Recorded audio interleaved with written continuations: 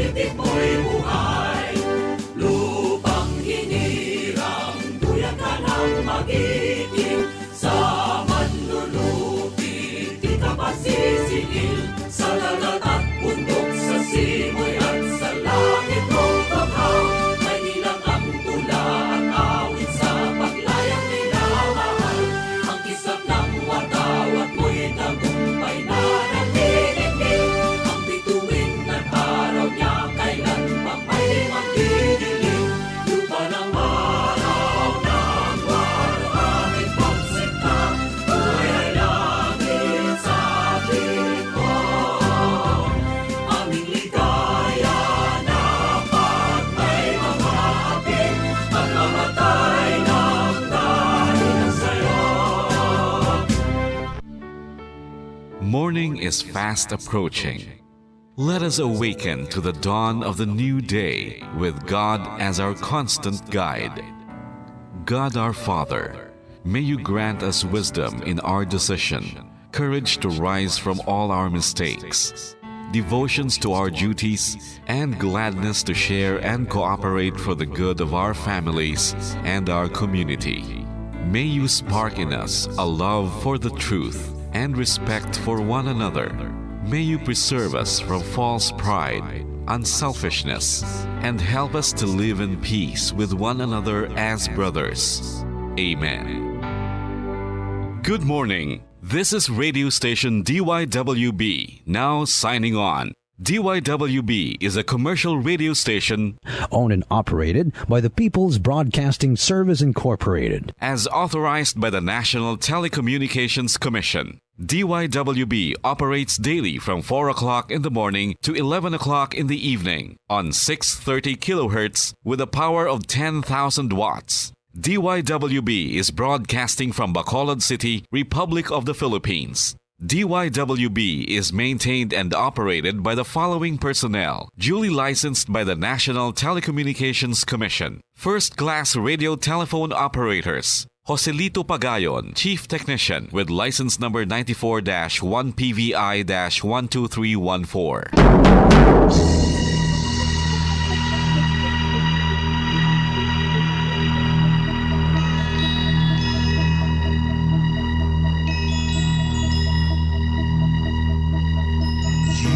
Are the reason why this network is on. We're standing together, so loud and so clear. And on your radio, we air not just fun. We're here for you with our great big helping hand.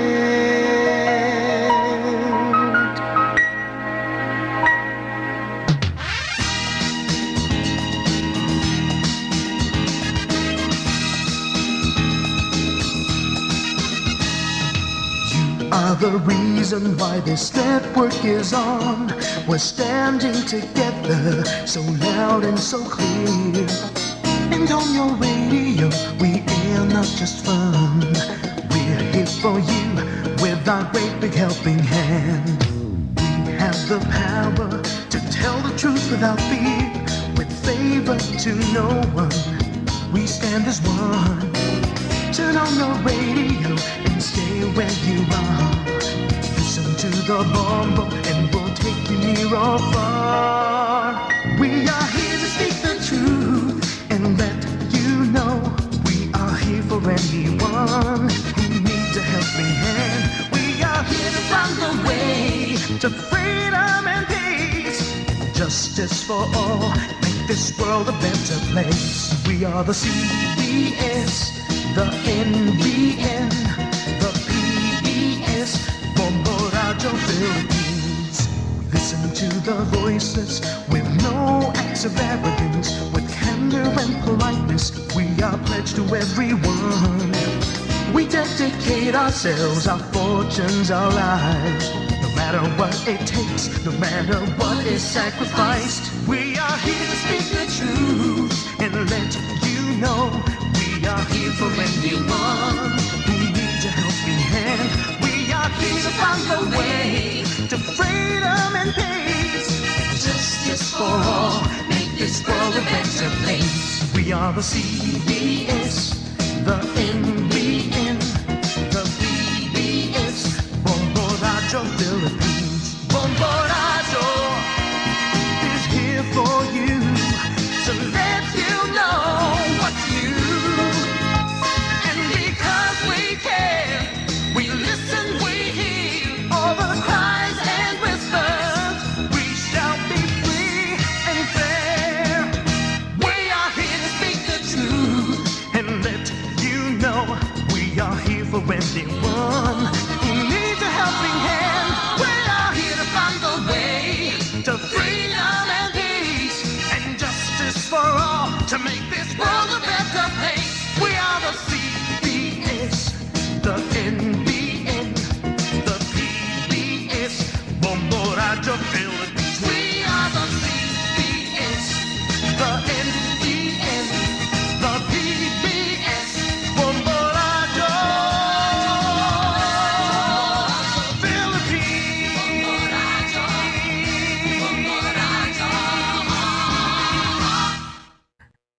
Bombo Radio Bacolod. Basta Radio Bombo!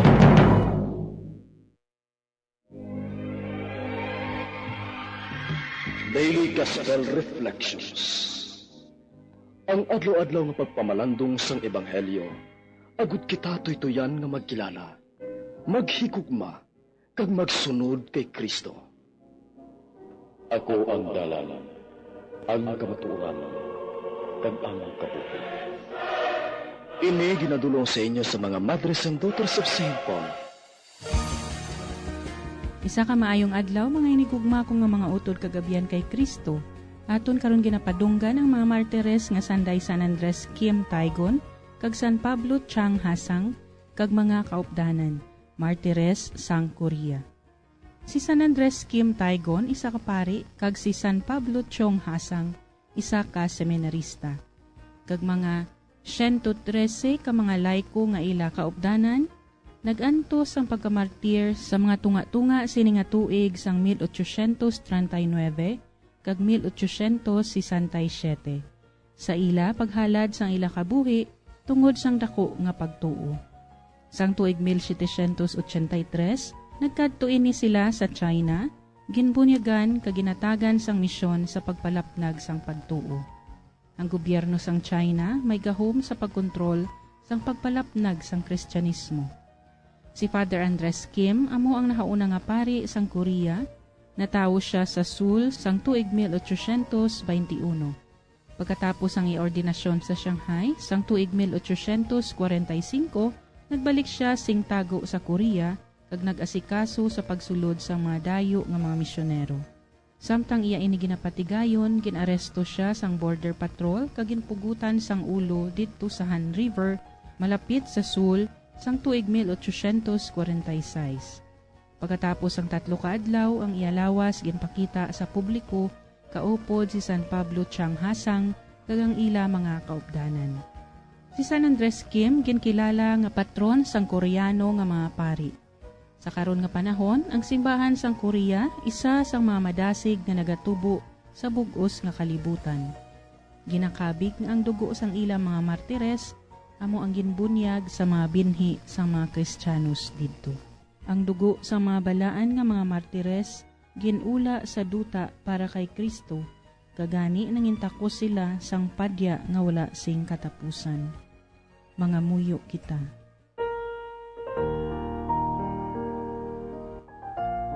O Diyos, ginpuot mo nga magmuad sa bugos nga kalibutan ang imo mga anak nga inayupan, kag imo ginhimo ang dugo sa mga martires nga Sanday Andres, kag sang iya mga kaupdanan, bilang mabinungahon nga binhi sa mga Kristiyano. Itugot nga maapinan kami sang ila pagbulig, kag mapuslan namon ang ila sulundan. Ginapangayo namon ini sa imo pagi kay Jesucristo imo anak kag amon Ginoo, nga nagakabuhi kag nagahari upod sa imo, sa kaisahan sang Espiritu Santo, Diyos sa tanan nga mga tuig, sang mga katuigan. Amen. Ang santos nga ebanghelyo suno kay San Lucas, Kapitulo 8, versikulo 19, tubtob 21.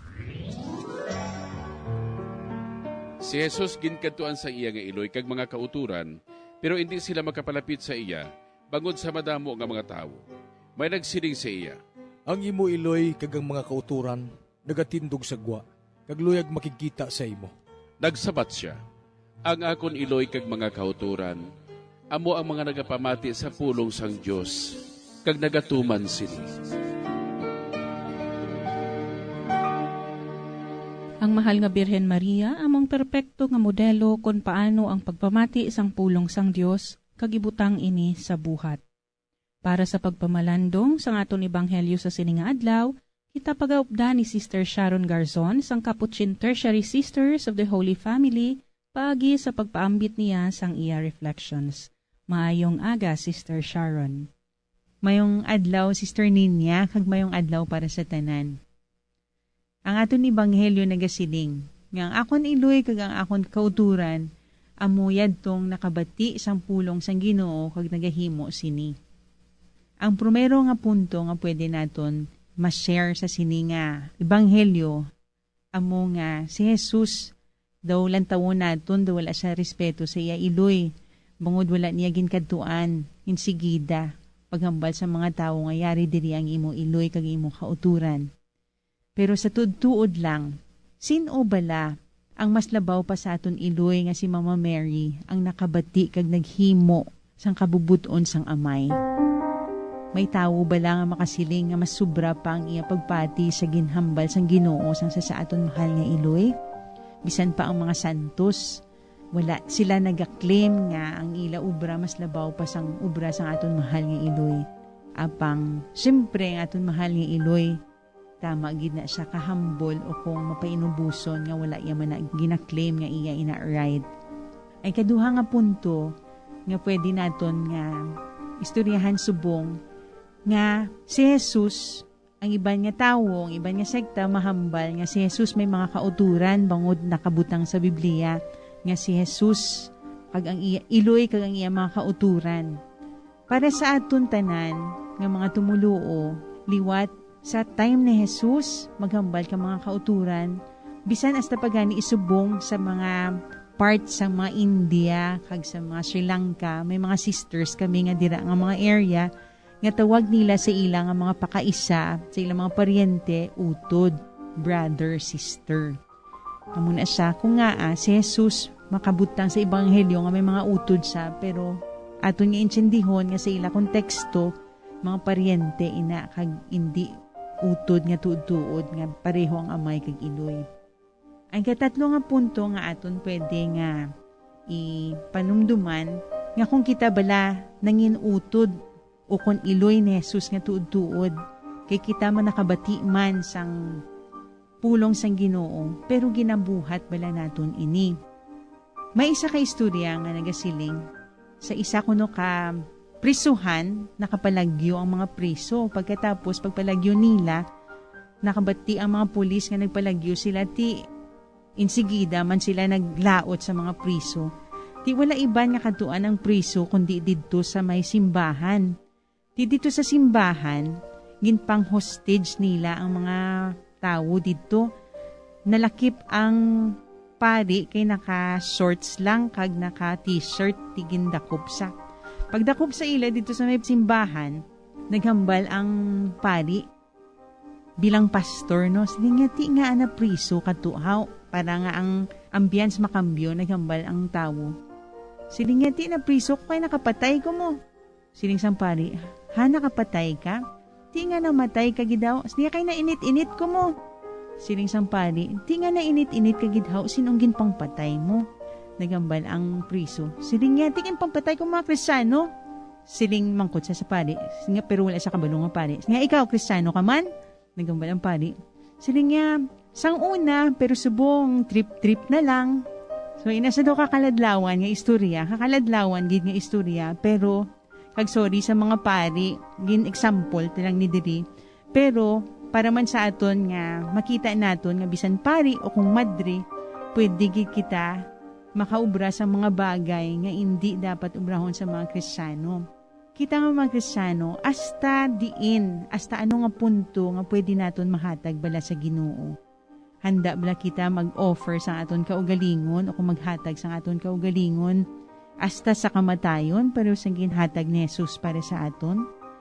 Kay kita nakabati sang pulong, ginatuman bala naton ini? Sa sini nga adlaw, kapistahan man sang martires sa Korea nga si Kim Tae-gon kag iyang mga kaupdanan.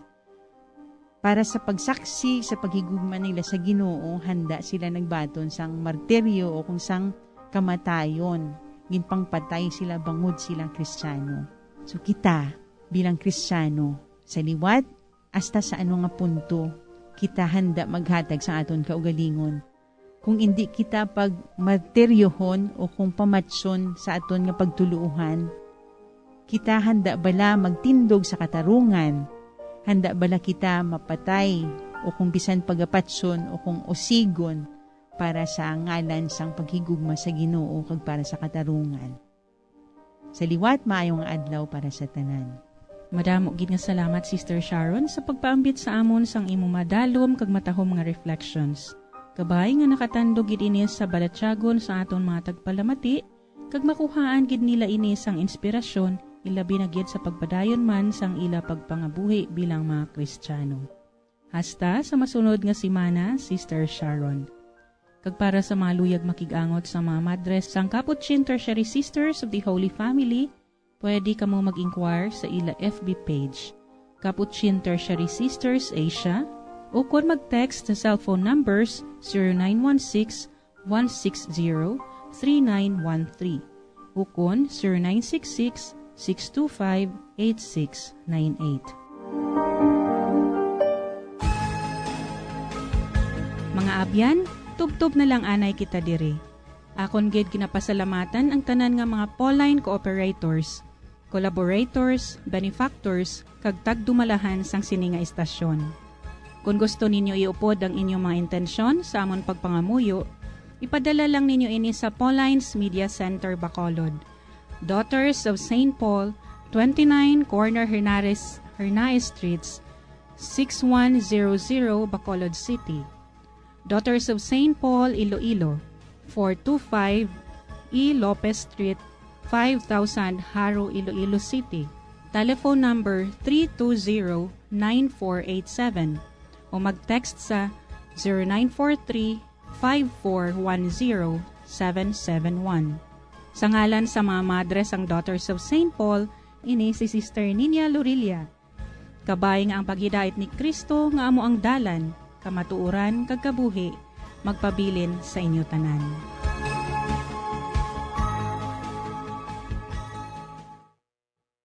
Ini nga programa inadulot sa inyo sa mga madres ang Daughters of St. Paul kag sang Bombo Radio Philippines, ang pambansang radyo ng Pilipinas. Basta Radio, Bombo.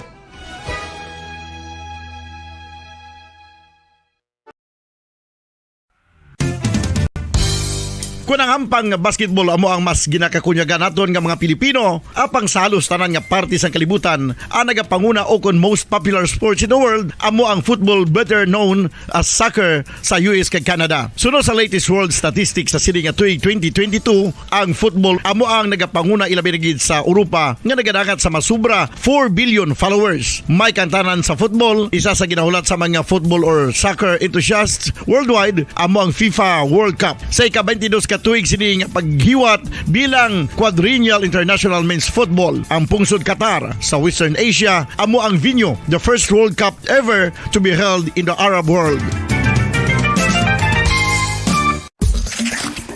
Ang magpainit-init sa silaksang adlaw sa aga ang makadulot sa kayuhan sang aton ikaayong lawas. Sunod sa madugay na nga pagtuon sa mga researchers worldwide, kalakip na diri ang American Academic Medical Center nga Mayo Clinic. Ila na pamatudan nga ang sun o kung si Haring Adlaw amugid ang best source sang vitamin D. There's good reason why vitamin D is called the sunshine vitamin. Ang pamangkot, paano ang proseso sa pag-angkon pagtuon sang aton lawas sang vitamin D. Well, ang process nagasugod sa tion nga exposed ang aton panit sa sunlight dili na kag mahimo ang vitamin D gikan sa kolesterol sa aton lawas. Ang ultraviolet o kon UVB rays nga yara sa silak sang adlaw magaigo ini sa kolesterol sa aton skin cells, providing the energy for vitamin D synthesis to occur.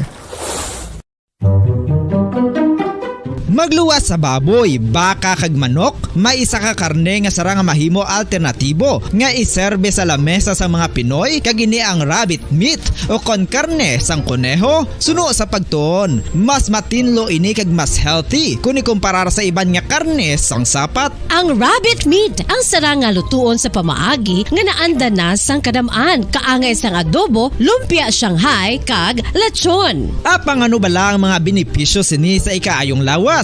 Ini ang mayara sang mataas nga porsyento sang easily digestible protein kag nagaunod sang jutay nga fat kung ikumparar sa iban nga sahi sang karne. Nagaunod man ini sang jutay nga calorie value sang sa iban kag almost cholesterol free ini. Gani makabig siya nga heart patient friendly. Mas jutay man ang sodium content sa rabbit meat, samtang mas madamo naman ang calcium kag phosphorus content sini.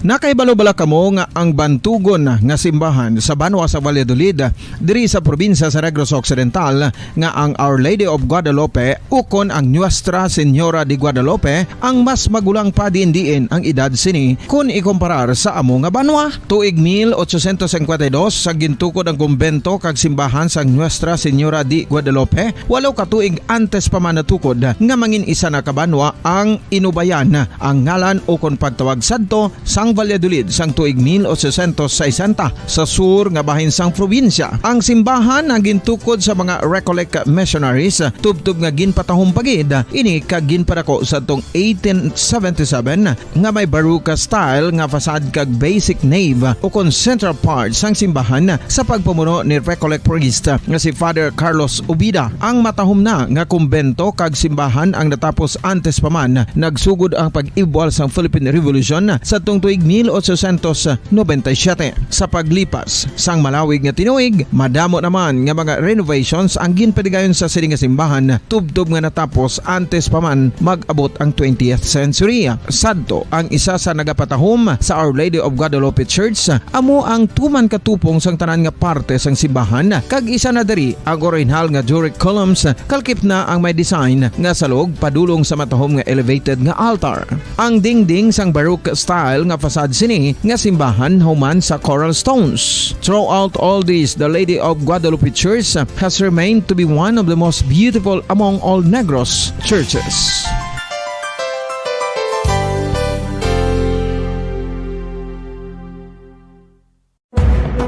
Madamos ang sahi sa pagpamasahe kag isa na diri ang foot massage. Magluwas sa relaxing feeling nga mahatag sini, nakaibalo-bala ka mo. Nga madamo man ini sa benepisyo sa lawas. Ang pagmasahe sang tiil ang maka-improve sang blood circulation. Bangod nagabulig ini sa pagtransport sang oxygen sa cells sang lawas. Nagapromote man ini sang mas maayo nga tulog. Kag ginabulong ang sakit sa ulo, migraine, sakit sa liog kag likod. Nagapa-improve man ini sang modo kag nagabulig bato sa depresyon. Magluwas diri, ginapabilin sini nga healthy ang tiil kag malayo sa food problems. Bangod gina-stimulate sini ang mga ugat diri kag ginabuhinan ang stiffness kag sakit sa dapa-dapa. Gani mga kabombo, maayo gid sa lawas ang foot massage.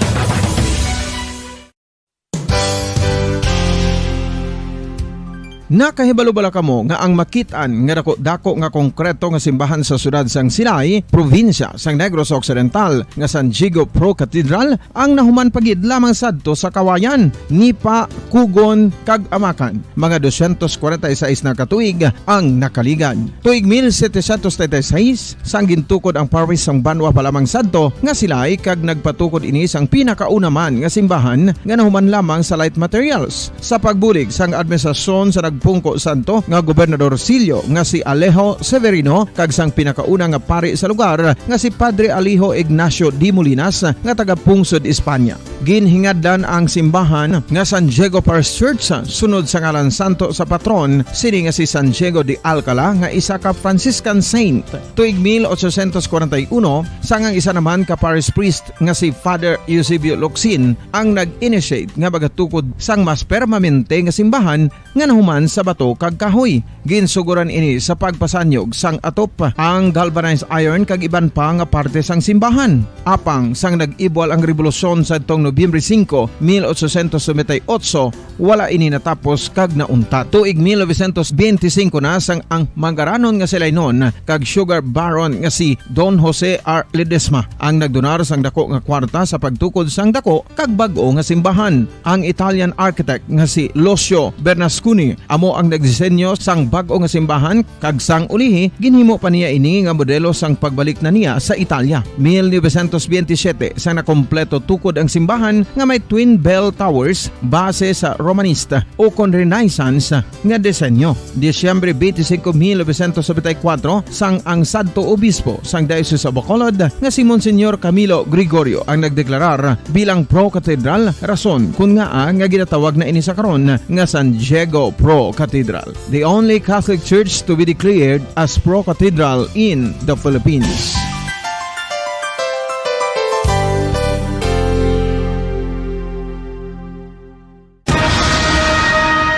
Ang pagpanipilyo ang isa sa mga pinaka-importante nga tikang. Agod mamintinar ang matinlo nga hygiene sa isa ka persona. Apang makapilabala ka beses ini ginahimo sa isa ka adlaw.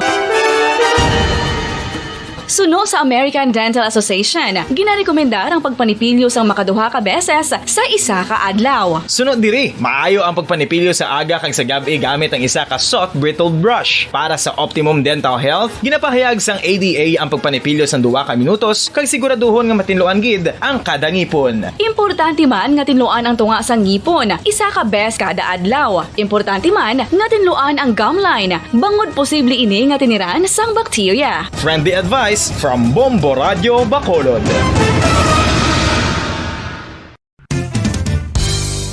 Ang 2022 FIFA World Cup natala na sa Nobyembre 21 tubtob Disyembre 18, 2022. 32 tanan ka mga teams gikan sa nakalinlain nga mga kapungsuran sa bugos nga kalibutan ang magapaindis-indis agud amo ang makakuha sang FIFA World Cup trophy nga nauman sa Bulawan kag ginakabig bilang one of the most expensive trophies in sporting history. Nga sa karon nagabalor sang 20 milyones dolyares. Sa baragta sang sining nga hinampang, ang Brazil National Football Team amo ang may pinakadamo nga kampyonato nga nagdangat na karon sa 5. Samtang ang France amo ang most recent champion sa giniwat nga 2018 FIFA World Cup nga giniwat naman sa Russia. Ang vitamin D mayira sang madamo nga papel sa aton lawas. Essential ini sa pag-angkon sang good health. Ang mayor nga papel sang vitamin D amo ang pagsugo sa mga cell sa aton gut o kuntyan agud mag-absorb sang calcium kag phosphorus. Ang duha ka mga minerals nga importante sa pagpabilin nga makusog kag healthy ang aton nga tulan sa kalawasan. Buot silingon, ang vitamin D nagabuli gini sa pag-absorb kag pagpabilin sang calcium kag phosphorus sa aton lawas. Our heart, muscles, and nerves also need calcium to function properly. Sabahin naman sang phosphorus, ang main function sini amo ang pagporma kag pagpatubo sang bones and teeth. Kung kulang naman kita sa vitamin D, mangintunaan ini sang pagdevelop sang pila ka seryoso nga mga balatian kaangay sang osteoporosis, cancer, depresyon, muscle weakness, kag manginhalinan sang kamatayon kung lala na ang balatian.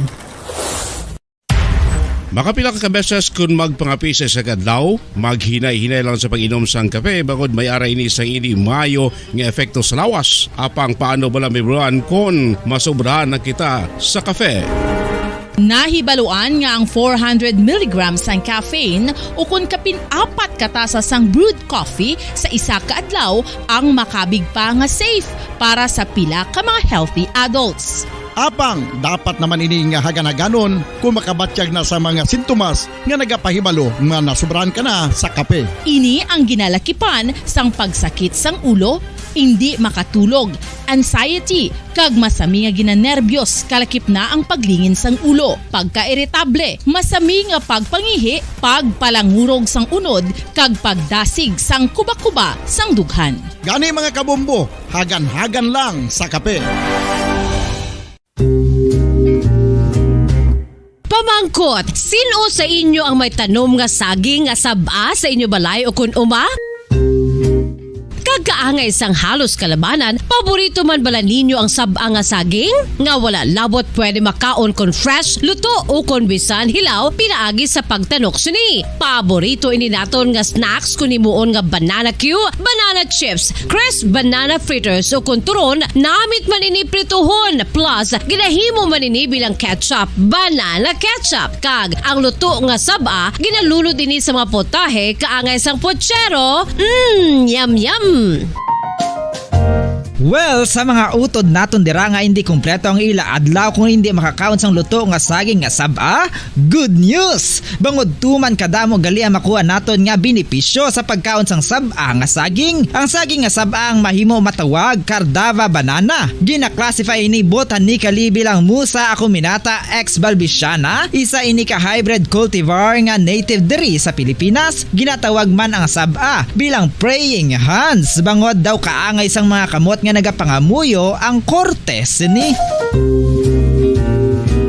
Iyari ang pila ka mga surprising health benefits nga mahatag sang saba nga saging. Number 1, manggaranon sa potassium ang saging nga saba nga kinahanglan sa aton lawas para sa pag-function sa mga nerve cells kag muscle cells. Kalakip na diri ang aton nga korason. Mas sa minaton mabatian nga kun daw malupog ang isa ka tawo, magud nagapalang luya ang iyang nga mga tiil kag tuhod, ginapakaon ini sang saba nga luto. Ang Cardava banana naghatag man ini sang mineral nga importante sa pag-regulate sa aton blood pressure, fluid balance kag makapaayo man sa aton nerve and muscle function. Uy, agud nga mapaiway ang pagbatsyag sang muscle cramps kada tapos exercise, magkaon sang saging nga saba to avoid cramps. Manggaranon man ang saging sang vitamin C kag B6. Kalakip na ang magnesium, potassium kag magnesium rich nga saba banana makabulig sa aton lawas to regulate healthy heart rate besides lowering blood pressure. Ang isa ka tawo nga palakaon sang saba nga saging naganubo ang risgo nga magkabalatian sa korason.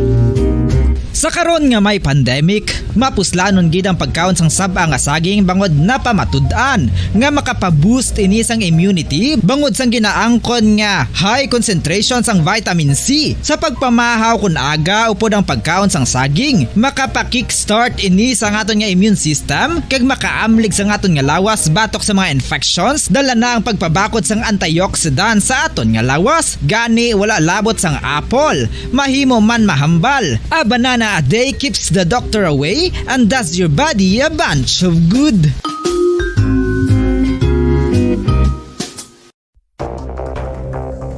Ano ang dengue hemorrhagic fever? Ang dengue hemorrhagic fever isa kabalatian halin sa virus nga nagalaton paagi sa kagat sang babayi nga lamok nga ginatawag Aedes aegypti kag Aedes albopictus. Ini nga lamok nagakabuhi sa sudod kagwa sa palibot sang balay, nagaistar sa matinlo kag wala nagailig nga tubig kag nagapangagat sa adlaw, humalin sa kaagahon, tubtob sa kahaponanon. Paano makaangkon sang dengue ang isa ka tawo? Kung ikaw ang makagat sang lamok nga nakasuyop sang dugo sang pasyente nga may dengue. Kung ikaw ang makagat sang lamok nga halin sa pagkaitlog may dala nga virus.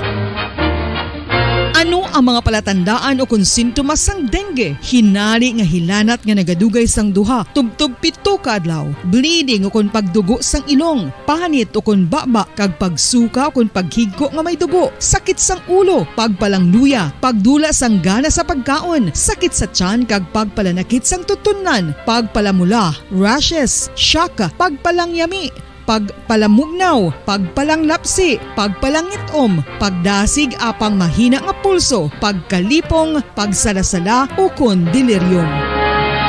Sa karon nga uso naman ang dinggi kag nagasugod na ang tigululan, ginapanugyan sa tanan nga magpanglimpyo sa aton palibot kag ugsaran, pakulbon ukon pangulaon ang tanan nga mga suludlan ukon bisan anulang dira nga may stagnan ukon nagsupot nga tubig agud matapna ang pagbreed sang mga lamok. Pahanumdum, nagikan sa Bombo Radio Bacolod. Basta Radio, Bombo!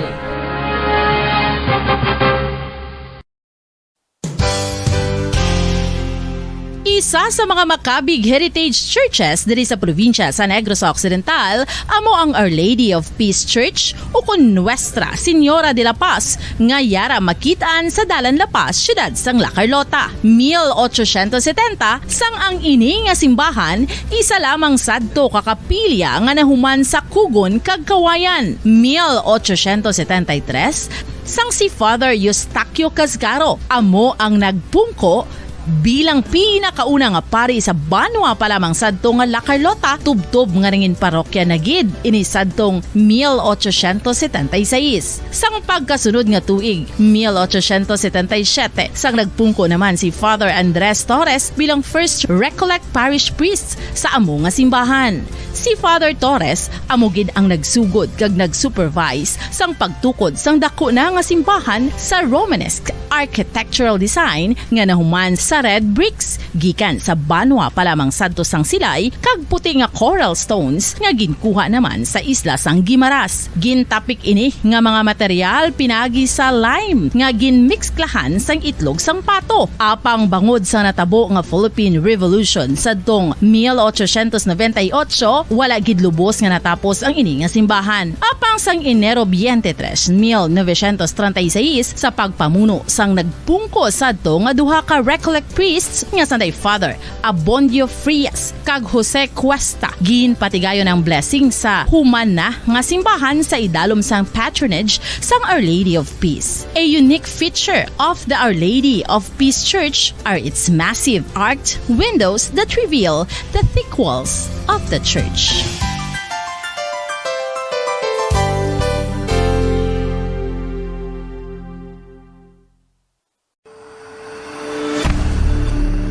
FIFA World Cup 2022 Trivia. Nakahibalo bala kamo kung ano ang nadula sa Iranian national team isa ka semana antes ang 2018 World Cup match? Pagkatapos nga mag-withdraw ang US sa Iran nuclear deal, kagin-restore ang mabugat nga economic sanctions sa pungsod Iran. Ang Nike nagpagwasang pahayag nga bilang sanction ini nagakahulugan bilang isa ka US company hindi na sila makaprovide sa mga sapatos sa mga humalampang sang Iran national team sa among tion. Kung sila mag-violate sang sanction, ang Nike executives mahimo mapamatbatan sang criminal penalties tubtub sa $1 million ukon pagkapriso sa sulod sang 20 katuig. FIFA World Cup 2022 Trivia.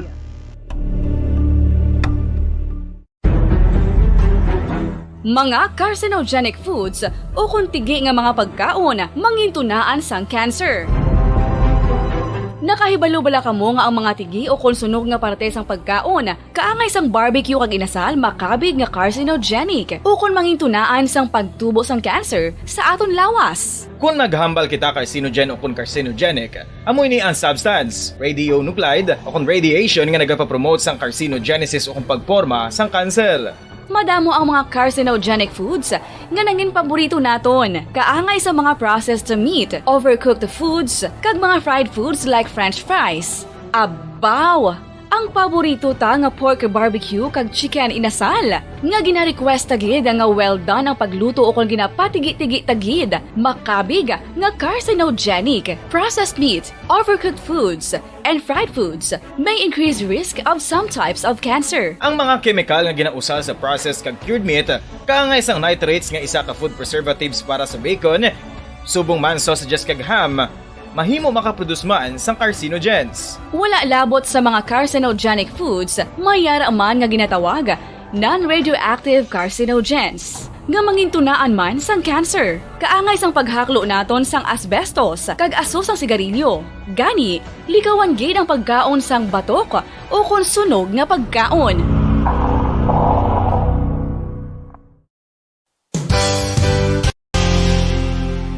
Isa sa mga heritage churches diri sa probinsya sang Negros Occidental, yara makitaan sa Rizal Street, Barangay Zone 6, Talisay City, amo ang San Nicolas de Tolentino Church. Ang ini nga simbahan tuman katahom bangod sa pagsampot pagid lamang sa fasad sini, yara ang pinasahi nga portiko o kon porch, kag sa pagtangla sa tubang sang simbahan makitaan ang clean lines, ang twin towers nga may magagmay nga domes sa ibabaw sini. Sa pagsulod sa simbahan, mapawaw ka sa disenyo. Tastefully designed and preserved, the church's interiors have avoided the catastrophic fate of misguided renovations. Sa pagpadulong amat-amat pakadto sa altar, magatampad naman sa imo ang mahogany colored altar nga gindekorahan sang gilt curvings nga amo ang ginabutangan sa tunga sang santo patron sang simbahan nga amo si San Nicolas de Tolentino, isa ka Italian saint kag mystic. Sa wala kag tuo, yara ang imahe ni San Ezekiel Moreno kag San Rafael, kag sa ibabaw yara si Jesucristo. Samtang makitaan ang kapinasahi sang pattern sang salog sang San Nicolas de Tolentino sa Talisay, bangod sa design nga checkerboard nga itom kag puti nga kunlantawon may pleasing contrast sa dingding sang simbahan. Makitan man ang rows of iron chandeliers nga madamo nga nagalinyada sa atop sang simbahan nga nagahatag sang kasanag sa palibot, ilabi na gid sa tupong sini nga aisles sa salog, separated by a row of Corinthian pilasters and stylized flat arches. Ang pundasyon sang karon nga San Nicolas de Tolentino Church una nga gindihon sadto sang isa ka pari sang Order of Augustinian Recollects nga si Father Fernando Cuenca nga nagabot diri sa Negros sadtong 1848. Samtang ang karon nga structure gintuko dinhi sa sulod sang 3 ka tuig humalin sang 1933 tubtob 1936. The Church of San Nicolas de Tolentino reminds us not only of the work of Father Cuenca but stands as a testament to the unity and faith of the people of Talisay.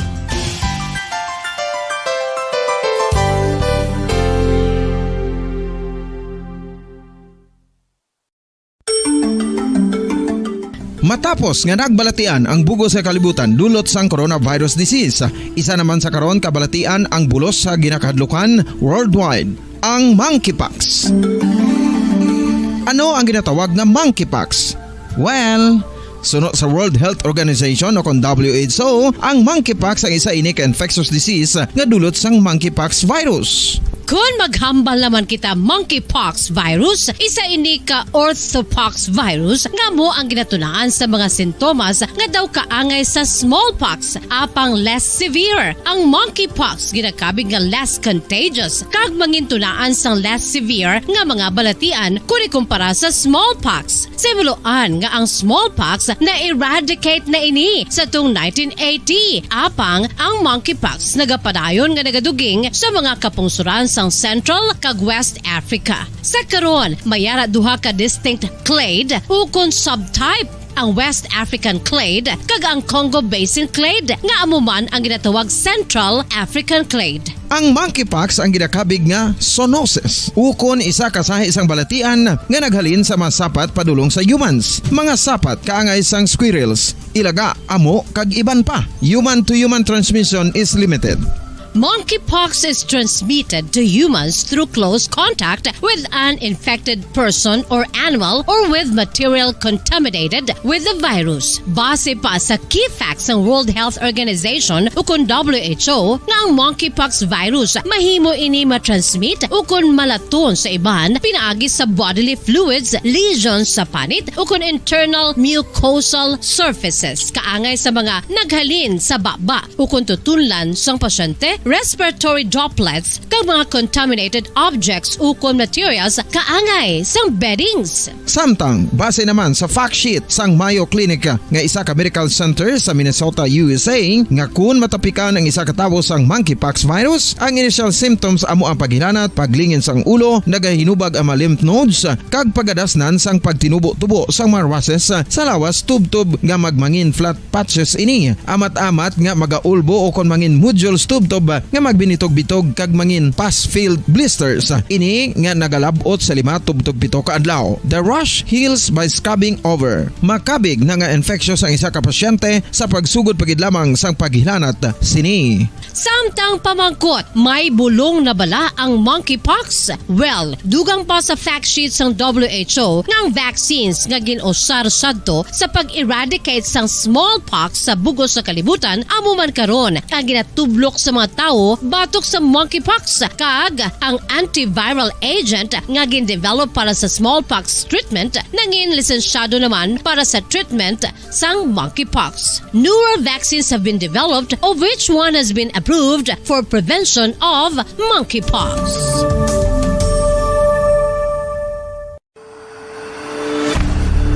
FIFA World Cup 2022 Trivia. Sa din balalabing una nga ginpatigayon ng World Cup. Ang 11 nga FIFA World Cup ang ginpatigayon sa Uruguay sa Hulyo 13, 1930. Sa final round, ang host kag pre-tournament favorite nga Uruguay ang naglutos sa Argentina sa score na 4-2 sa atubang sa manuglantaw nga nagalapot sa 68,346. FIFA World Cup 2022 Trivia.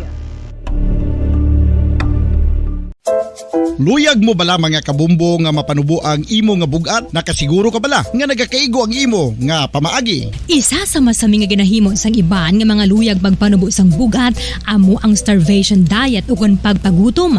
Ini ang hinali nga pag-utod ukon pagpanubo sang intake sang calories sa ginakonsume sa kada adlaw. Ginapinsar sang iban nga epektibo ini nga strategy sa madasig nga pagpanubo sang bugat. Apang nakahibalo bala kamo nga ang hinali nga pagbaylo sang pinaagi sang pagkaon ang makatuga sang suli nga resulta?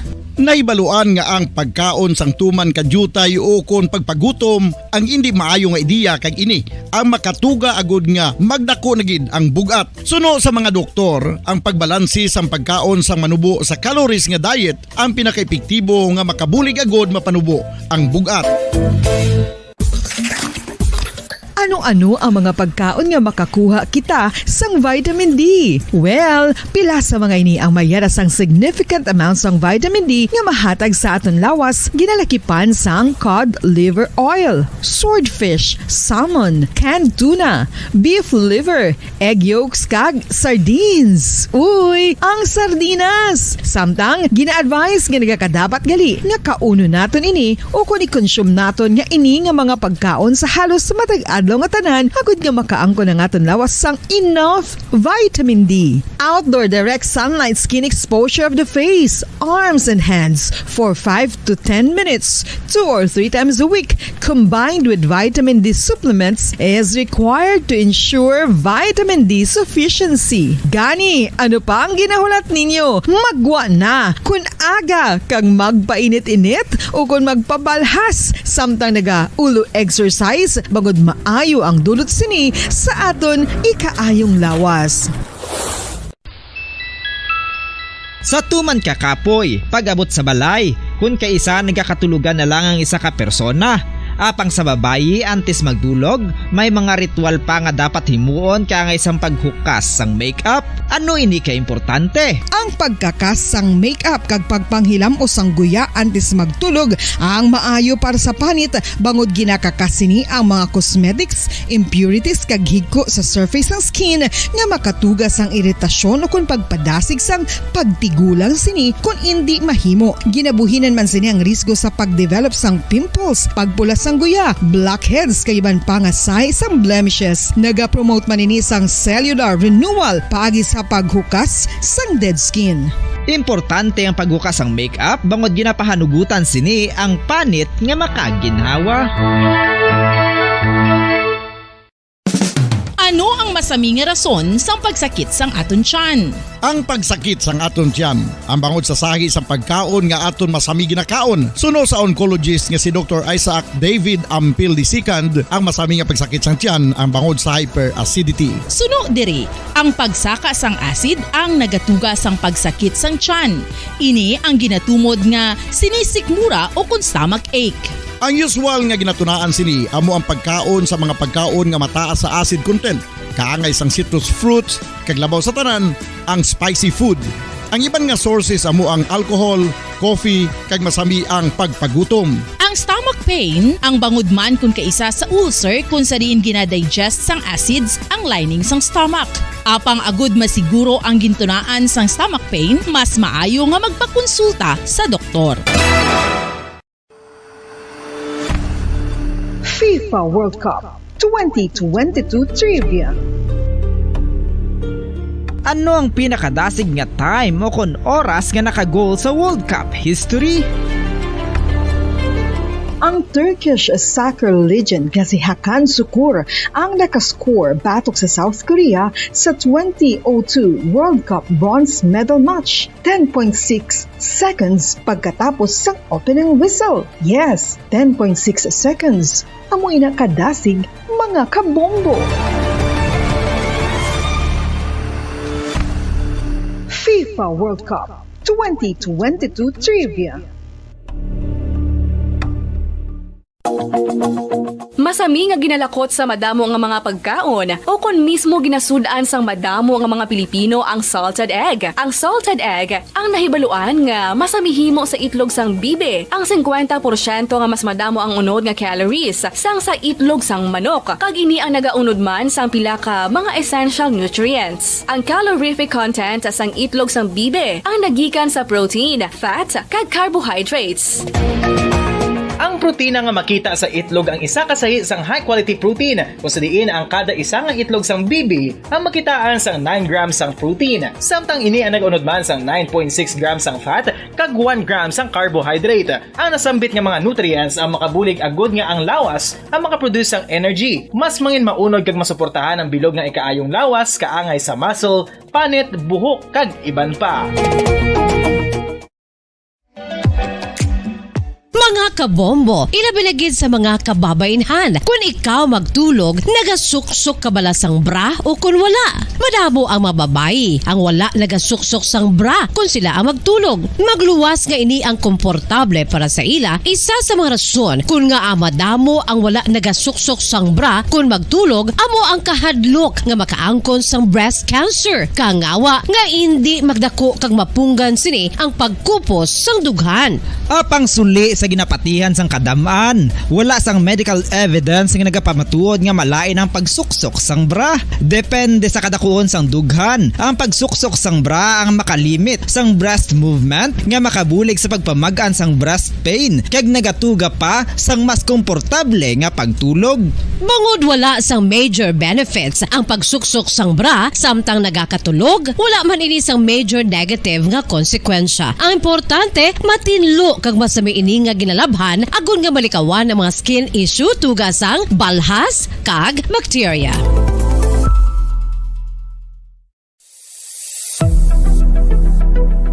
Nakahibalo bala kamo kung nga ginatawag bilang miracle liquid ang gata sang lubi? Well, ini bangod nga madamo sang mahatag nga amazing benefits sa ang coconut milk sa aton nga lawas. Suno sa pagtuon sa mga dermatologist, ilabinagid sa kay Dr. Rahul Nagar sang Max Healthcare Institute Limited, isa ka hospital chain nga nabase sa New Delhi, India, nga napamatud-ana nga may amazing benefits ang coconut milk sa aton buhok, guya kag panit. Ang gata sang lubi manggaranon sa vitamin C, E, B1, B3, B5 kag B6 kalakip ng iron, selenium, sodium, calcium, magnesium kag phosphorus. Coconut milk also contains good concentration of lauric acid, isa ka medium chain fatty acid nga nag-convert sa monolarin sa aton lawas. Ang monolarin isa naman ka compound nga nagaangkon sang antiviral kag antibacterial properties. Kaangay sa pagpati ka ginhimo sa aton nga katigulangan, ilabirigid sang aton mga lola. Napamatudan man sa research nga may maayo nga madulot ang pagnusnos ukon pagmasad sang aton scalp kag buhok sa ulo gamit ang gata sang lubi. Ini bangod nga nagapa-restore sang pagka-dry, brittle kag pagka-damage sang aton buhok kaangay sang split ends. Ang coconut milk ang may ginaangkon nga excellent moisturizing properties nga makadulot sang good nourishing effect. Uy, makabulig man patubo sang buhok ang gata sang lubi bangod sa mga essential nutrients sa pag-angkon sang healthy, shiny hair. Ginpanugyan nga mag-apply sang homemade coconut milk sa aton buhok. I-gentle massage ini sa sulod sang 3 to 5 ka minutos kag padasunan sang pagbutang sang hot towel. Pagkatapos sang 20 minutos, shampoohan ini. Samtang maayo man nga makeup remover kag facial scrub ang coconut milk upod sa olive oil. Hindi lamang nga ginatinluan sini ang aton guya, gina-nourish man sini ang aton skin deeply. Apang, importante nga pahanumdum. Rub it gently. Maayo man nga cleanser ang gata sang lubi, bangod may antibacterial properties ini, makabulig sa pagtapna sang pagtubo sang punggod kag acne sa aton guya. The fats in coconut milk do not clog pores, thereby preventing acne. Samtang ang gata sang lubi epektibo man sa paghatag sang alibyo sa sunburns bangod sang ginaangkon nga anti-inflammatory properties sini. Ang coconut milk napamatud-an nga makapaayo man sa mga skin ailments bangod sang excellent moisturizing effect sini sa dry skin conditions kaangay sang eczema, dermatitis kag psoriasis. Ang natural fatty acid sa gata sang lubi ang makabulig sa dry kag irritated skin, kalakip na nga ginakakas sini ang mga harmful bacteria sa aton panit. Ano pa ang ginahulat nyo? Maggamit na sang homemade nga coconut milk for it really works wonders. Ang alom ang normal nga makitaan sa panit sang isa ka tawo. Apang paano bala mabalaan ko ng isa ka alom cancerous? Ang normal nga alom ang nagaduag sang brown, tan o kon black spot sa panit. Posible ini nga flat kung nagabukol kag masami man ini nga bilog o kon oval. Mayara man sa mga alom nga yara na nga daan humalin sang ginbunag ng isa ka tawo, apang kalabanan sa mga ini ang nagatubo sa mga bata. Kalabanan sa mga ini ang harmless, apang importante nga mahibaluan ang pagbag-o sa mga alom kaangay sang kadakuon, shape, duag, kag texture bangod posible ini nga senyales nga nagadevelop ang melanoma. Isa sa mga senyales ang melanoma, ang bag-o nga spot sa panit o kun ang spot nga nagalain-lain ang size. Radyo Philippines Standard Time. 55 minutos na nakarigad sa oras nga alas 4 sa aga, may aga Pilipinas, may aga Western Visayas. Siyudad sa Bacolod kag probinsya sa Negros Occidental, kadasilan sa mga inadlaw naton. It's na para sa aton yung Bombo Radio Christmas Countdown. Christmas in the air, you can feel it everywhere. It's 96 days to go before Christmas. Sa aton yung mga kauturan ang mga tupiko nga aton yung tutukan sa subong yung agadri sa aton yung palatuntunan, no? Sa aton yung pagpangalagad sa subong, no? Price change naman kita sa oil, no, or sa gatong sa subong sa buong Webes nga adlaw sa mga kabombo naton, no. It's September 20. So that is why 96 days to go na lang before Christmas. Aton yang mga kabombo. So chikero naton ang patrol kay hibaloon naton sa subong yang agadri sa aton ya palatuntunan diri sa aton nga pagpangalagad, no. Chikero naton ang patrol sa subong yang aga. Si Bombo Cherry kay may price change kita, no, kag sa presyo sang gatong kag subong man ang state visit ni PBBM. Kamusta didto ya mga kabiran sa may New York, no, kag subong man sa mga kauturan naton, ma-update man kita sa kay Queen Elizabeth. Natapos na ang iya sining funeral, ang malawig niya gid, no, nga pagduroong sa iya state funeral sa katapusan nga palahuwayan. Pero chikeron ta sa piyak nga linya si Bombo Cherry Grace Santillan sa piyak nga linya. Kamusta ang presyo sang gatong sa subong iyang aga? Bombo Cherry, good morning. Yes, Bombo Ann, good morning. Nang good news naman para sa aton mga driver sa traditional jeepney, mapa-modern jeepney o kon mga private cars kag mga motorista naton bomboan kay nag-rollback na naman ang aton nga diesel kag kerosene bomboan. So bali 4 pesos and 15 centavos ang pagnubo sang diesel naton subong. Apang sa kerosene 4 pesos, 0.45 pesos taga litro bomboan. Apang sa gasolina, wala sing pagbago sa presyo. So, bali, good news gid ni para sa aton nga mga gagamit balasang diesel kag kerosene bomboan. So, wala movement ang gasolina, same gihapon. Pero ang diesel, at least, dako-dako man ang ginubo, no? 4 pesos. Yes, bomboan, no? Madako-dako gid. Unlike sang last week nga piso-piso lang bala bomboan, subong niya 4 pesos gid. So, sa diri nga ginatindugan ko nga gasoline station malapit sa aton nga stasyon bomboan, kagina mga alas 12 sang kaagahon, amo ang pag-apply nila bomboan sang rollback. So, although sa gasolina, amo na, why movement, at least ang pasalamatan natin kay why lang pagsaka, no, Bombo Cherry? And Yes, maayo gid kay ang diesel 4 pesos. So, okay, gid. Amo nang ginapangamuyuan natin kundi may ara kita sang pagbag-o sang presyo sang gatong every Tuesday. So, every Tuesday ginapangamuyuan talang gid ang rollback nga ginatawag, no? Wala lang sang pagsaka. So, kabay pa nga dire-diretso lang ini. Kamusta ang sitwasyon ta dira sa gasolinahan, Bombo Cherry? So, subong bomboan, kagina nang may mga dagko na nga truck nga nagpagasolina. Pero subong tulutawhay bomboan, although nga nagbagsak presyo bala bomboan or kung nag-rollback ang aton mga diesel kag kerosene ng amo Japon ng tawhay. So, amo na bomboan karon guro madagsa gid ni ang mga pagasolina kay syempre kabalo sila nga nag-rollback. So, gina nila grab ang opportunity nga nagnubo bomboan ang presyo. Ate, very good. Ate, kamusta man subong ang sitwasyon naton sa palibot subong nga Martes? Subong nga Martes bomboan matulutawhay ang aton nga dalan, no? So, mga pakadto pa kare, so may gagwa sa bahin sang Bacolod, may gapasulod man bomboan nga gikan sa norte. Okay, sige, no. At least naibaluan naton, no, ang ano ni gani pagtawag nahibaluan naton sa aton iya nga mga kauturan kag sa aton iya nga mga kabombo nga okay gid subong nagnubo ang diesel. So sa mga especially sa mga jeepney drivers nato nagagunto amat-amat lang kabay pa nga magsigi-sigi ini siya. Anyway, sige, sa Bombo Cheng, salamat gid.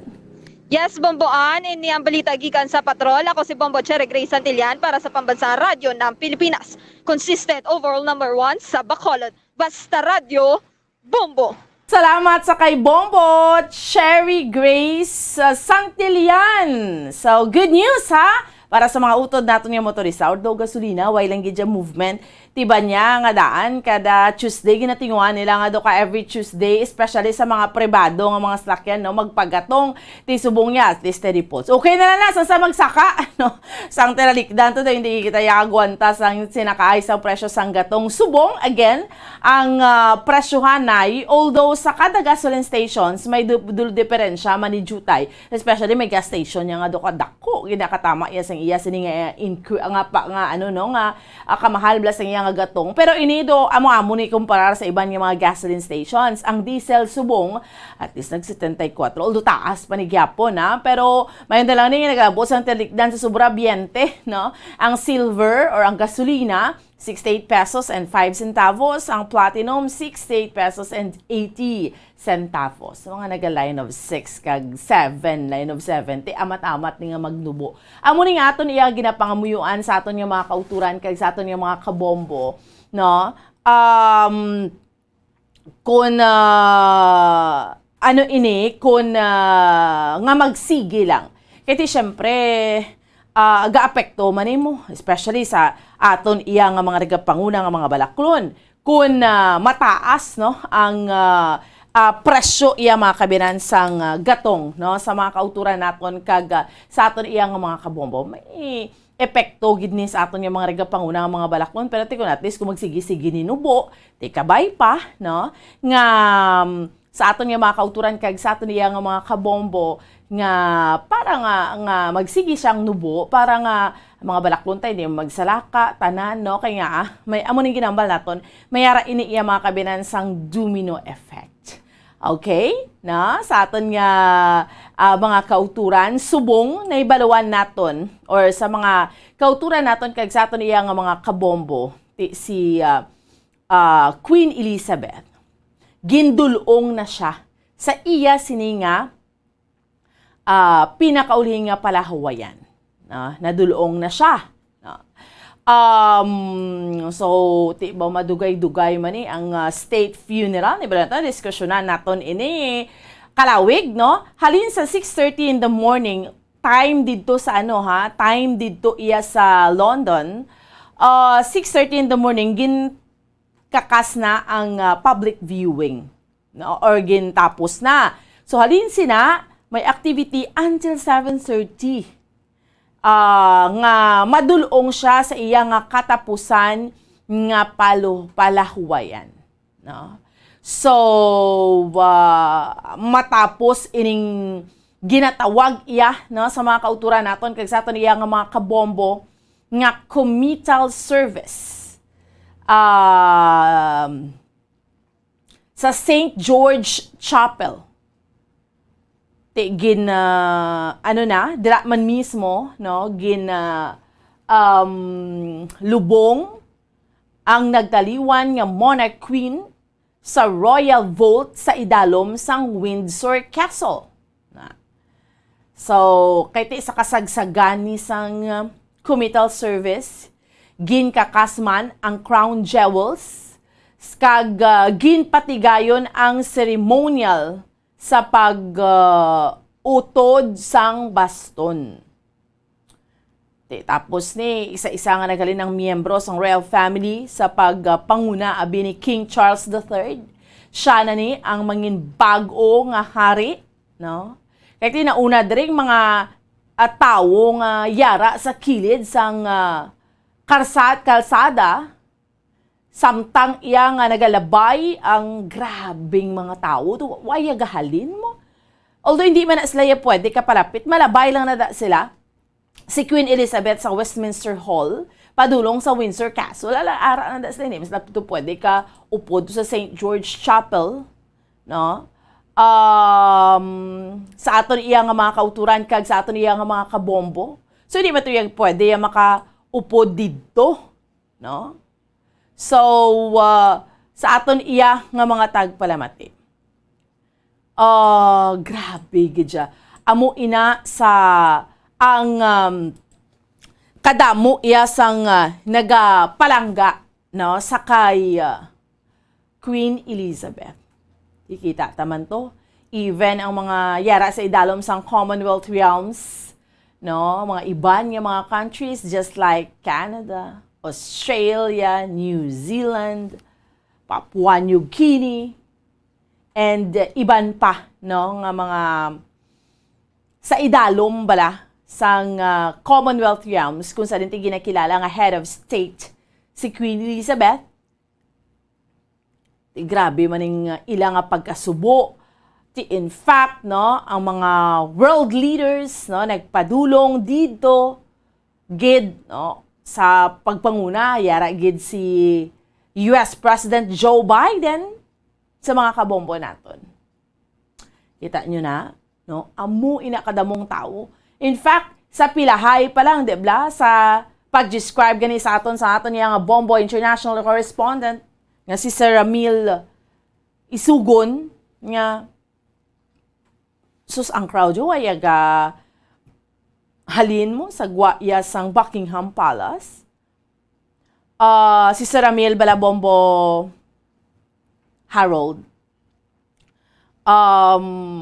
So, amo ini iya mga kabinan, no? Amuning pagpalangga kay Queen Elizabeth. Ang mga tao ya just to witness, no? nga mangin kabahin sila doka ano gid bala nila haw doka pride or something grabe gid na iya sa ila sini nga bala tiyagon bala nga makakadto didto sa mga kauturan naton kag sa aton iya nga mga kabombo. So amo ni sa mga tagpalamati naton hibaloon naton kiti nadulong ta sa nasa katapusan nga palahuwayan no si Queen Elizabeth. Tiyari syempre iban ka pa naman ko tanon dira no. Ti ano naman ang acceptance sang public sa kay King Charles no. Pero hibaloon tabla. Si sa piyak nga linya dugangan ta ni. Sa mga tagpalamati naton kag sa aton iya nga mga kauturan ang dugang development no sa sining pagdulong sa katapusan nga palahuwayan iya mga kabinan sa kay Queen Elizabeth. So nga hambal ta na gani no sa King George the Sixth Memorial Chapel. No, amo ina siya ang ginlubngan, siya ginlubong. Kaupod si Prince Philip, kiti si Prince Philip ang bana ni Queen Elizabeth. Nagtaliwan ni siya sang 2021. Sa mga kauturan naton kag sa aton iya nga mga kabombo. Sige, ga-set up siya Bombo Harold, no? Bago abot si Sir Ramil. So, kaya mo nang iya sini nga wish mo. Kay dira, no, si Queen dira ginlubong si Queen Elizabeth no sa King George the Sixth Memorial Chapel sa Windsor Castle, sang St. George Chapel, kung sa din yara man ang iya nga amay, ang iya nga iloy, ang iya nga utod, kag ti syempre ang nagtaliwan niya nga asawa nga si Prince Philip. Kiti kumpleto na iya nga daan ang construction sang Memorial Chapel way back 1969 pa lang. No? Yara na iya. Naka-ready na iyang ilang alulubngan niya. So, ginkomisyon ni Elizabeth bilang permanent resting place para sa iya sa nagtaliwan nga amay. Siya ni mismo ang naghimo sa nga si Anay King George VI nga nagtaliwan sa edad nga 56 anyos sa tong February of 1952.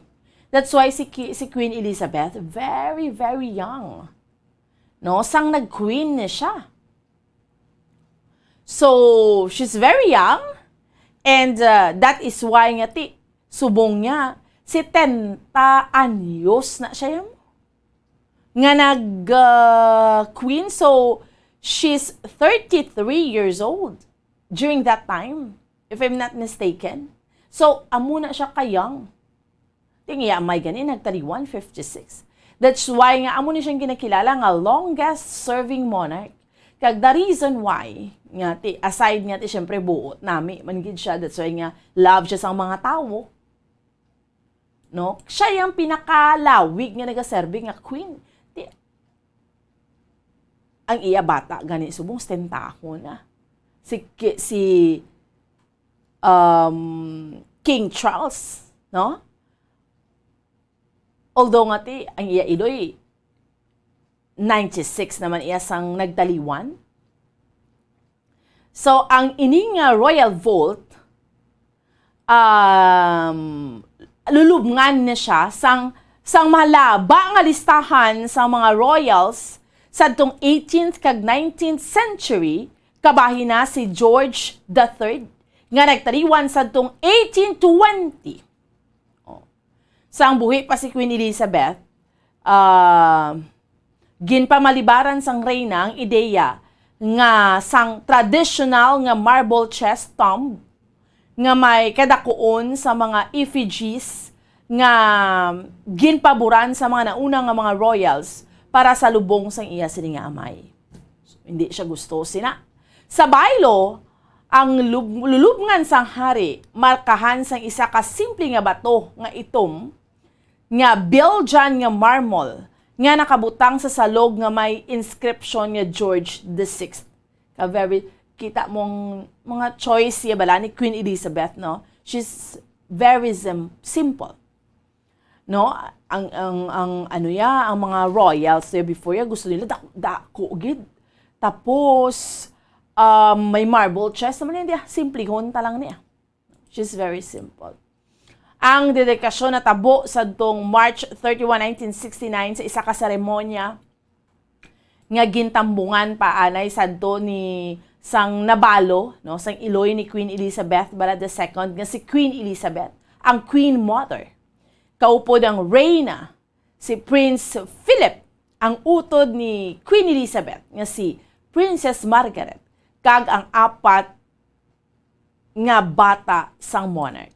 Sa pihak nga linya, sa dugang nga detalye, kaupod naton. Aton nga bomba correspondent, no, ang very selfless man kag wala lang ginakapoy si Sarah Mill, no, alin sang pagsugod nga namatay si Queen Elizabeth up to now.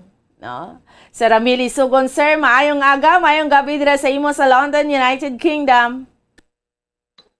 Yes, maayong aga, bomboan kaga sa aton mga tagpalamati ang oras diri sa amon alas 10 14 sa nga gabi sa nga Lunes. Sir, kamusta? Pila ka oras natapos na gidman, nadulong na sa katapusan niya palahuwayan si Queen Elizabeth II. Yes, natapos ang ginatawag nga state funeral kaina matapos ining ginadulong sa iya sining final nga resting place nga mo ang vault diri sa may idalom ini sa may St. George's Chapel diri sa Windsor Castle kung sa diin dira man nahamtang bumbuan ang lubong o kon ang coffin o kon casket ni Prince Philip ang iya sining bana kaga jokes sang Edinburgh nga napatay sa nagligad nga tuig. So dira man nahamtang ang bangkay sang iya sining utod nga si Margaret kag ang iya sining iloy kag ang iya sining amay nga si King George VI Bombuan.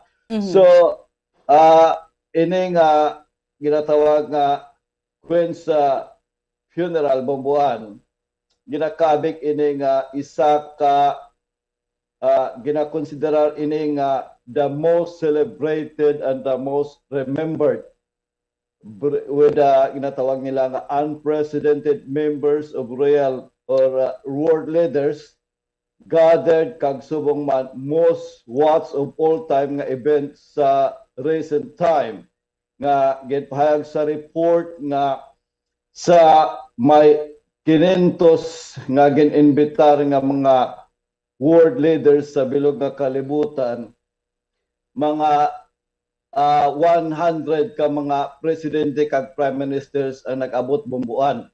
So amo ina ang gin-confirm no, pero hindi gid nila mahatag ang exact nga number sa nga mga presidente kag mga prime minister nga nag-abot diri sa United Kingdom.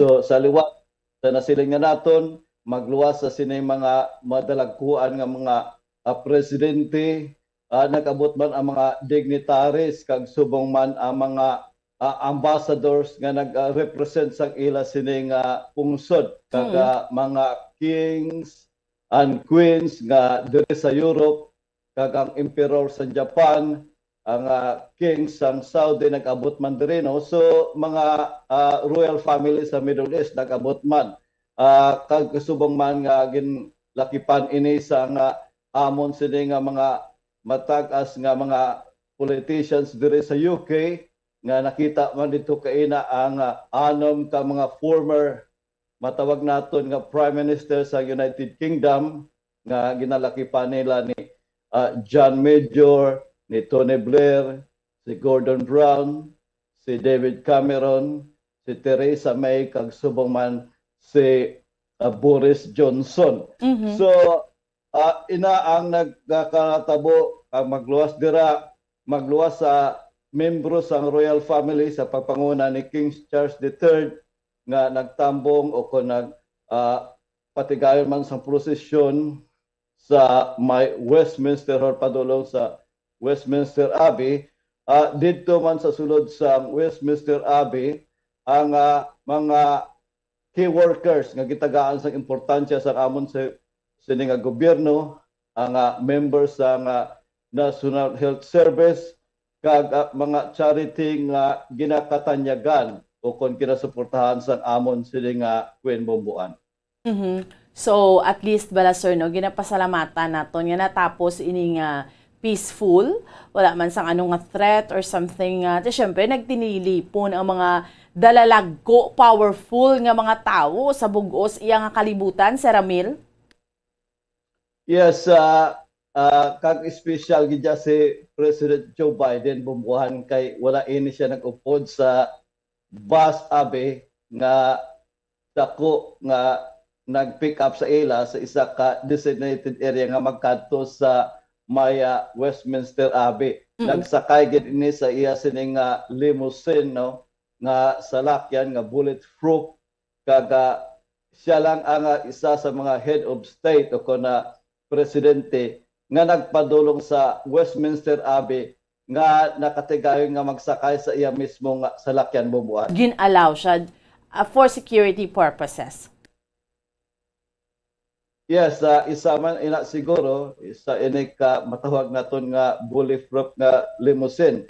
So madamo sa nga magluwas sa tawo nga nagabaha diri sa London kay duha ini ka venue ang ginpatigayon nga funeral, ang state funeral sa may Westminster Abbey kag ang last nga funeral dito sa may Windsor Castle Bumbuan. So amo ina ang natabo nga sa prosesyon ginalakipan ini sa royal family. Pero manotice mo dito Bumbuan nga ang duha ka mga prinsipe, ang bata ni King Charles III nga si Prince Harry kag ang iya sini nga utod nga si Prince Andrew ang wala nakasuksok sa military uniform. Ginatawag ang iya ginasuksok nga morning suit o kun daw normal lang nga pang lubong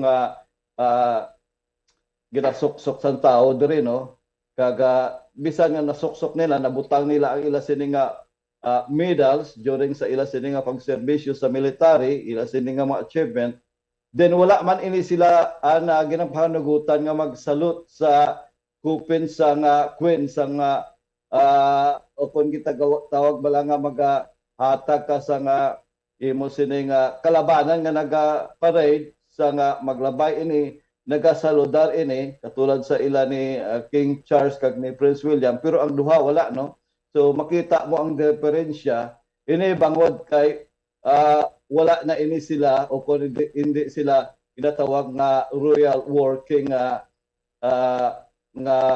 personal abe o kung kay nadulaan na ini sila sang title kag nadulaan man sang ila sini nga military patronage Bumbuan amo inang rason nga na-allow lang ini sila nga nagsuksok during sa ila sini nga ginpatigayon nga vigil sa nagligad nga inadlaw Bumbuan. Okay, sir. How many pila ka ni tawag kilometers ining ginlakat bala sa funeral bala? Mga ni siya ka layo, sir, from the start up to she was rested sa St. George Chapel. Yes, sa akon nga background, amo ina ang sa likod sa Windsor Castle, ginatawag ina nga Long Walk Bumbuan. Ina may kalawigon nga mga at least mga 3 kilometers siguro no, roughly lang ina o kuna more or less ina nga dira sila nagparada sa mag-abot ini sila halin sa may Wellington R. Kay katatlo ini ka parade ang ginpatigayon Bumbuan. Yes. Una dito sa may Westminster Hall nga more or less mga 12 to 15 minutes nag-abot ini sila sa Westminster Abbey ginpatigayon ang service o kon misa di pagkatapos sina another procession from Westminster Abbey kag magkadto ini sila sa may Wellington Ark. Ang Wellington Ark nga bubuan daw symbol ina sa nga nagdaog ang ginatawag nga pakig-away sa una batok sa kay Napoleon Bonaparte. So amo nang ginbutang ina dira nga symbol na isa man ka may dako man nga history, no. Then from sina nga lugar naglakat naman ini sila by car o kung ginatawag ini nga hearse ginkarga ini nga coffin sang Queen kag magpadulong sa may Windsor Castle. Nag-stop ini sila sa dira sa akon nga background sa didto sa may Long Walk, start gid sang Long Walk kag maglakat another procession nga magpakadto sa may St. George's Chapel. So ang sabat dira sa imong pamangkot bubuan kung ano ina kalayo, mga more or less mga more than 3 kilometers siguro, no, or more kay by miles ang amon si diri nga ginagamit nga pang measure. So amo ina ang natabo bumbuan.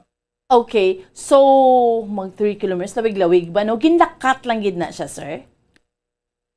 Yes, ginlakat ila na kaina. Kaya actually kaina may another second nga coverage kita pero unfortunately, natulugan ako bumbuan sa kakapoy, no? So, wala ako nakatigayon sa second nga coverage.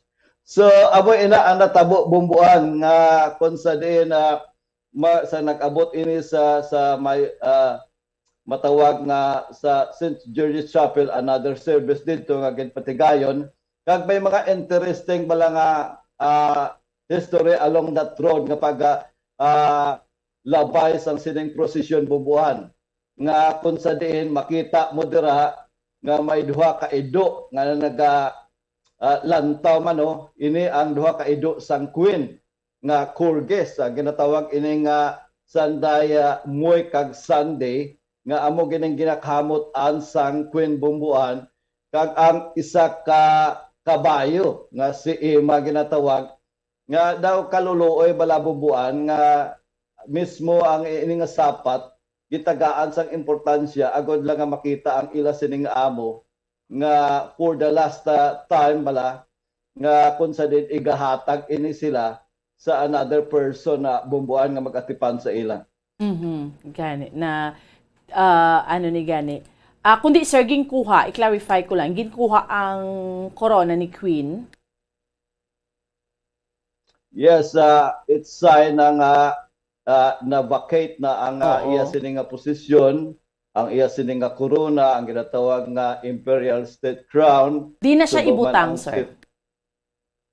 Temporary, ini nga gibutang sa isa ka lugar, no? Din kada upod sini ang scepter kag ang iya sining nga orbs. Tung gamay bala nga daw may cross sa babaw nga daw symbol man ina sa nga bilang the powers ang royal family. Then, isa pagit istorya nga manami bumbuan, if you like, ang natabo bala nga pagbali sang stick nga kung ginatawag ini nga daw want of office nga kung sa diin ginutod ini bumbuan during dito sa sulod sa maya Windsor sa maya St. George's Chapel.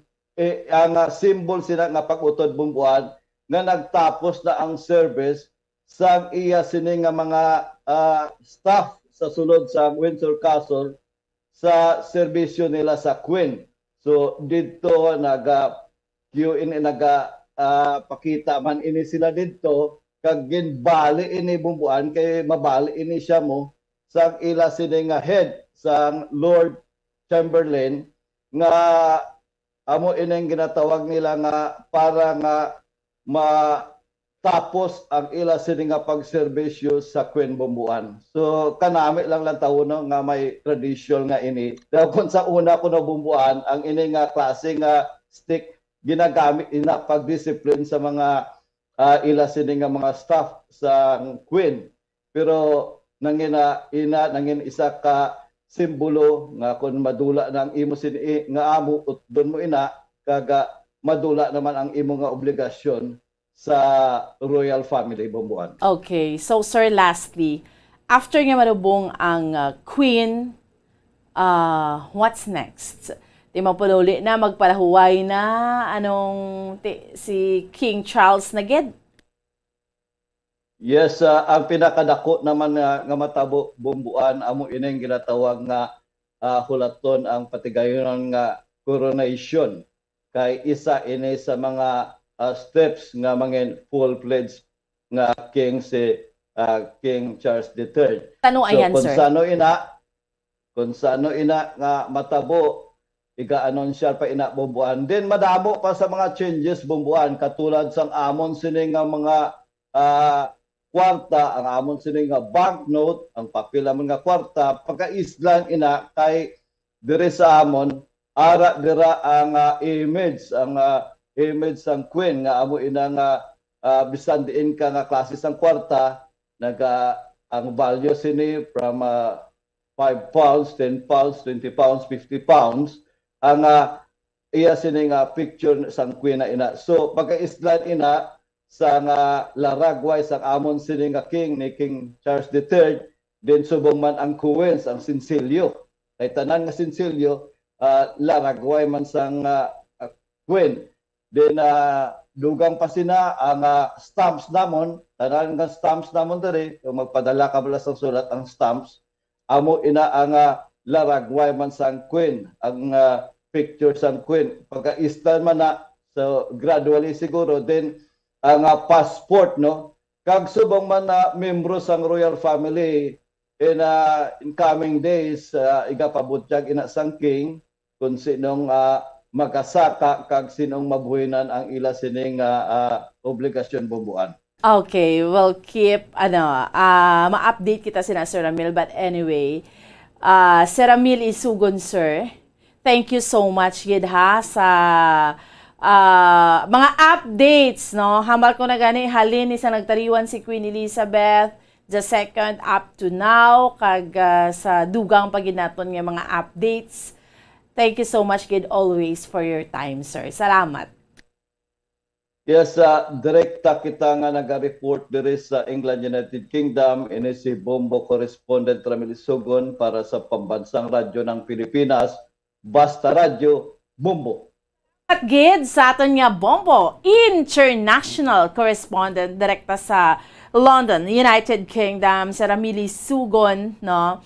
Ara na. Naduloong na sa katapusan nga palahuwayan si Queen Elizabeth. Kagabi sa dito time sa London, 7:30 in the evening, no, sa mga kauturan naton. So grabe, dito nato nakitaan kung ano kadamo nga mga tao ang nagapalangga gid sa kay Queen Elizabeth, no? The second. So si King Charles na, so damo pa ni hirikuton after nga syempre magpalahuway ang tanan sa kakapoy, no? Yari na aton mga sister stations, Bombo Radyo, Western Visayas. Welcome and good morning. 31 minutos makaligad ang alas 5 sa agad. Sa kirong tanang linya sa aton nga mga sister stations ang Bombo Radio Bacolod, Rojas, kag Kalibo. Una kita, welcome and good morning Bacolod. Welcome kag maayong aga gid sa imo Bombo Lindsay. Bombo Radyo, Western Visayas sa mga balita namon direya sa may syudad sa Bacolod, Kasibugos nga probinsya sa Negros Occidental. Bago lang gid kita Bombo Lindsay, Bombo Radyo Western Visayas makatapos nga makapakigangot sa kay si Ramil Isugon ang aton nga Bombo International Correspondent direkta iya sa London, United Kingdom. At pila ka oras na nga natapos, no, ang ining lubong mismo ni state funeral kagindulong nagidya sa katapusan nga palahuwayan si Queen Elizabeth II.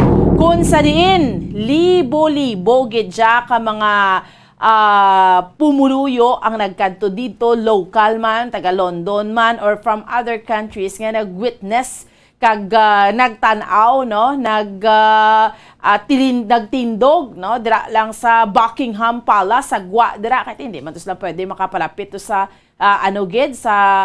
sa St. George Chapel no? So amo na mga kadamuon sa mga tawo nga nagkadto dito, no? Nagpulaw bugtaw man ti 100 masubra ka mga world leaders na include na dira ang mga hari kag reyna sa nagkalain-lain man nga mga kapungsuran, and of course si US President Joe Biden nga kundi ang tanan niya hambal ni ganin ni Sir Ramili Sugod, ang tanan niya nga mga world leaders sa mga hari kag reyna gin pick up sa isa ka dako na nga bus kay hindi kaya pwede nga magdalas ng salakyan, no?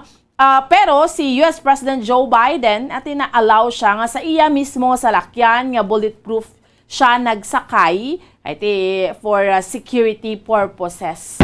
So hambal ganin ni Sir Ramil what's next, anong masunod kay na lubong na abi si Queen Elizabeth, damo pa sila hilikuton. Syempre ang coronation pa ni King Charles III para nga mag full-fledged na gid siya nga hari kag subong man ang ilang mga coins, mga currency nila tanan ang nga ara lang laragway ni Queen Elizabeth pang islan na. No, so may mga announcement pagid, no, masunod nga mga announcement pagid ang royal family o kung si King Charles III kung anong matabo, sino ang madugangan iya sa ang mabuhinan sa mga obligasyon sa royal family, madugangan. So may mga announcement pa sina.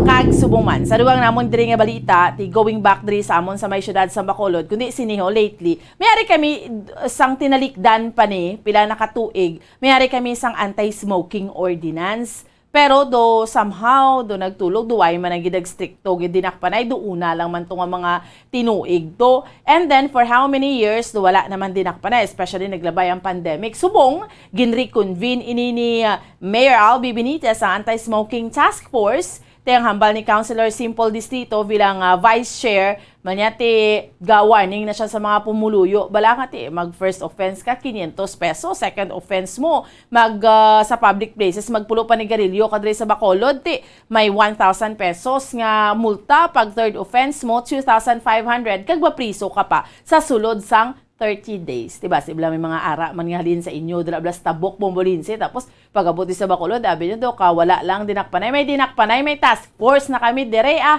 gapang takop na sa mga nagasayang-sayang panigarilyo sa mga dalanon.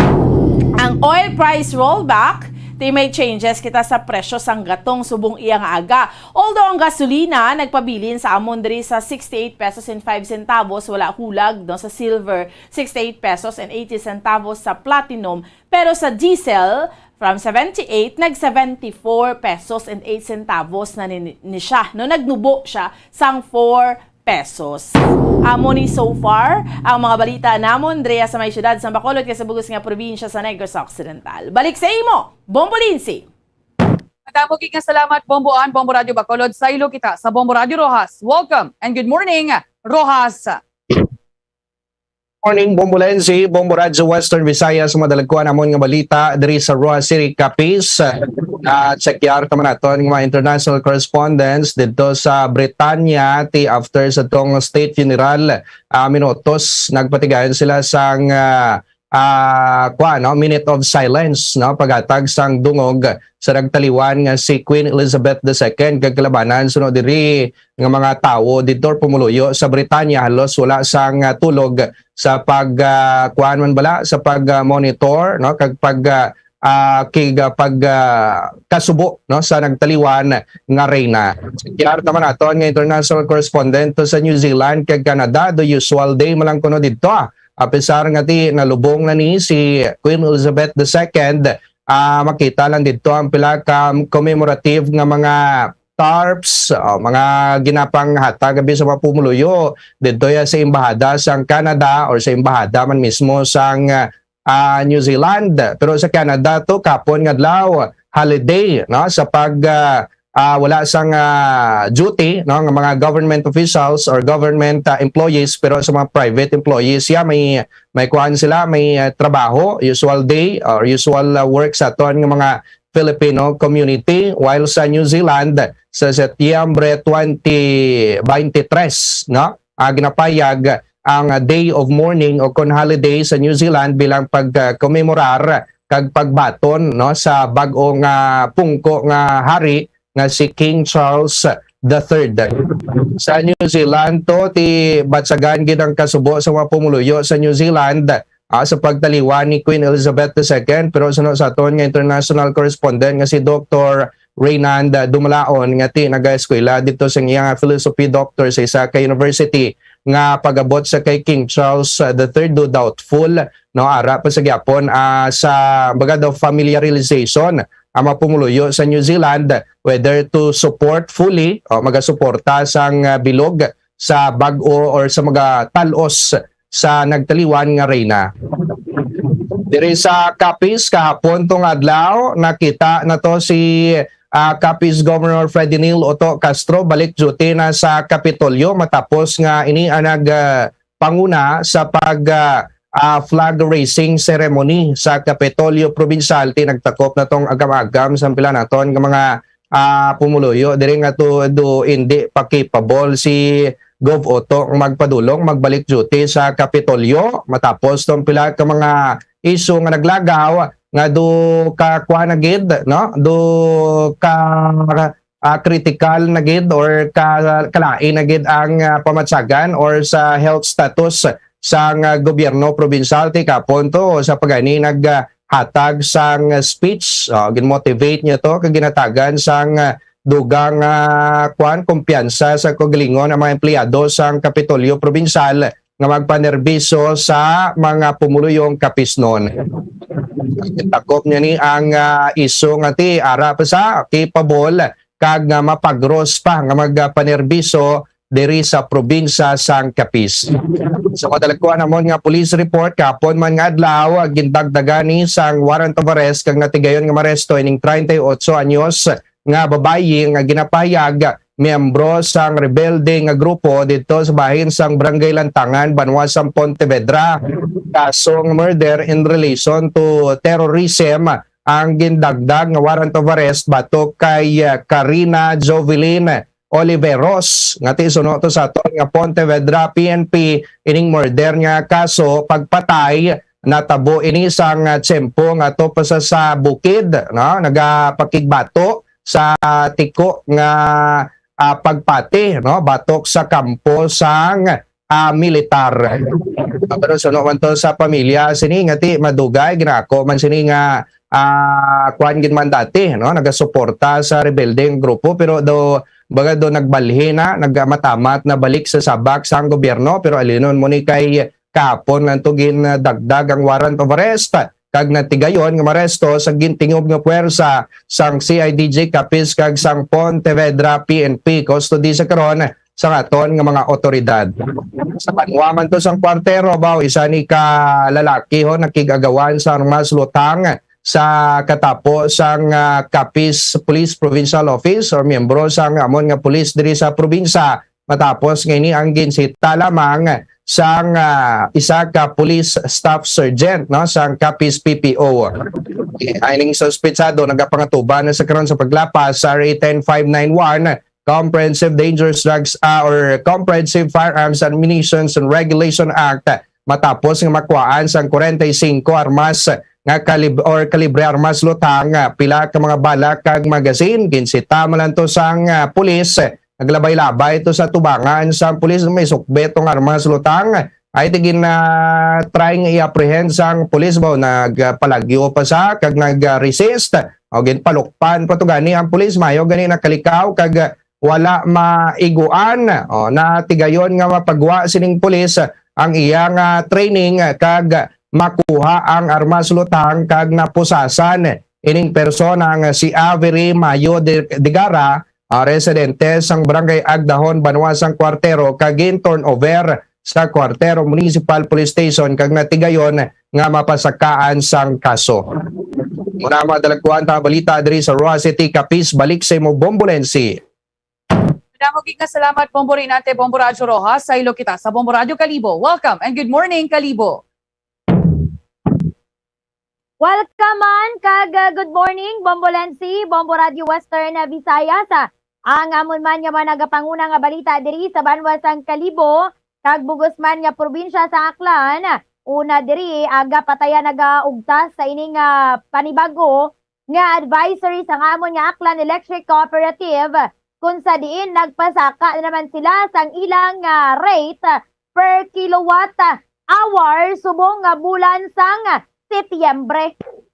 For residential consumers, mga may monthly electric consumption of 21 kilowatt hour pataas, may ara na nga power rate nga 15 pesos 0.1166 per kilowatt hour. Para man sa low voltage consumers electricity consumption, may ara man sila nga charge nga rate nga 14 pesos 0.1757 per kilowatt hour. Samtang ini man nga high voltage power rate, may ara man nga 12 pesos 0.5797 per kilowatt hour. Damo to nga nakibot matapos nga makita ang ilang advisory kag ginulan ini actually sang batikos man ang ilang post sa ilang Facebook page kay ti basi gid man kuno ini nga pagpasaka sang rate sang amon nga kelko amo na ini ang makahatag sang solusyon kasa sigidas nga brownout kag patay sindi nga iwag diri sa amon nga bilog nga probinsya sang Aklan. Samtang dugang man nga balita diri sa amon, nagapanawagan subong ang isa ka Iloy matapos nga nadula ang iya nga bata nga babayi nga ginkilala man kay Janet Ibit Vibar Molin kag residente ini sang ugsod sa banwa sang Abanga. Ti ulihi ini nga nakit-an sang nagligad pa nga adlaw sang Sabado kag may 3 days na nga nadula ini nga nasambitan nga babayi nga dalagita nga pahayag 13 to 15 years old ang iya nga pangidaron kag naglaong kuno ini sa iya nga pamilya nga magasulod sa iya nga trabaho apang tubtub subong way na nakit-an ini nga persona hindi man makontak ang iya nga number kag way man nag-reply sa ilang nga chat. Tigin dula man diri sang iya pamilya nga tibasi to nagsunod sa iya nga boyfriend kay man siling sang pamilya sini pati ang boyfriend sang ini nga babayi ini nga dalagita nagabulig man sa pagpangita sang ini nga missing nga persona.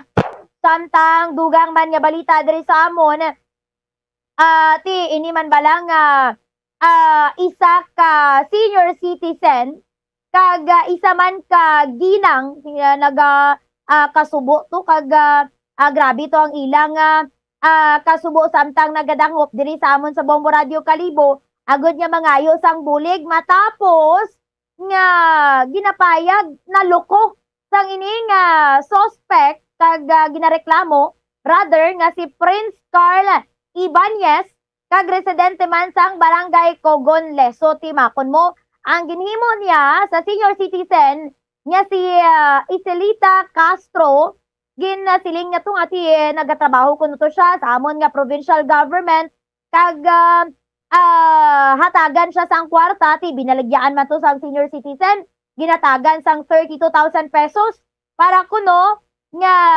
kabaylo sang lugta nga igahatag sang ini nga ginareklamo sa nasambitan nga senior citizen. Nagbaligya siya to sang iyang baka, kagiban pa nga mga kagamitan para lang nga makatipon sang ini nga 32,000 apang tubtub subong waay sang nagtupa sa ilang nga ini nga lugta. Samtang kapareho man sa gihapon nga ginareklamo si ini man gihapon nga Prince Carl Ibanez, ginareklamo man sa gihapon siya sang isa pagid kaginang nga si Maria Teresa Navarra kay man ini siya nagapakilala man nga ti agud mapadali ang imo nga pagkuha sang driver's license magbayad ka sa iya sang 3,000 pesos pero tubtub man subong way man sa gyapon sa may ginahatag nga driver's license kay ti kung magakuha kaya nga daan sang driver's license dapat dito kaya magkadto sa opisina sang Land Transportation Office. Amo lang ini so far ang amon nga managapanguna nga balita diri sa banwa sang Kalibo kag Bugos man nga probinsya sang Aklan. Balik sa imo, Bombolensi. Madamo gid nga salamat Bombo April, Bombo Radio Kalibo sa amon diri mga nagapanguna nga balita. Nagdangat na sa 5 ang nagkalamatay sa probinsya sang Iloilo bangod ya sa rabies. Di sa data diri sang Iloilo Provincial Health Office, ang 5 ka mga nagkalamatay ginabugusan ini sang 2 halin sa Balasan, 1 sa Cabatuan, 1 sa Estancia kag 1 man sa Maya, Lambunawa. Yang kabilugan nga kaso sang rabies sa probinsya ang nagdangat sa 79 kung sa diin. Ang may pinagkamadamo amo ang banwasang Igbaras nga may 12. Tisunod diri sa Iloilo Provincial Health Office. Ang numero sa mga nagkalamatay ang makabig na yang alarming. Sa iban panamon diri nga mga balita ti patigayunon sa may probinsya sang Guimaras. Ang ining 11 nga Dragon Fruit Festival sa Western Visayas. Tiyang probinsya sang Guimaras ang nag-organize sang pinakauna nga Dragon Fruit Festival nga patigayunon sa Provincial Capitol Grounds sa may Hordan, Guimaras sa Setyembre 29 tubtob Setyembre 30. Iniya kadungan ini sang pagsaulog sang National Tourism Month. Sa iban panamon nga mga balita ahay makahalanusbo bala ini nga ang 14 anyos nga minor de edad nga bata nga lalaki naghikog sa may banwasang Dingle, Iloilo. Tinasapuan na lang ini siya nga nakabitay sa may bintana sang balay sang iyaya nga tiyo. Di ginalantaw dari ginapahayag problema sa pamilya ang rason sang utas sang iyaya nga kabuhi. Sa samtang aton maniwala storyahan ang ining proposed nga 150 million pesos nga confidential fund sa Department of Education kay tigin depensahan dari sang among ahensya ang ginapangayo nga confidential fund sang aton nga Vice Presidente si Vice President Sara Duterte para sa fiscal year 2023. So ining pagpangayo actually kabugusan nga 650 million pesos nga total nga confidential funds para sa Office of the Vice President ang ginapangayo dari ni Inday Sara and also sa Department of Education. Agod ko nga ti ma-address ang problema sang education sector. Di anuman daw kagamay sang post nga pagka-Vice Presidente para kay Vice President Sara Duterte. Hawa, bisa na Presidente nato niya bala Bombo Radio Western Visayas, do wala man niya sang may mahimo halalang ka-propose kaga pangayo sang dugang nga budget sang Vice Presidente. Yan naman ako baan ni si President Marcos kay Vice President Duterte, Bomboan? Amo man gani, Bombo Lindsay. Do ka isa lang kahambal no, ti kay hay gid sila mo kaalyado gid sila, ti ambal gani nila kun kaalyado ti mahuo na lang na nga mahuo pero ang aton diri nga gina-take up ta na because gusto tagi dyan nga inablang kwentas klaras inang 150 million. Kaya ka first time, no? Para sa DepEd nga kadako, sa mga pundo, amo ni may mga intelligence fund, amo din na makadto. Kaya although hambalo nato nabi, makadto gid ni sa DepEd, ti siguraduhon gid yan nila. Nga sa tanan sa DepEd nga mabubo nga sa tutuod lang masulbar ning ila sa nga problema. Kaya kadamo-damo man gid na dre problema mo ti basi bala nga white man ginapangunahan basi wala man balasang mihura na Bombo Lindsay. Amugi, hindi man kuntani nga mangin under the saya na lang si President Marcos kay ti siya ang mas mataas. Bisan gani ang Congress balabaw, tina-observe taman ini Bombo Radio Western Visayas. Do ka na intimidate sila ya bala kay Vice sa aton nga Vice Presidente do mga tando-tando bala nga mga balimbing. Huo lang nga huo, approve lang nga approve Bombo Reynante. Do sunod-sunuran ang gawa nila no ay alinon tagid man kay do majority man ginabi sa Kongreso do kalyado gid sang dati man nga presidente si President Rodrigo Roa Duterte kag subong Marcos Sara Duterte tandem tanoning natabo diri sa ila Bombo Bombo Lensi ati do ang matabo sini ang kuan bala ang check balances nga ginatawag do wala sa may maga-filter, wala sa may maga-investigar or maga-kuan pagid deep check sa mga budget nga ginapangayo sang Office of the Vice President kag sang Department of Education Secretary Bombo Lensi. Tido ka nga ibala nga ti sa 650 million pesos nga ini tani ginimo ano na lang ni padako-dakuan pag ang pagpangayos ng proposed budget. Dito ka ngay bulang ambag ang isang iba na whatever Sara wants, Sara gets, Bombo April.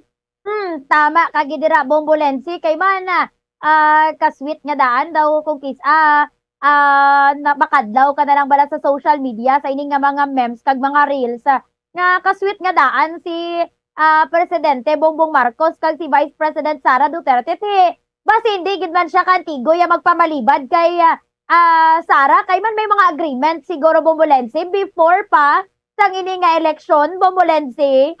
Tikon maaprobahan gid man ang ining ginapangayo nga budget kabay pa nga ma-utilize iniya sang maayo. Sige lang alang na ginang ako na Okay, sige. So, why naman kita iya mga kabiran may nabili niya tiyempo sa mga kauturan naton sa subong iya nga aga. Again, sa mga tagpalamati naton before kita magtapos, no? Para sa aton iya nga Bombo Radio and Star FM Christmas Countdown. In the air, you can feel it everywhere. 97 days to go before Christmas! 97 dias na lang kag Christmas na sa gihapon or 96 days to go. Sa liwat, 96 days to go before Christmas. Why na kita makabi naman na bilin nga tiyempo, standby na. Sa pagpangalagad sa Bombo News and Views Morning Edition, may kaupod ninyo si Bombo Zalde for the second kag Bombo Jazz de Jesus Madrigal para sa Pambansang Radyo ng Pilipinas. Consistent overall, number 1 sa Bacolod, basta radyo, Bombo! 6.5 million pesos cash siyahan. Total prizes ang ipamimigay nationwide sa Enhanced Swerte sa Palengke 2022 ng Bombo Radio at Star FM. Balde-baldeng papremyo na, may cash pa. Narito ang isa sa mga online winners mula sa sari-sari stores at mini groceries. Una nga hatag! 1,000. Ikaduha nga hatag! 2,000. Ikatatlo nga hatag! 3,000. Kag-aring imo balde sang Orocan, nganot nga 1,000 pesos worth of gift pack. Ako gali si Rocky Gomez, taga Barangay Kaduhaan, Cadiz City. Nagdaog bilang first winner sa Enhanced Swerte sa Palengke 2022 online activation sang Star FM kag Bombo Radio. Madamo gid nga salamat sa mga sponsors sang sining promo. Ang akong kwarta nga nadagan, igamiton ko ini sa dugang sa pagpamakal namon sang mga grocery para dugang unod sa tianggi kag dugang alawan. Sa liwat, madamo gid nga salamat sa Star FM kag Bombo Radio. Star FM, it's all for you. Basta radyo, Bombo, number 1.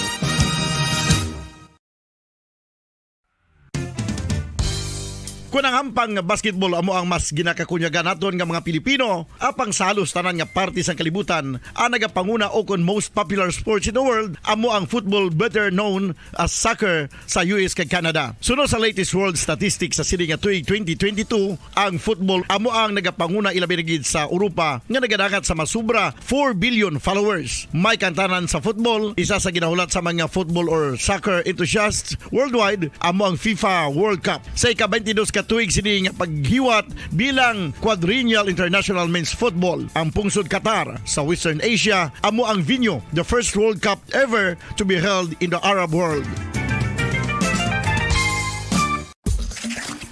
Ang magpainit-init sa silaksang adlaw sa aga ang makadulot sa kayuhan sang aton ikaayong lawas. Suno sa madugay na nga pagtuon sa mga researchers worldwide, kalakip na diri ang American Academic Medical Center nga Mayo Clinic. Ilan na pamatudan nga ang sun o kung si Haring Adlaw amugid ang best source sang vitamin D. There's good reason why vitamin D is called the sunshine vitamin. Ang pamangkot, paano ang proseso sang pag-angkon sang aton lawas sang vitamin D? Well, ang process nagasugod sa tion nga exposed ang aton panit sa sunlight. Dili na kag mahimo ang vitamin D gikan sa cholesterol sa aton lawas. Ang ultraviolet o kon UVB rays nga yara sa silak sang adlaw magaigo ini sa cholesterol sa aton skin cells, providing the energy for vitamin D synthesis to occur. Magluwas sa baboy, baka kag manok, may isa ka karne nga sarang mahimo alternatibo nga iserbe sa lamesa sa mga Pinoy kag ini ang rabbit meat o kon karne sang kuneho. Suno sa pagtuon, mas matinlo ini kag mas healthy kung ikumparar sa iban nga karne sang sapat. Ang rabbit meat ang sarang nga lutuon sa pamaagi nga naanda na sang kadamaan, kaangay sang adobo, lumpia Shanghai kag lechon. Apang ano bala ang mga benepisyo sini sa ikaayong lawas? Ini ang mayara sang mataas nga porsyento sang easily digestible protein kag nagaunod sang jutay nga fat kung ikumparar sa iban nga sahi sang karne. Nagaunod man ini sang jutay nga calorie value sang sa iban kag almost cholesterol free ini. Gani makabig siya nga heart patient friendly. Mas jutay man ang sodium content sa rabbit meat, samtang mas madamo naman ang calcium kag phosphorus content sini.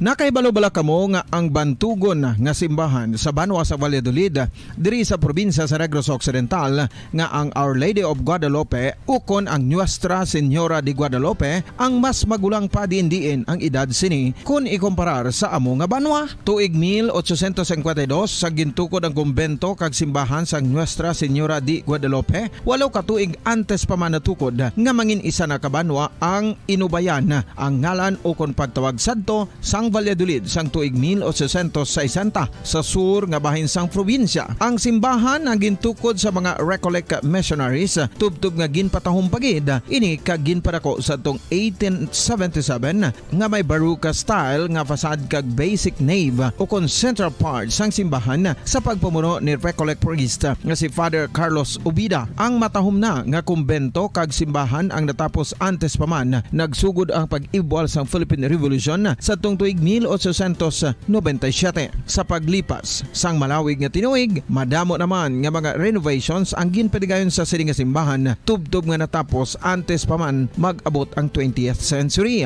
Sadto ang isa sa nagapatahom sa Our Lady of Guadalupe Church, amo ang tuman katupong sang tanan nga parte sang simbahan kag isa na diri ang original nga Doric columns kalkip na ang may design nga salog padulong sa matahom nga elevated nga altar. Ang dingding sang Baroque style nga fasad sini nga simbahan human sa coral stones. Throughout all this, the Lady of Guadalupe Church has remained to be one of the most beautiful among all Negros churches.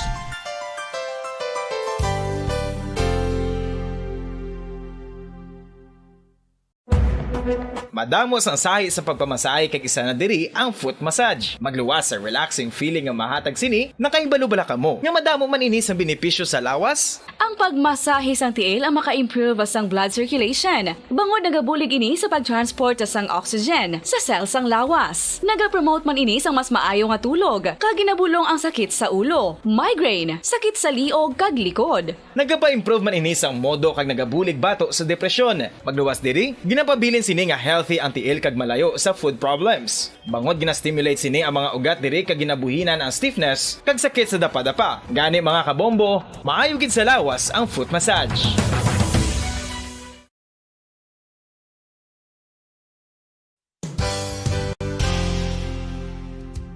Nakahibalo-bala kamo nga ang makitaan nga dako nga konkreto nga simbahan sa sudad sang Sinay, probinsya sang Negros Occidental nga San Diego Pro Cathedral ang nahuman pagid lamang sadto sa Kawayan, Nipa, Kugon kag Amakan. Mga 246 na katuig ang nakaligan. Tuig 1736 sang gintukod ang parish sang Banwa pa lamang sadto nga Silay kag nagpatukod ini sang pinakauna man nga simbahan nga nahuman lamang sa light materials. Sa pagbulig sang administrasyon sa Pungko Santo nga Gobernador Silio nga si Alejo Severino kag sang pinakauna nga pari sa lugar nga si Padre Alijo Ignacio de Molinas nga taga Pungsod, Espanya. Ginhingadlan ang simbahan nga San Diego Parish Church sunod sa ngalan santo sa patron sini nga si San Diego de Alcala nga isa ka Franciscan saint. Tuig 1841 sangang isa naman ka parish priest nga si Father Eusebio Locsin ang nag-initiate nga bagatukod sang mas permanente nga simbahan nga nahuman sa bato kag kahoy. Ginsuguran ini sa pagpasanyog sang atop ang galvanized iron kag iban pa nga parte sang simbahan. apang sang nag-ibwal ang revolusyon sa itong Nobyembre 5, 1898, wala ini natapos kag nauntat. Tuig 1925 na sang ang mangaranon nga sila nun kag sugar baron nga si Don Jose R. Ledesma ang nagdonar sang dako nga kwarta sa pagtukod sang dako kag bag-o nga simbahan. Ang Italian architect nga si Lucio Bernasconi amo ang nagdisenyo sang bag-o nga simbahan kag sang ulihi ginhimo pa niya ini nga modelo sang pagbalik na niya sa Italia. 1927 sang nakompleto tukod ang simbahan nga may twin bell towers base sa Romanista o kon Renaissance nga 3 minutos na nakalipas sa takla alas 6 sa aga. Maing aga, syudad sang Bacolod, kabugusan nga probinsya sa Negros Occidental, bugos nga Pilipinas, kag bugos nga kalibutan. Iyan din naman ang pagdulong namon sa inyo sa madalalako bago. Mainit-init pa ang mga balita diri sa Bomba News and Views Morning Edition. Subong adlaw Martes, petsa 20 na kita sa bulan sa Setyembre 2022. There's Christmas in the air, you can feel it everywhere.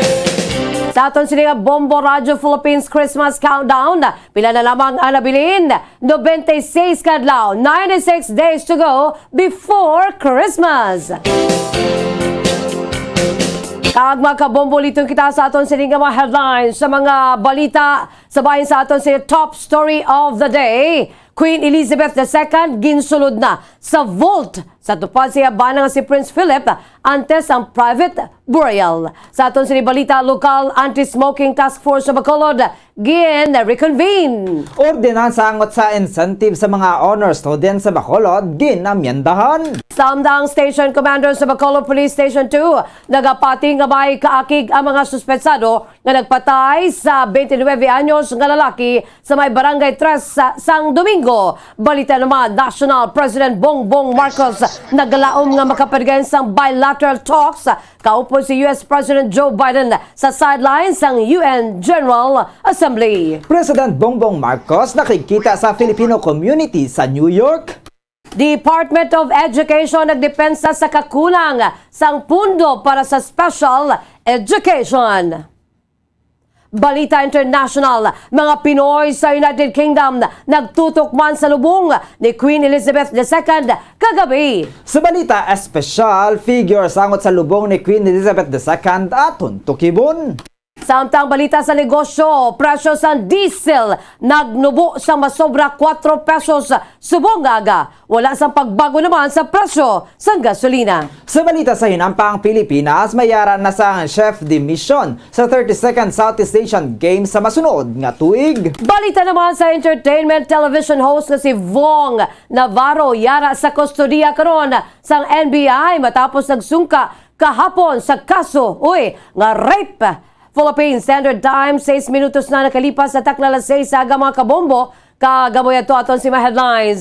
Kagkaroon dito na kita sa mga detalye na sa aton nagapaunang mga balita sa aton sininga top story of the day. Upod sa inyo sininga mga tagbalita. Bombo Zaldi Foro II kag Bombo Jazz de Jesus Madrigal. Sa aton sininga top story of the day, ginlubong na si Queen Elizabeth II sa King George's VI Memorial Chapel sa sulod sa St. George's Chapel. Katupad sa iya nga bana nga si Prince Philip matapos ang isa nga matchless pageantry. A state funeral ang gitabungan naman sa mga world leaders nga ginatos ka libo ka mga tao sa mga dalanon agon nga magpalabot sa ulihi nga pagtahod sa monarch. Ang mga pumuluyo ang naglinya sa mga rota kung saan naglabay ang hearse sang reyna gikan sa London kung saan sila ang naghaboy sa mga bulak, nag-cheer kag nagpinalakpak. Samtay ni ang nagalabay sa mga syudad padulong sa pinalangga sini nga English countryside. Magluwas sa mga nagbantay sa dalanon. Nagtipon man ang linibo ka pumuluyo sa capital agon nga makita ang prosesyon kag lubong nga fitting tribute para sa longest serving monarch sa Britanya. Ang nagdaog sa global respect sa 70 ka tuig sini sa trono. Sa sulod sa majestic Westminster Abbey kung sa diin ginpadigayon ang funeral kapin 500 ka mga presidente, Prime Minister, foreign royal family members kag dignitaries ang kabahin sa 2,000 ukon 2,000 sa bahin sang kongregasyon. Kasunod sini ang atensyon ang nasaylo sa St. George's Chapel sa Windsor Castle kung sini kapin 800 ka mga guests ang nagtalalambong sa committal service antes ang lubong. Ang programa ang natapos sa pagpalos sang corona herb kag scepter nga simbolo sang gahom kag pagpamuno sang monarch sa ibabaw sa lungon kag ini ang ginbutang sa altar. Ang Lord Chamberlain ang pinaka-senior official sa royal household nagguba man sa sini nga wand of office nga simbolismo sa pagtakob sa sini nga pagserbisyo sa soberanya tag ini ang ginbutang sa casket. Samtang sa gabi sa private family service ang lungon ni Queen Elizabeth II kag sang bana sini sa masobras 10 ka tuig sa late Prince Philip na nagtaliwan sang nakaligad nga tuig sa edad nga 99 anyos ang magkaupod nga igalubong sa kaangay nga chapel kung sa din gilubong ang ginikanan sa reyna kag uton nga si Princess Margaret. Sa funeral gimpag ni Justin Welby ang Archbishop of Canterbury sa mga tumalambong ang kalisod nga nabatsagan sa madamo nga pumulyo sa bilog nga Bretanya. Alkip na sa iban nga bahin sa pungsod nagapakita sa ningin mapinoslanon nga kabuhi kag ginpagkamahal nga pagserbisyo sang amo nga monarch. Philippine Standard Time, 9 minutos na nakalipas sa takla na 6 nga mga kabombo kagkaron. Lito na kita sa aton sining mga nagapangunang nga mga balita lokal. Gin-reconvene ni Bacolod City Mayor Alfredo Albi Benitez ang Anti-Smoking Task Force nga may tinutuyo nga dakpo ng mga nagapanigarilyo sa pampubliko nga lugar diri sa syudad. Sunod sa kay Councilor Simplicia Distrito sa bahin sang konsehal pa ang amay siningat si Attorney Cesar Distrito o kon sa bahin sang iya sining bata nga si Attorney Cesar Distrito. Siya ang nag-author sa ordinansa nga nagadumili sa pagpanigarilyo sa pampubliko nga lugar apang amat-amat ini nga nadula sang nag-COVID pandemic. Sunod sa kay Councilor Distrito, nagapasalamat ini sa alkalde bangod nga maimplementar na sa karon ang ordinansa. Ang madakpan sa task force nga nagabayular ang magabayad sang multa nga 500 pesos sa first offense, 1,000 pesos sa second offense, kag 2,500 kag 30 kadlaw nga pagkapriso sa third offense. Sunod sa kay distrito, dako ini nga bulig agud nga mangin aware ang mga pumuloy nga delikado sa kayang lawas ng pagpanigarilyo na binagid para sa mga nagahaklo sini o kung mga second-hand smokers. Ang first naton offense no is 500 pesos. Ang second naton is 1,000. Ang third naton 2,500 or mapriso sila for 30 days depende sa sang court kung anong court sila. Ang kamay sa pagpahig ni Bacolod City Councilor Simplicia Distrito.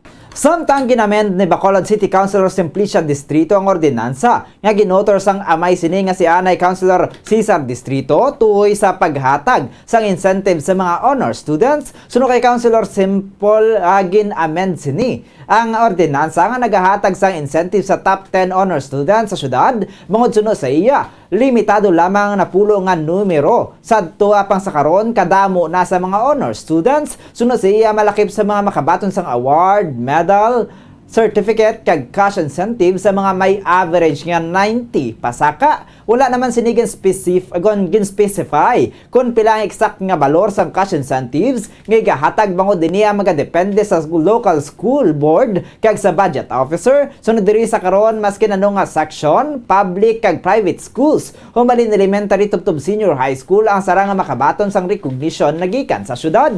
Makabi nga highest honor may average nga 98 tubtub 100 with high honors naman ang 95 to 97 nga average kag with honors ang may average nga 90 to 94. Suno kay distrito tintuyo sa ordinansa nga ma-encourage sa mga estudyante nga magtuon sa maayo para sa ila nga kaayuhan. Isa man ini sang programa sang aton nga mayor nga sa diin ng mga matagaan man naton ng tigtulapangod ang mga honor student naton kag labaw sa tanan ang aton nga daanan ning former councilor Cesar Distrito ning gusto gyud nga ini nga mga ordinance niya nga ginbalay nga para sa kayuhan sa aton pumuluyo labi na gid sa aton mga kabataan.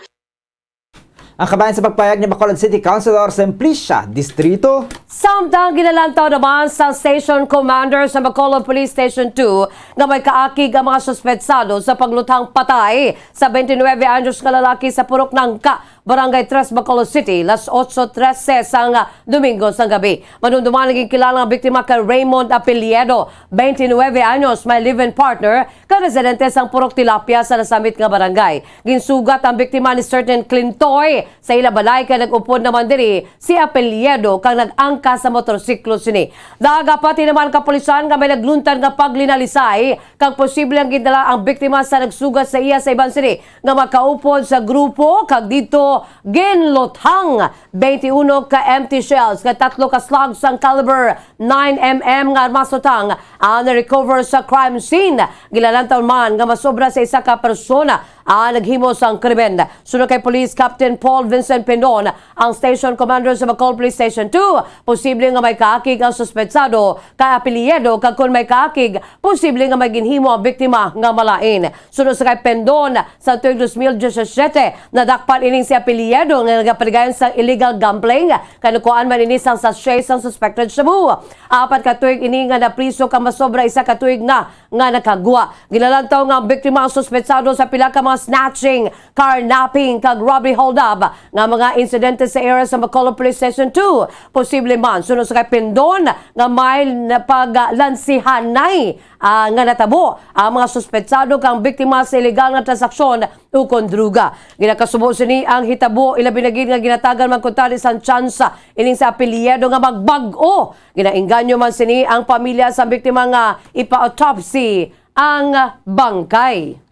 Most probably, isa sa ginanantaw na tunda nga anggulo, most probably may kaakig ning suspetsado sa iya kay ti base sa mga na-recover naton nga mga ebidensya para ka 21 nga empty shells ang na-recover sa area. Ginanantaw to naton nga kalibre 9mm. Ginanantaw tada no sa anggulo nga na kay kung akig ang suspetsado sa iya, most probably it's either nga may ginobra ang aton biktima.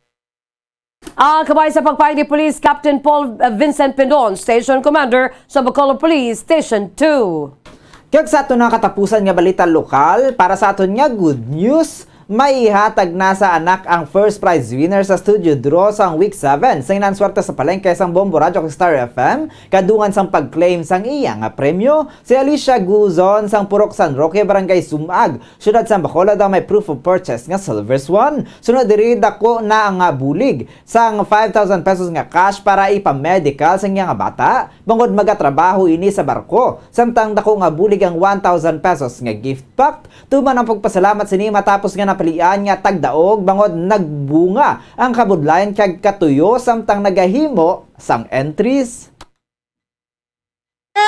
Tatlo! 4,000. Ika-4! 4,000.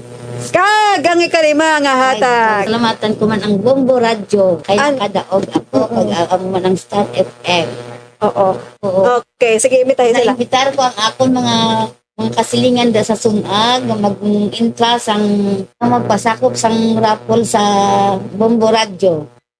Ang kabahin sa pag-award sa first prize winner nga si Alicia Guzon. Samtang mainugdugang naman sa allowance ang iyang apo sa Renilia Basiao sang Block 48 Lot 16 sa Dionisio Subdivision, Barangay Granada, Bacolod City. Matapos nga mabato ng 4,000 pesos nga cash ag 1,000 pesos worth of gift pack, ginkalipay sini ang iyang pagdaog bangod sa madugay nga panahon sang iyang pagpasakop sa promo sang Bombo Radio Bacolod. Nagabutan gid man ang iya nga entry.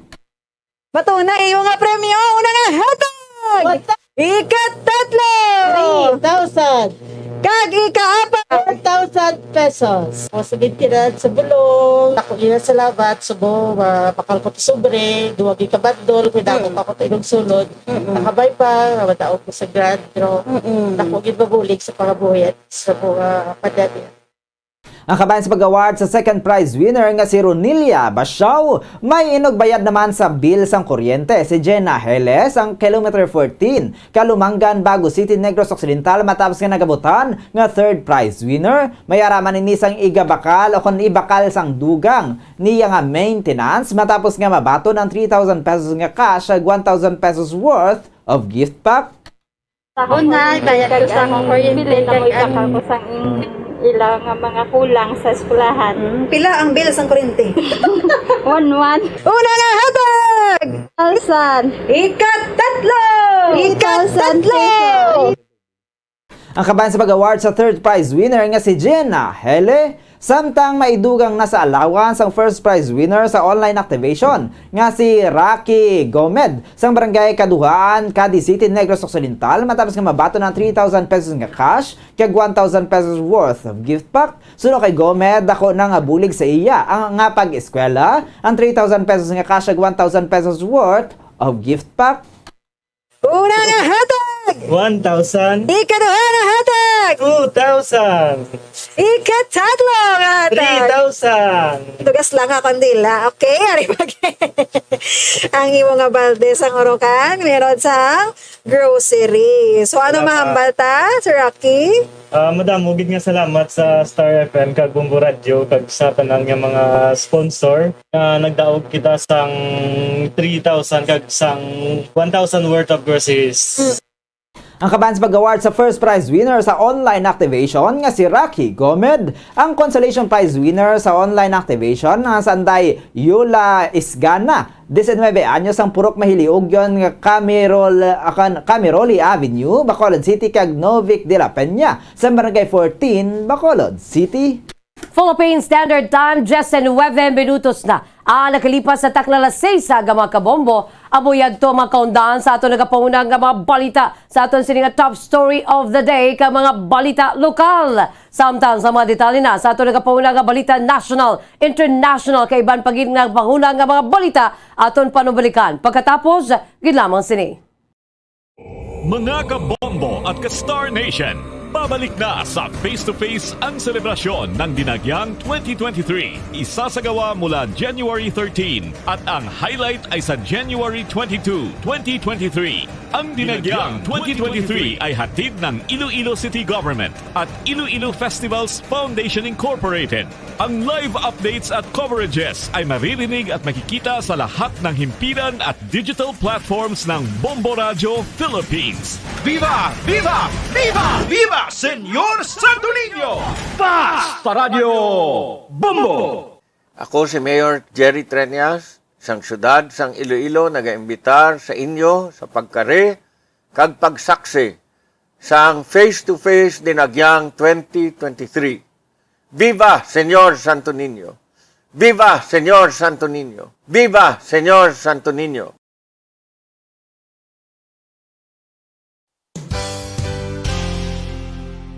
Isa sa mga heritage churches diri sa probinsya sang Negros Occidental, yara makitaan sa Rizal Street, Barangay Zone 6, Talisay City, amo ang San Nicolas de Tolentino Church. Ang ini nga simbahan tuman katahom bangod sa pagsampot pagid lamang sa fasad sini, yara ang pinasahi nga portiko o porch kag sa pagtangla sa tubang sang simbahan makitaan ang clean lines, ang twin towers nga may magagmay nga domes sa ibabaw sini.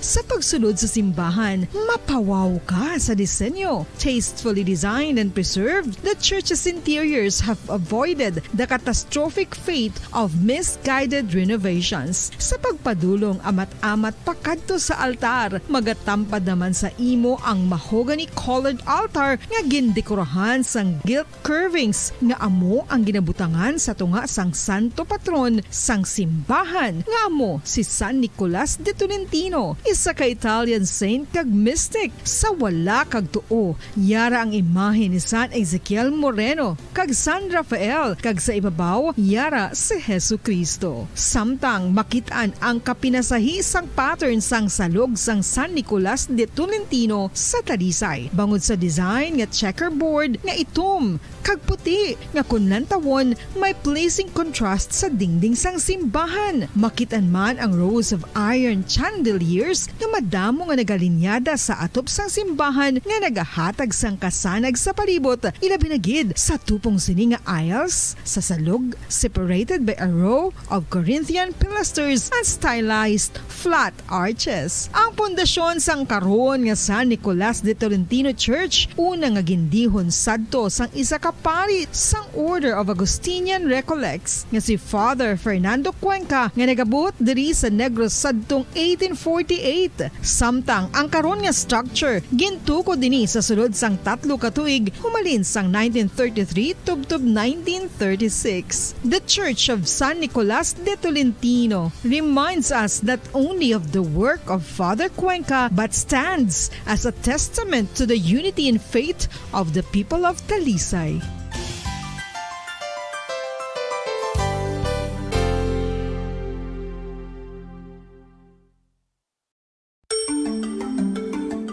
Matapos nga nagbalatian ang bugo sa kalibutan dulot sang coronavirus disease, isa naman sa karon kabalatian ang bulos sa ginakahadlukan worldwide, ang monkeypox. Ano ang ginatawag na monkeypox? Well, sunod sa World Health Organization o kung WHO, ang monkeypox ang isa ini ka infectious disease nga dulot sang monkeypox virus. Kung maghambal naman kita monkeypox virus, isa ini ka orthopox virus nga mo ang ginatunaan sa mga sintomas nga daw kaangay sa smallpox, apang less severe. Ang monkeypox ginakabig nga less contagious kag mangintunaan sang less severe nga mga balatian kung ikumpara sa smallpox. Simuloan nga ang smallpox na eradicate na ini sa tung 1980, apang ang monkeypox nagapadayon nga nagaduging sa mga kapungsuran sang Central kag West Africa. Sa karon, mayara duha ka distinct clade ukon subtype, ang West African clade kag ang Congo Basin clade nga amuman ang ginatawag Central African clade. Ang monkeypox ang ginakabig nga zoonosis. Ukon isa kasahi isang balatian nga naghalin sa mga sapat padulong sa humans. Mga sapat kaangay sang squirrels, ilaga, amo kag iban pa. Human to human transmission is limited.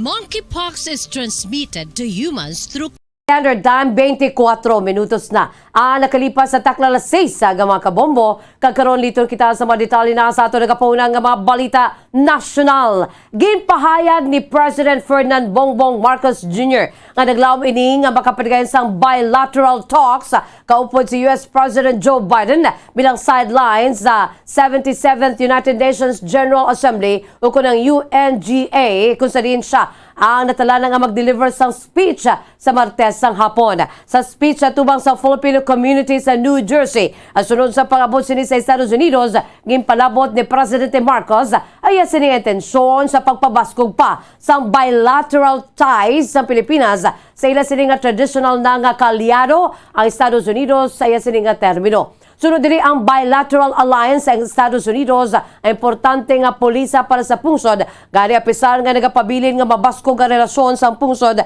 sa Estados Unidos, nagapati ang presidente nga ini ang mas mapabaskog pa sa masunod nga tinuig. Sang Webes ginpahayag sang Department of Foreign Affairs o DFA nga ang gobyerno sa Pilipinas ang nagakonsulta pa sa White House sa National Security Council sa Washington DC sa posibilidad sang meeting sa tunga sa duha ka lideres sang pungsod.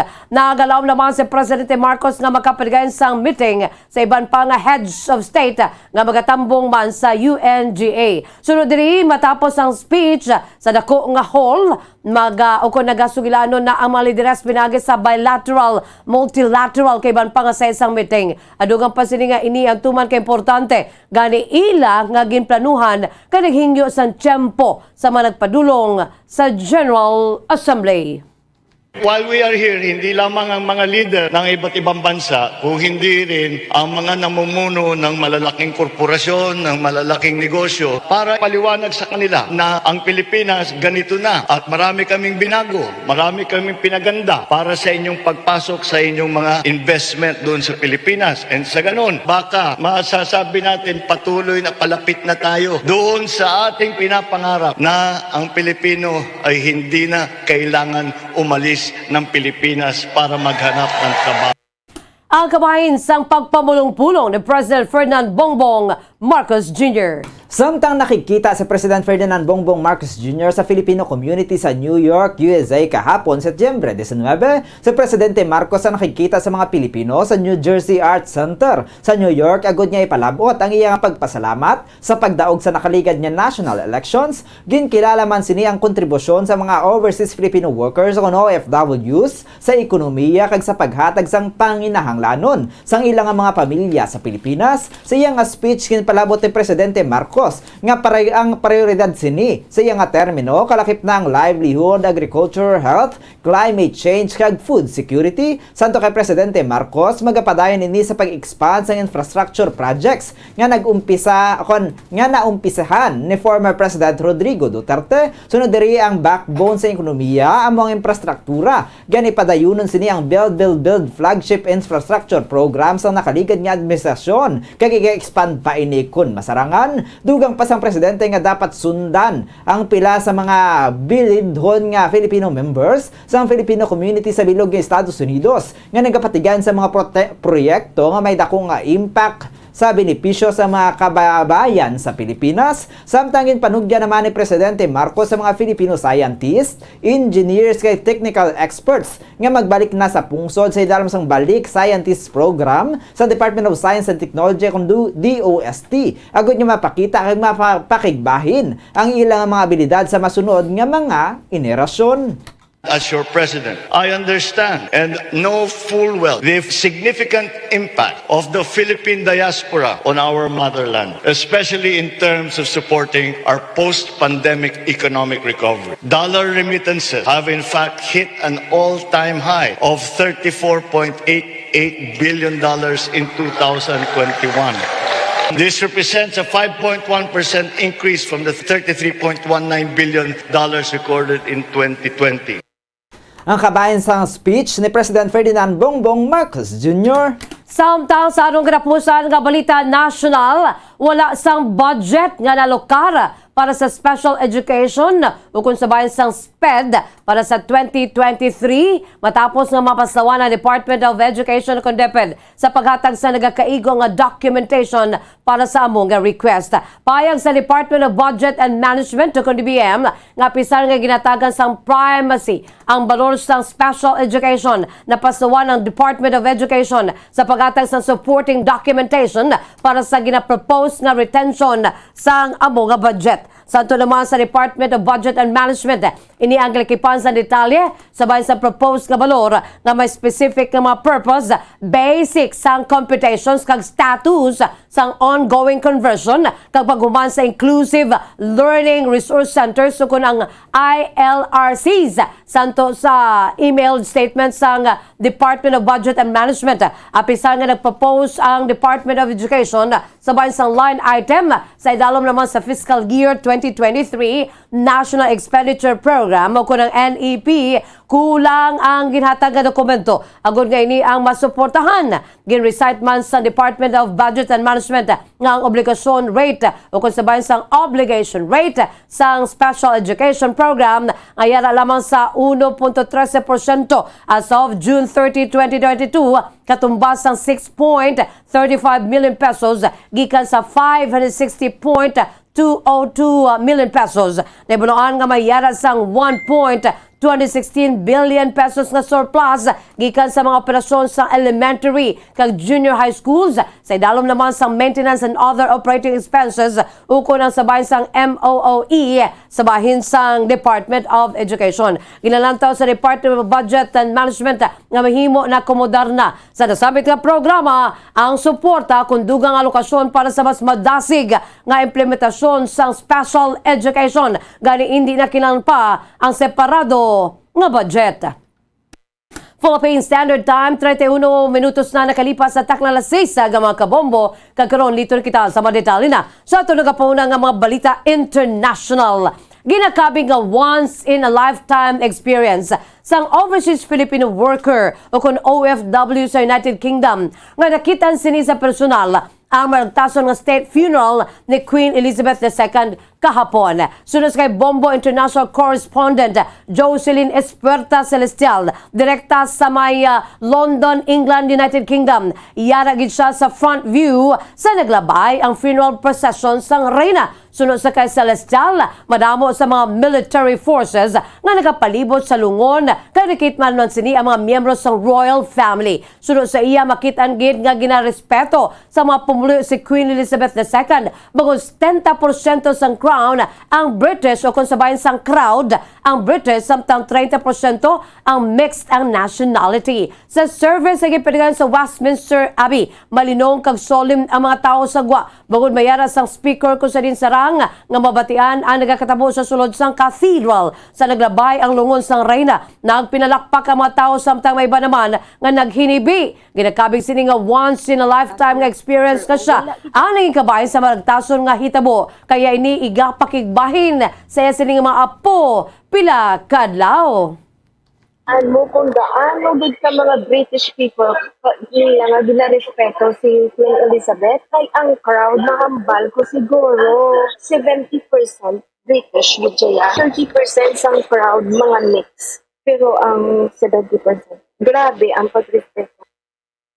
Ang kabay sa pagpahing ni Bombo International Correspondent Jocelyn Esperta Celestial, direkta sa London, England, United Kingdom. Samtang ipahing naman ni Bombo International Correspondent Delia Llorca, direkta man sa United Kingdom, bank holiday kahapon, kag sirado man ang mga balaligyan kadungan sa pagparigan sa state funeral ni Queen Elizabeth II. Sunod sa kay Llorca, tanan nga mapumuloy ang nagbantay sa ilang mga telebisyon agon nga masaksihan ang maragtason nga hitabo. Nangin solemn kag malinong naman ang atmosphere sa pungsod kag sa mga public areas. Sunod sa iya, may ginbutangan nga big screen o kon projector agon nga makalantaw ang tanan. Siyempre, in our workplace, mayroon kaming big screen para sa aming mga kliyente, residente, at mayroon kaming projector na pinrovide para makapanood ang lahat. At saka, it's bank holiday today, so walang pasok, walang trabaho yung mga ibang manggagawa, even the shops are closed. I guess lahat ng mga tao are in front of the television at the moment.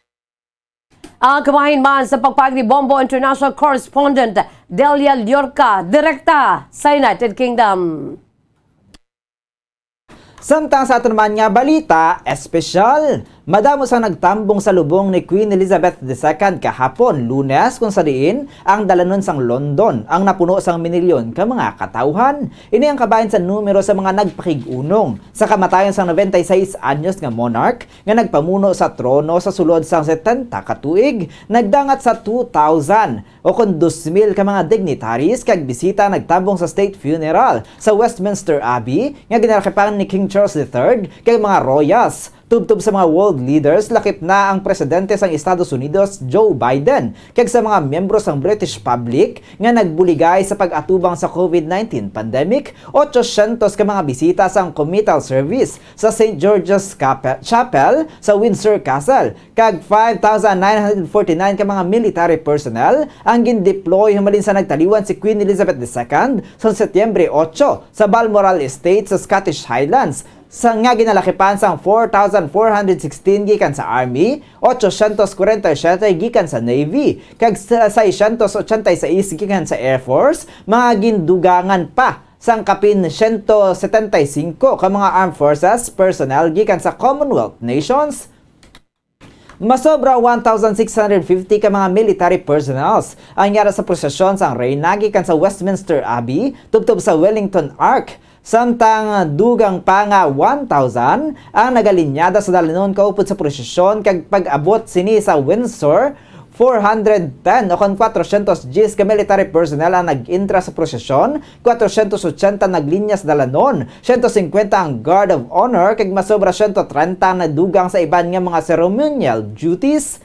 142 ka Royal Navy ang nagbutong sa State Gun Carriage higin sakyan sang lungon ka reyna, kag may masobra 10,000 ka mga police officers ang nag-duty nga masobra pasang sa numero sa mga kapulisan nga nag-duty sa 2012 Olympics nga natabo sa London. 125 naman ka mga sinihan ang nagbukas para sa live broadcast. Ang Imperial State Crown nga may 2,868 diamonds akon 17 sapphires, 11 emeralds, 269 pearls kaga 4 ka rubies ang yara sa ibabaw sang lungon nga magaupod sa reyna. Ginatagan sang 2 ka minuto nga kalinungan ang katapusan sang lubong kagara ang isa sa kalungon nga nagadala sang monarch nga ginakilala sang madamo nga Briton.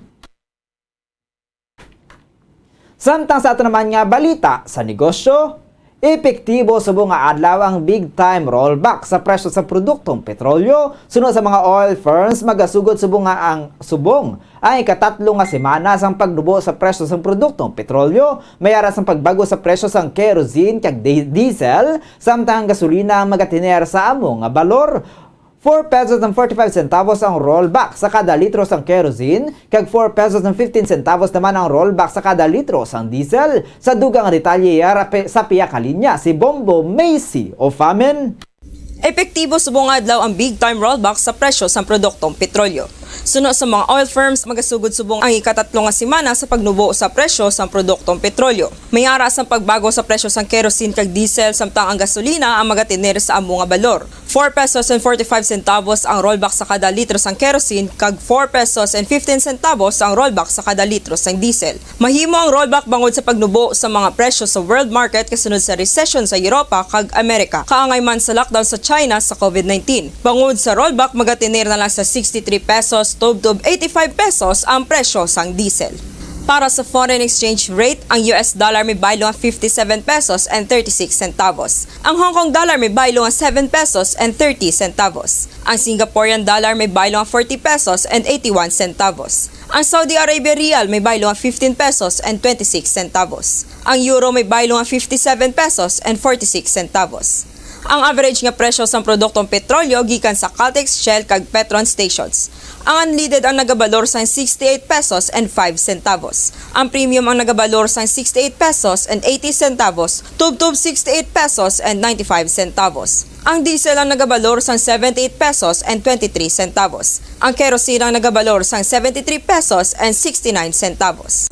Para sa balita sa negosyo, ini si Bombo Macy o Famen para sa Pambansang Radyo ng Pilipinas. Consistent overall number 1 sa Bacolod, Basta Radyo, Bombo! Samtang sa ato naman nga balita sa hinampang, naka-appoint na ang Philippine Olympic Committee sang chef de mission sa 32nd Southeast Asian Games o SEA Games sa masunod nga tuig. May duga nga detalye si Bombo Glorifaith El Shario.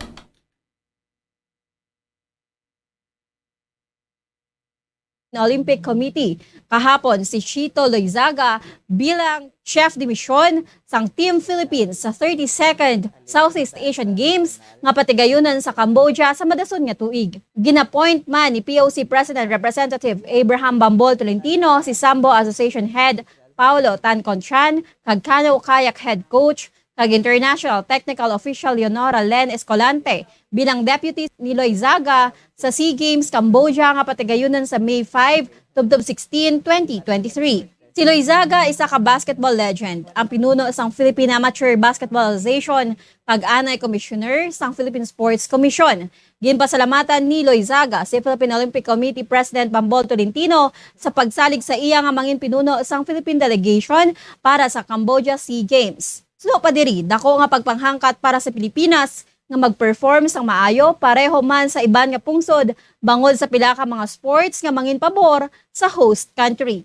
Una na nga nagserbe si Loizaga bilang chef de mission sang Team Philippines sa 2010 Asian Beach Games. Si Loizaga kagang deputy sini ang opisyal nga mga gatuman sang ilang functions pagkatapos sang Philippine Olympic Committee General Assembly nga patigayunan sa September 28. Para sa Bombo Sports News, ini si Bombo Glorifaith El Shario para sa Pambansang Radyo ng Pilipinas, consistent overall number 1 sa Bacolod, Basta Radyo, Bombo.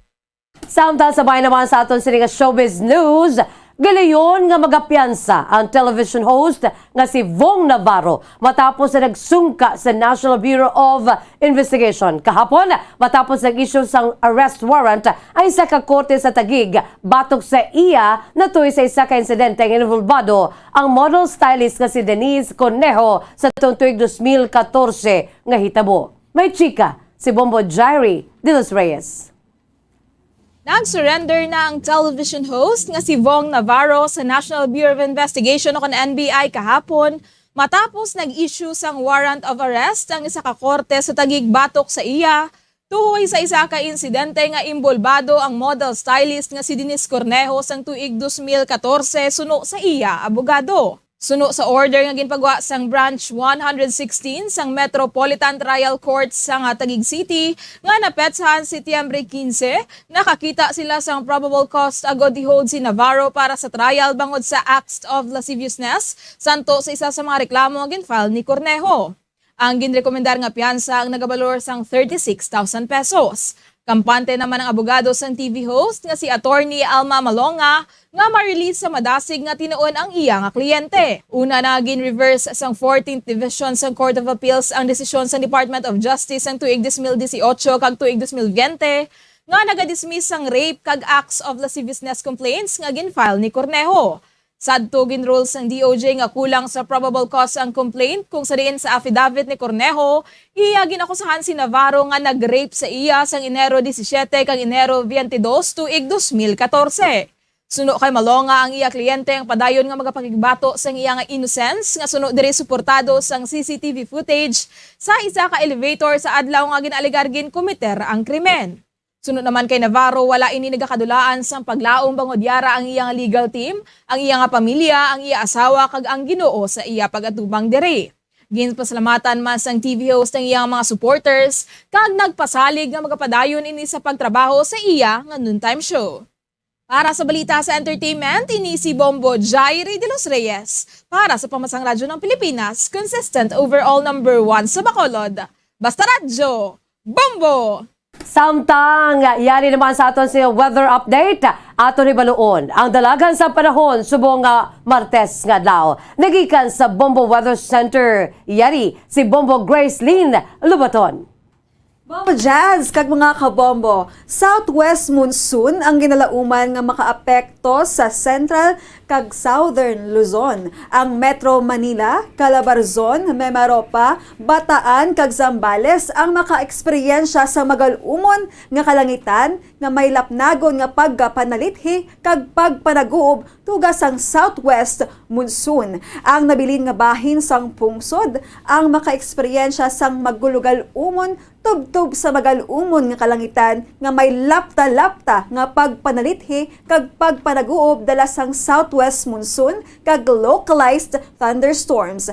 Ang Western Visayas ang makabatsyag sang mahinay tubtub sa makasarangan nga huyop sang hangin padulong sa nabagatnan nakatungdan tubtub sa nakatungdan. Ang baybayon ang mangin makanay tubtub sa makasarangan nga pagbalod.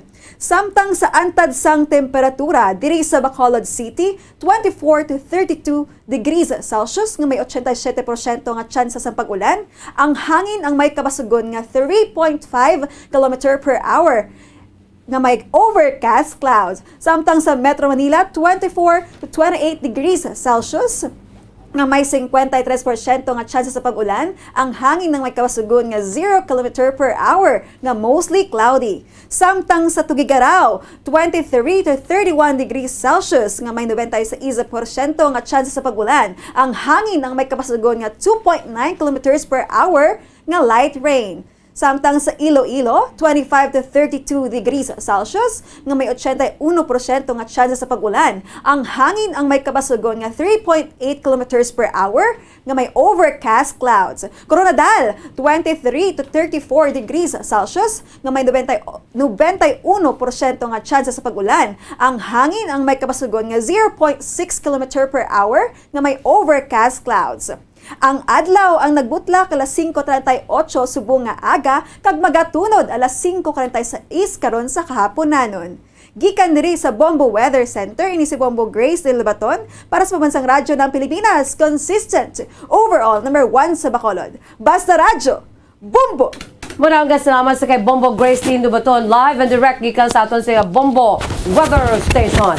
Philippine Standard Time, 45 minutos na nakalipas sa takna ng alas 6 sa mga kabombo. Kag amuyad to ang pagdulong namon sa inyo sa madalalag ko. Bago, mainit-init pa ang mga balita dito sa Bombo News and Views Morning Edition sa bunga daw Martes, petsa 20 na kita sa bulan sa Setyembre 2022. There's Christmas in the air, you can feel it everywhere. Sa aton siniya Bombo Radio Philippines Christmas Countdown, mayara na lamang kita 96 kadlaw, 96 days to go before Christmas.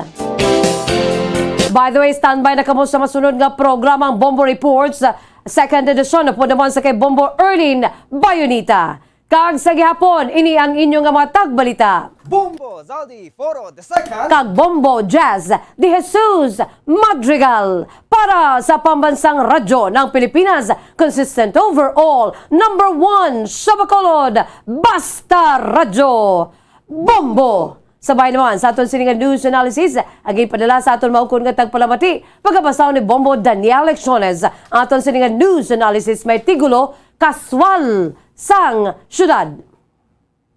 Nga mga casual employees sa syudad, sa palabuton nga Pasko amangin kaswalidad. Bangod sila ang mahimo wala na pang Noche Buena, hindi nabi pagrenyuhon sang syudad ang ila kontrata. Sila nagadamo sang 3,000 sa nagligad pa nga administrasyon sila nagatrabaho. Ang iban hindi makita ang aktual nga pagkatawo. Listahan sa nagligad nga administrasyon tubtub subong wala madaho. Makatarungan bala nga sila ang pagkakason? Wala na sang trabaho nga palabuton, kay kuno sila ang sobrana sa kinanglanon sang syudad ta. Madamo gid kuno abi gin pang-hire ang nagligad nga administrasyon.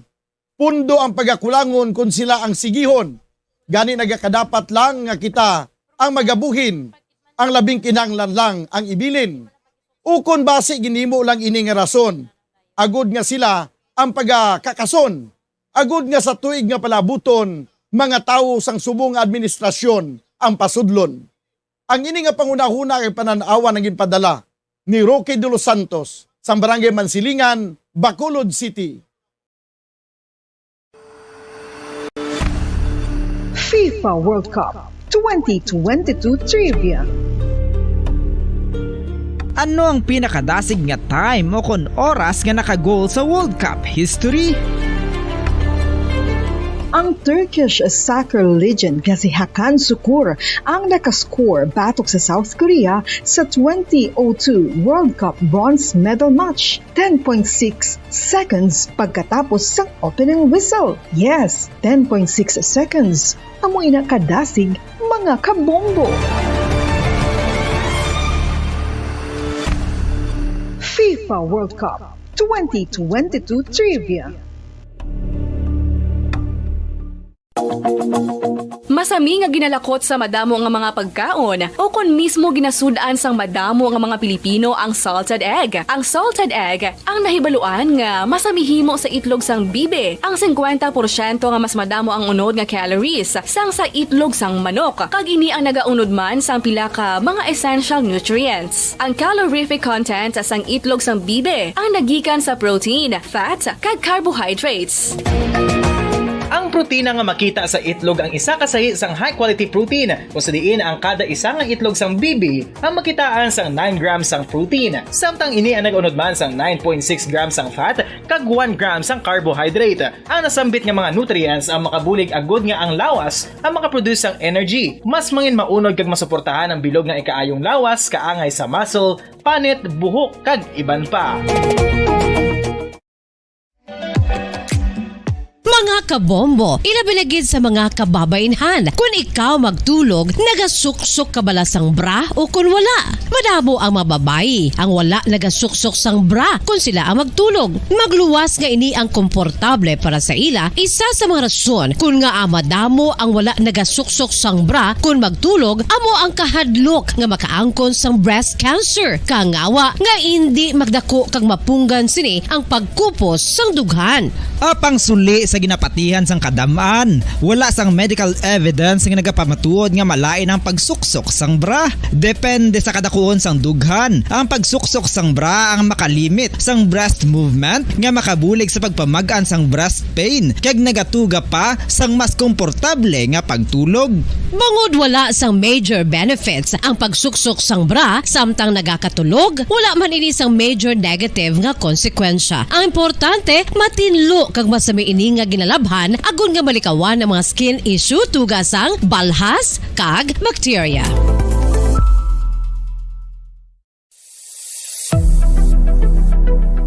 Nakahibalo bala kamo kung nga ginatawag bilang miracle liquid ang gata sang lubi? Well, ini bangod nga madamo sang mahatag nga amazing benefits sa ang coconut milk sa aton nga lawas. Suno sa pagtuon sa mga dermatologist, ilabi na gid sa kay Dr. Rahul Nagar sang Max Healthcare Institute Limited, isa ka hospital chain nga nabase sa New Delhi, India, nga napamatud-ana nga may amazing benefits ang coconut milk sa aton buhok, guya kag panit. Ang gata sang lubi manggaranon sa vitamin C, E, B1, B3, B5 kag B6 kalakip ng iron, selenium, sodium, calcium, magnesium kag phosphorus. Coconut milk also contains good concentration of lauric acid, isa ka medium chain fatty acid nga nag-convert sa monolarin sa aton lawas. Ang monolarin isa naman ka compound nga nagaangkon sang antiviral kag antibacterial properties. Kaangay sa pagpati kag ginhimo sa aton nga katigulangan, ilabirigid sang aton mga lola, napamatudan man sa research nga may maayo nga madulot ang pagnusnos o kon pagmasad sang aton scalp kag buhok sa ulo gamit ang gata sang lubi. Ini bangod nga nagapa-restore sang pagka-dry, brittle kag pagka-damage sang aton buhok kaangay sang split ends. Ang coconut milk ang may ginaangkon nga excellent moisturizing properties nga makadulot sang good nourishing effect. Uy, makabulig man patubo sang buhok ang gata sang lubi pangod sa mga essential nutrients sa pag-angkon sang healthy, shiny hair. Ginpanugyan nga mag-apply sang homemade coconut milk sa aton buhok. I-gentle massage ini sa sulod sang 3 to 5 ka minutos kag padasunan sang pagbutang sang hot towel. Pagkatapos sang 20 minutos, shampoohan ini. Samtang maayo man nga makeup remover kag facial scrub ang coconut milk upod sa olive oil. Hindi lamang nga ginatinuan sini ang aton guya, ginanourish man sini ang aton skin deeply. Apang, importante nga pahanumdum. Rub it gently. Maayo man nga cleanser ang gata sang lubi, bangod may antibacterial properties ini, makabulig sa pagtapna sang pagtubo sang punggod kag acne sa aton guya. The fats in coconut milk do not clog pores, thereby preventing acne. Samtang ang gata sang lubi epektibo man sa paghatag sang alibyo sa sunburns bangod sang ginaangkon nga anti-inflammatory properties sini. Ang coconut milk napamatud-an nga makapaayo man sa mga skin ailments bangod sang excellent moisturizing effect sini sa dry skin conditions kaangay sang eczema, dermatitis kag psoriasis. Ang natural fatty acid sa gata sang lubi ang makabulig sa dry kag irritated skin, kalakip na nga ginakakas sini ang mga harmful bacteria sa aton panit.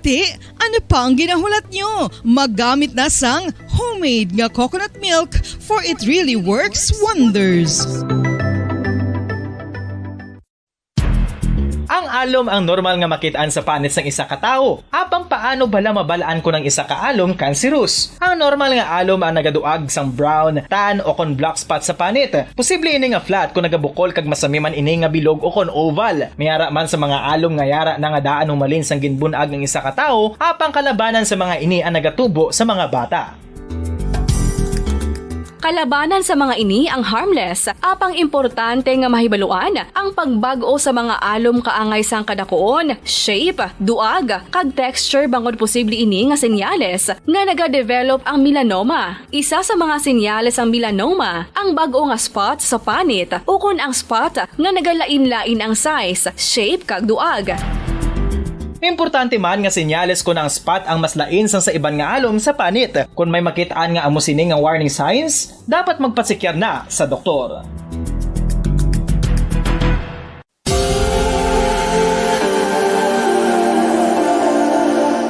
Diri sa syudad sang Bacolod ang sentro sang pagsimba, ilabi na gid sa mga tumuluo sang simbahan Romano-Katoliko amo ang San Sebastian Cathedral nga yara na hamtang sa downtown area sang syudad. Nakahibalo bala kamo nga ang ini nga simbahan ang pinakauna nga gintukod sang tong 1825 o 197 katuig nang nakaligad sang isa ka pari nga taga Barcelona, Spain, si Father Julian Gonzaga nga amogid ang nag-envision sang pagtukod sang simbahan. Si Fray Gonzaga amo ang nangin ikaduha nga nagpungko bilang parish priest sang isa ka village o kun minuro nga amo na karon ang capital nga Bacolod City. Ang ini nga minuro gintawag sadto nga Sebastian de Magsungay o kon Pueblo de Sebastian sadtong 18th century nga amo ang ginsundan sa ngalan sang San Sebastian Cathedral kag bilang sunod sa nangin santo patron sini nga si Saint Sebastian. Sadto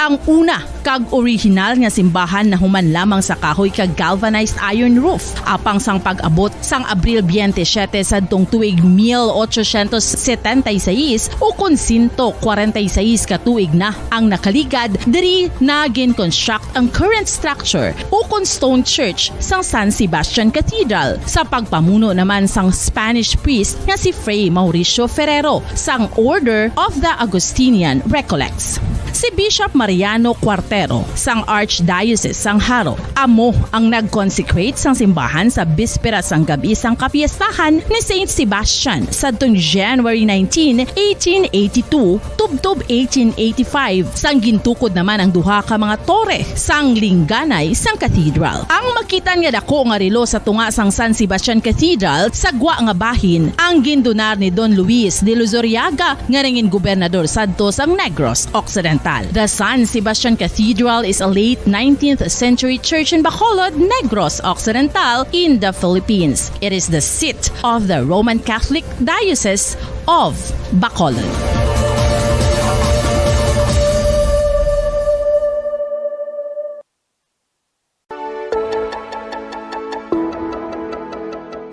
Luyag mo bala nga mabuligan ng imuguya nga magmangin mahining ukon makaangkon sang top of the line highlighter nga pwede lamang maangkon na sa sulod sang balay. Huo mga kabombo!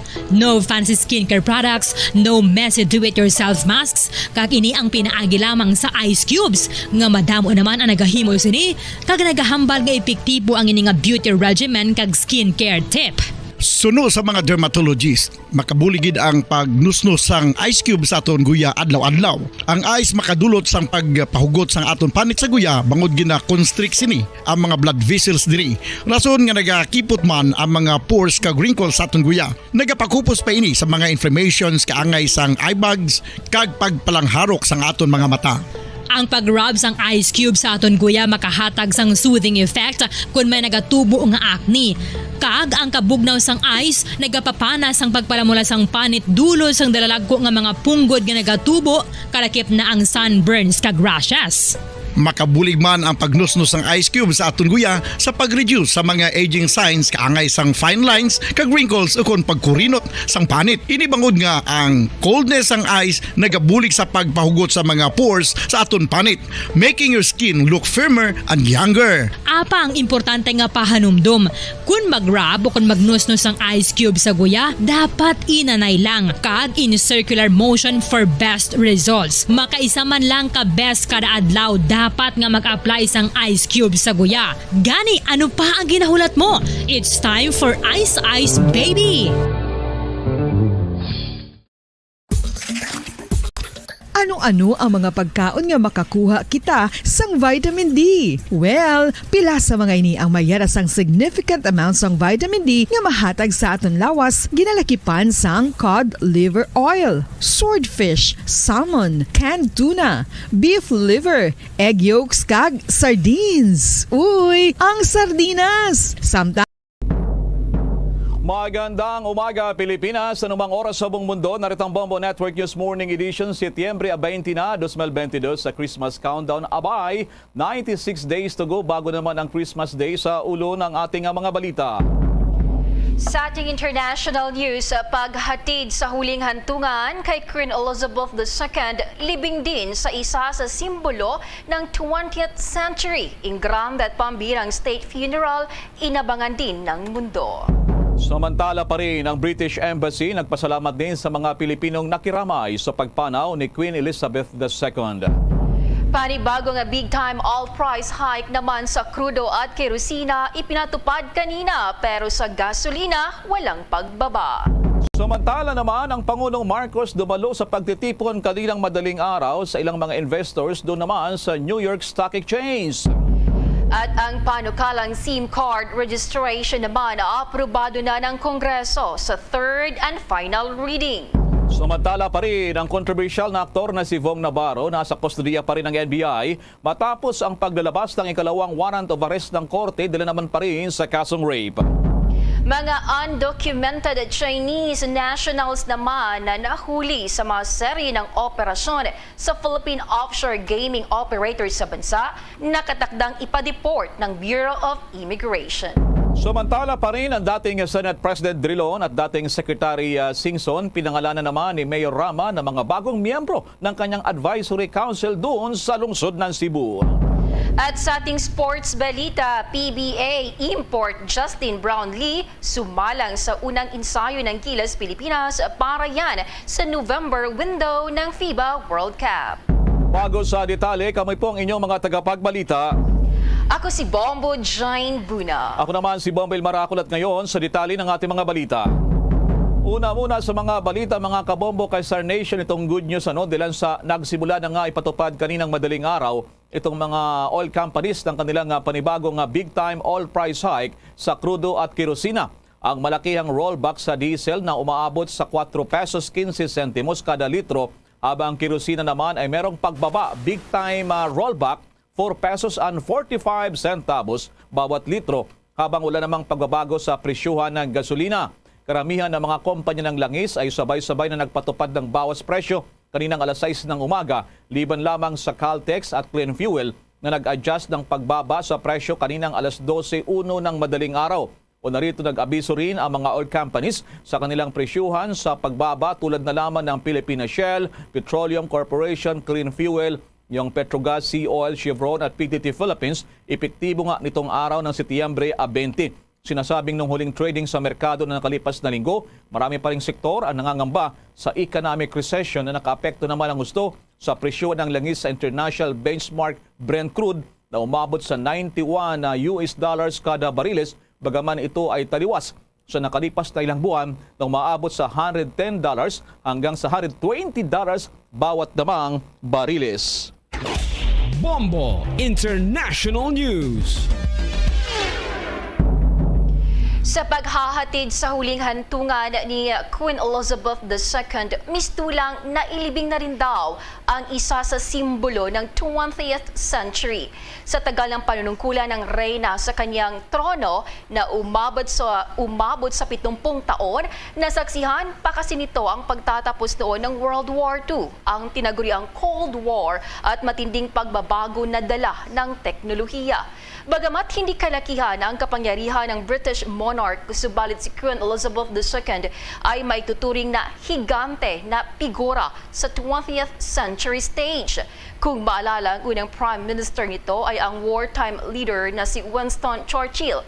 Nagkadaupang palad din ito ang unang tao sa kalawakan na si Yuri Gagarin ng Russia at iba pang makasaysayang mga pagbisita sa mga bagong independent nations noon hanggang mabuwag ang British Empire. Ang pagpanaw ng Queen sa edad na 96 years old ay lalo pang naging symbolic dahil mahigit pa lamang isang linggo nang pumanaw din ang dating Soviet leader na si Mikhail Gorbachev sa edad na 91 years old. Sinasabing ilan na lamang silang mga iconic figures na buhay sana na naging bahagi at saksi ng nakalipas na huling century. Ang okasyon sa paglilibing kay Queen Elizabeth II ay pinatingkad pa sa presensya ng mga 500 world leaders, heads of states, mga royalties at diplomats na bibihirang mangyayari yan sa isang aktibidad na tinagurian din bilang security nightmare para sa Britanya mula sa Westminster Abbey kung saan doon unang sinagawa ang funeral services ay nandoon naman ang mga VIPs, royalties at mga miyembro ng diplomatic community. Mistula ring napakahangang prosesyon ang naganap o napakahabang prosesyon ang naganap sa tinaguriang long walk bago dumating sa huling programa sa St. Giles Chapel. Doon na ang huling program na sinasagawa hanggang ilagay sa ilalim ng vault ng simbahan ang kabaong ni Queen Elizabeth II. Dito rin masaksihan ng ilan pang makabuluhan.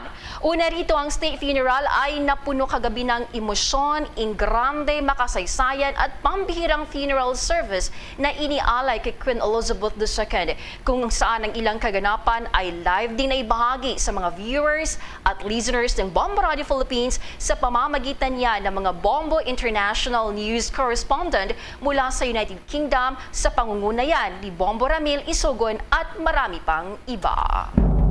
Samantala naman, nagpasalamat din naman ang British Ambassador to the Philippines, Laurie Bufel, sa lahat ng mga Pilipinong nagpaabot ng pakikiramay sa pagpanaw ni Queen Elizabeth II.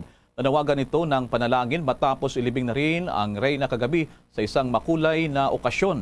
Natili pa rin sa harap ng gusali ng Embahada ng United Kingdom dito naman sa Pilipinas yung maraming mga bulaklak na inialay din ng mga kababayang Pilipino na noong pang isang linggo nagsimula. Napag-alaman na kahapon din ay naglaan ng special memorial service ang Holy Trinity Anglican Church sa Taguig City bilang pag-alala naman sa tinaguriang longest-serving monarch sa kasaysayan ng Britanya. Magunitang inatid na nga sa kanyang huling hantungan ang namayapang reyna mula sa Westminster Abbey na dinaluhan din ng kinatawan ng Pilipinas. Itong si Irene Marcos Araneta bilang kinatawan ng Pangulong Ferdinand Marcos Jr. Dinala nga ang labi ng yumaong reyna sa Windsor Castle kung saan siya inihimlay kasama ang yumaong ama na si King George VI. Ang kanyang ina na si Queen Elizabeth ay doon din naman ay nakahimlay. Ang kanyang tinaguriang Queen Mother at kapatid na si Princess Margaret ay doon din nakahimlay at nagkasama na sila at na rin itong kanyang namatay na si Prince Philip na namatay naman itong nakalipas na taon. Sa dagdag pang balita, ipinakita ni Pangulong Ferdinand Marcos Jr. ang kahalagahan ng pagkakaroon ng mahigpit na samahan ng Amerika at Pilipinas sa kanyang pagharap sa New York Stock Exchange na pinangunahan mismo ng Pangulo ng bansa. Inihayag ni President Marcos o sinasabi nito na binuhay ng mga Pinoy o marami mga kumpanya mula sa Amerika ang siyang nagbigay malaking tulong sa ekonomiya ng Pilipinas. Nasa Amerika ngayon ang Pangulo para sa pagdalo nito sa 77th United Nations General Assembly kung saan umaasa siya na makausap ng personal si US President Joe Biden. Narito ating pakinggan si President Ferdinand Marcos Jr. Certainly, as we attempt to transform the economy, and I use the word transform because it is my belief that the way to bring our economies back to the activity, the level of activity that we enjoyed before the pandemic, we have to understand that the global economy has changed. And we have to position ourselves, certainly, to be able to take advantage of those changes, to have a head start in the new economy that we are still, as of now, starting to form globally. And a large part of that will be foreign investment in the Philippines. And when I speak of foreign investment, I speak especially of capital-intensive investment. Because although we have our GDP, if we look at our GDP figures, a great deal of the contribution to GDP has been in our service sector. And therefore, we think that it is manufacturing, the area of manufacturing where we can still do a better job. And this is one way, the foreign direct investment, capital-intensive investment is also something that we are going to actually need for us to be able to achieve the targets that we have set for our economy, have set for our country. When I'm asked why do you have such a bright view of the future, and my answer is always that there are 110 million Filipinos that are working towards the same goal, and that I still believe is our workforce is still our greatest asset, and it is something that we have seen succeed. First of all, with our overseas Filipino workers, but also in the development of the more sophisticated businesses that have come to the country, and highly technical, highly requiring technical proficiency, requiring good training in schools. We will still continue to try and improve the education system in terms of the technical side, the technical side of our workforce's training, and as we know, because that is becoming more and more important in the world. But the young people in the Philippines also, I suppose there is a form of institutional memory. And we still look to the United States as our partners. When we are in crisis, we look to the United States. We look to the relationship that has been forged over the many years. And I have to say that the reason that we have done that is that, for the most part, we can say that the United States has not failed us. Inyong napakinggan si President Ferdinand Bongbong Marcos Jr. Samantala sa kaugnay pa ring balita, labis naman at lubos na nagpasalamat daw ang Pangulong Marcos Jr. sa mga overseas Filipino workers doon sa Amerika, kaugnay pa rin sa all-time high na dollar remittances na ipinabot naman sa Pilipinas lalo itong nakalipas na taong 2021. Ayon sa record nga ng gobyerno ng Pilipinas, umaabot sa 34.8 billion US dollars ang remittances nitong nakalipas na taon. Sa kanyang pagharap din sa Filipino community doon sa New Jersey, inihayag ng Pangulo na malaki talagang nagawa na naging padala ng mga OFW sa gitna na rin ng pagbagsak ng ekonomiya ng maraming bansa sa iba't ibang dako ng mundo dulot pa rin ng COVID-19. Aniya, ayon sa Pangulo, binuhay ng mga Pinoy na nagtatrabaho sa abroad ang ekonomiya ng bansa kaya't ipinagmamalakian niya ang OFW. Sa panig naman ng mga overseas Filipino workers ay nagpahagit sila ng kagalakan sa naging talumpati ng Pangulong Marcos sabay ng pagsuporta din sa liderato nito sa susunod na higit naman na 5 taong natitira. Sa dagdag pambalita sa oras na ito, ang panukalang SIM card registration aprobado na ng Kongreso sa third and final reading. House Bill 4125 demando ang panukalang Ease of Paying Taxes Act, lusot na rin sa ikalawang pagbasa sa mababang kapulungan. Alamin ang detalye sa report ni Bombo Annalise Soberano.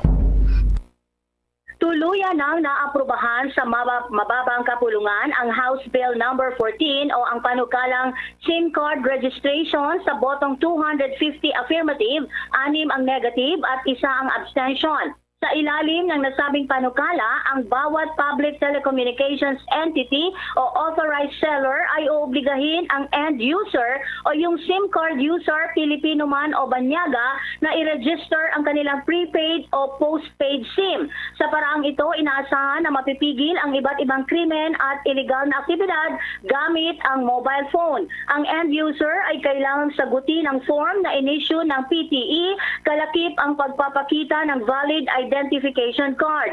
Anumang impormasyon sa registration document ay ituturing na confidential maliban na lamang kung pahintulutan ng subscriber sa pamamagitan ng isang kasulatan. Kailangan ding ilabas ang impormasyon kung ipag-utos ng korte o ang law enforcement na gagamitin para sa investigasyon. Ang mga SIM cards na naibenta o in-issue na bago pa maging epektibo ang batas ay kasama rin sa ipaparehistro. Isang registry o listahan ng lahat ng subscriber, kalakip ang kanilang assigned SIM card number, ang bubuuin ng ban pa sa pagsusumite ng ilang authorized seller o agent na National Telecommunications Commission. Mahaharap naman sa 300,000 hanggang 1 million pesos na multa kapag PTE oras na lumabag ito sa batas, habang suspensyon sa operasyon at multang hanggang 50,000 pesos kung ang violator ay isang authorized seller. Kabilang ang SIM card registration bill sa mga priority legislation ng Kamara ngayong 19th Congress. Sa panig naman ni Gabriela Party List Representative Arlene Brosas, ipinaliwanag nito kung bakit hindi siya bumoto sa nasabing panukala. Pakinggan natin ang pahayag ni Gabriela Party List Representative Arlene Brosas. Cyber attacks, spams at scams, lalong magiging vulnerable pa nga ang mga consumer dahil nasa iisang database na lang ang lahat ng personal na record ng mga Pilipino. We have seen how current data privacy measures of government agencies have been ineffective and weak, leading to serious and still unresolved data breaches. Worse, state security forces have been using registered personal information of critics for state surveillance and targeted attacks. Kailangan ding patunayan ng isang individual ang identidad bago makabili ng isang SIM card sa pamamagitan ng valid ID o PSA birth certificate. Bagay na maaaring maging sanhi ng diskriminasyon at pagkakait ng karapatang makagamit ng SIM card lalo sa mga kababayan nating katutubo. For these reasons, we vote no to House Bill number 14. Thank you, Mr. Speaker. Samantala, lusot na rin sa ikalawang pagbasa sa Kamara ang House Bill 4125 o panukalang Ease of Paying Taxes Act. Sa Viva Voce na botohan na naig ang boses ng mga kongresista na pabor sa pagpasa sa panukala na ang hangad ay maging moderno na ang tax administration at gawing simple at mapadali ang proseso ng pagbabayad ng buwis ng maliliit na taxpayers. Nakasaad sa House Bill number na magkaroon ng Bureau of Internal Revenue o BIR Special Unit para sa mas maayos na serbisyo, habang bubuo naman ng medium taxpayer classification.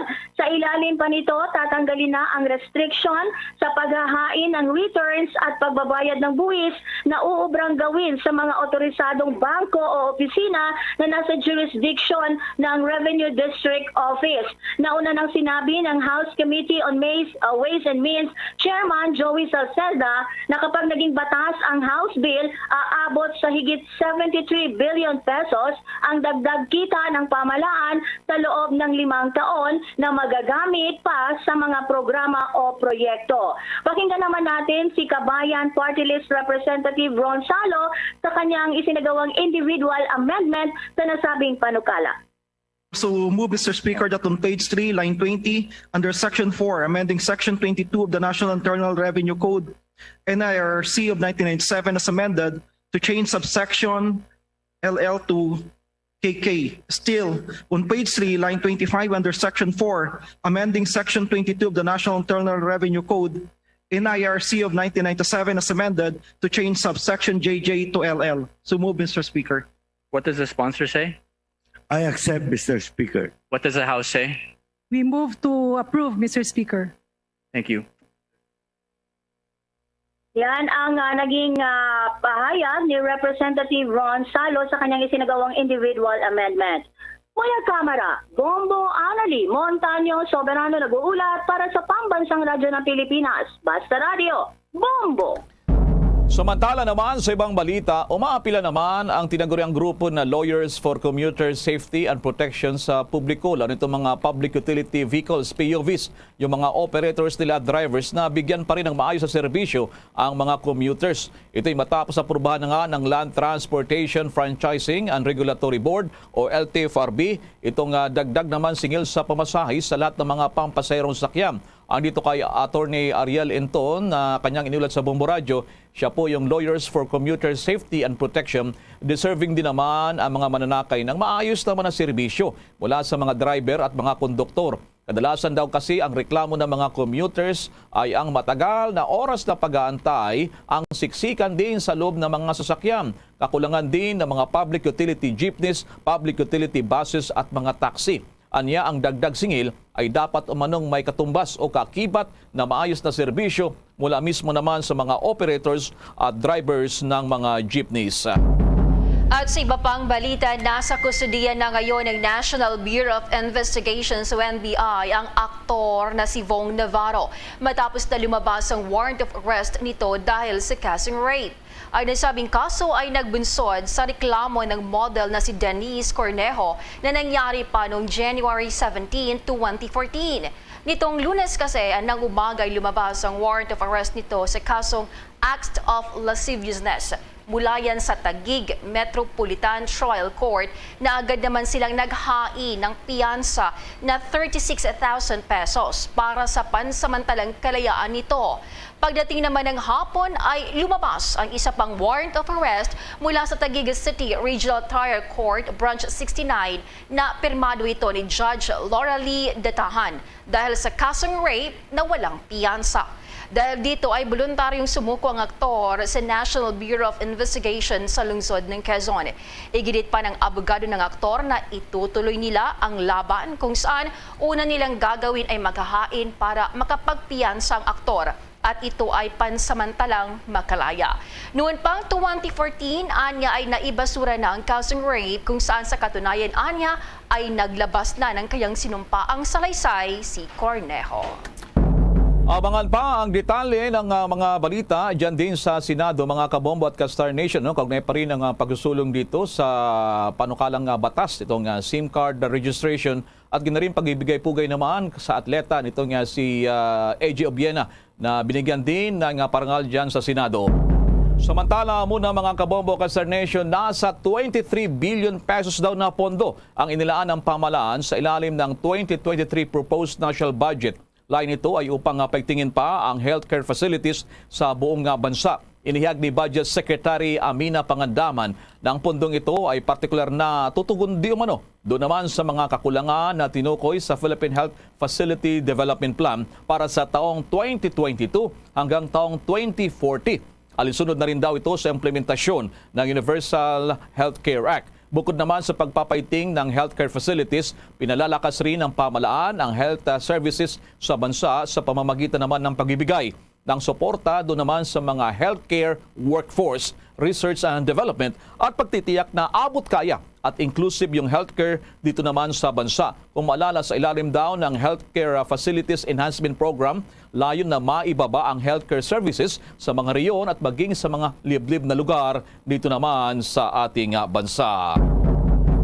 Samantala dyan sa Senado ay binigyang pugay ng mga senador itong Pinoy Olympian at pole vaulter na si AJ Obiena at siya ay binigyan din itong kopya ng resolusyon. Ang mga highlights na tulang pag-ibigay pugay sa Senado mula naman kay Bombo Raymond Tinasa.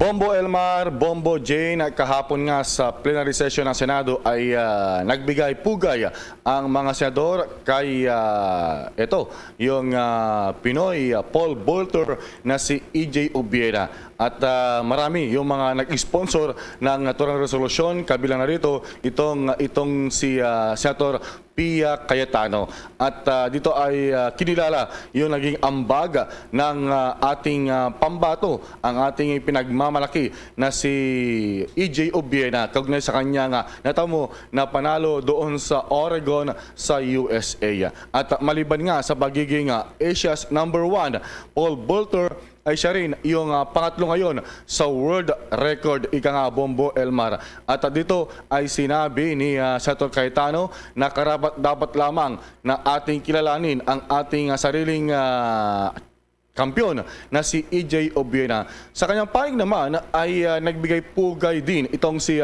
Senate President Juan Miguel Migs Zubiri doon sa pinakabago na panalo ni EJ Obiena at kanyang inalala yung kanyang pagkipaglaban at sariling pera nga na doon niya ay yung panalo ay idinonate Bombo Elmar. At ito, pakinggan natin yung bahagi ng pahayag ni Senate President Juan Miguel Migs Zubiri. We should never let our athletes be disturbed by these administrative details. And in all these meets across Europe, triumph he did because he did his best.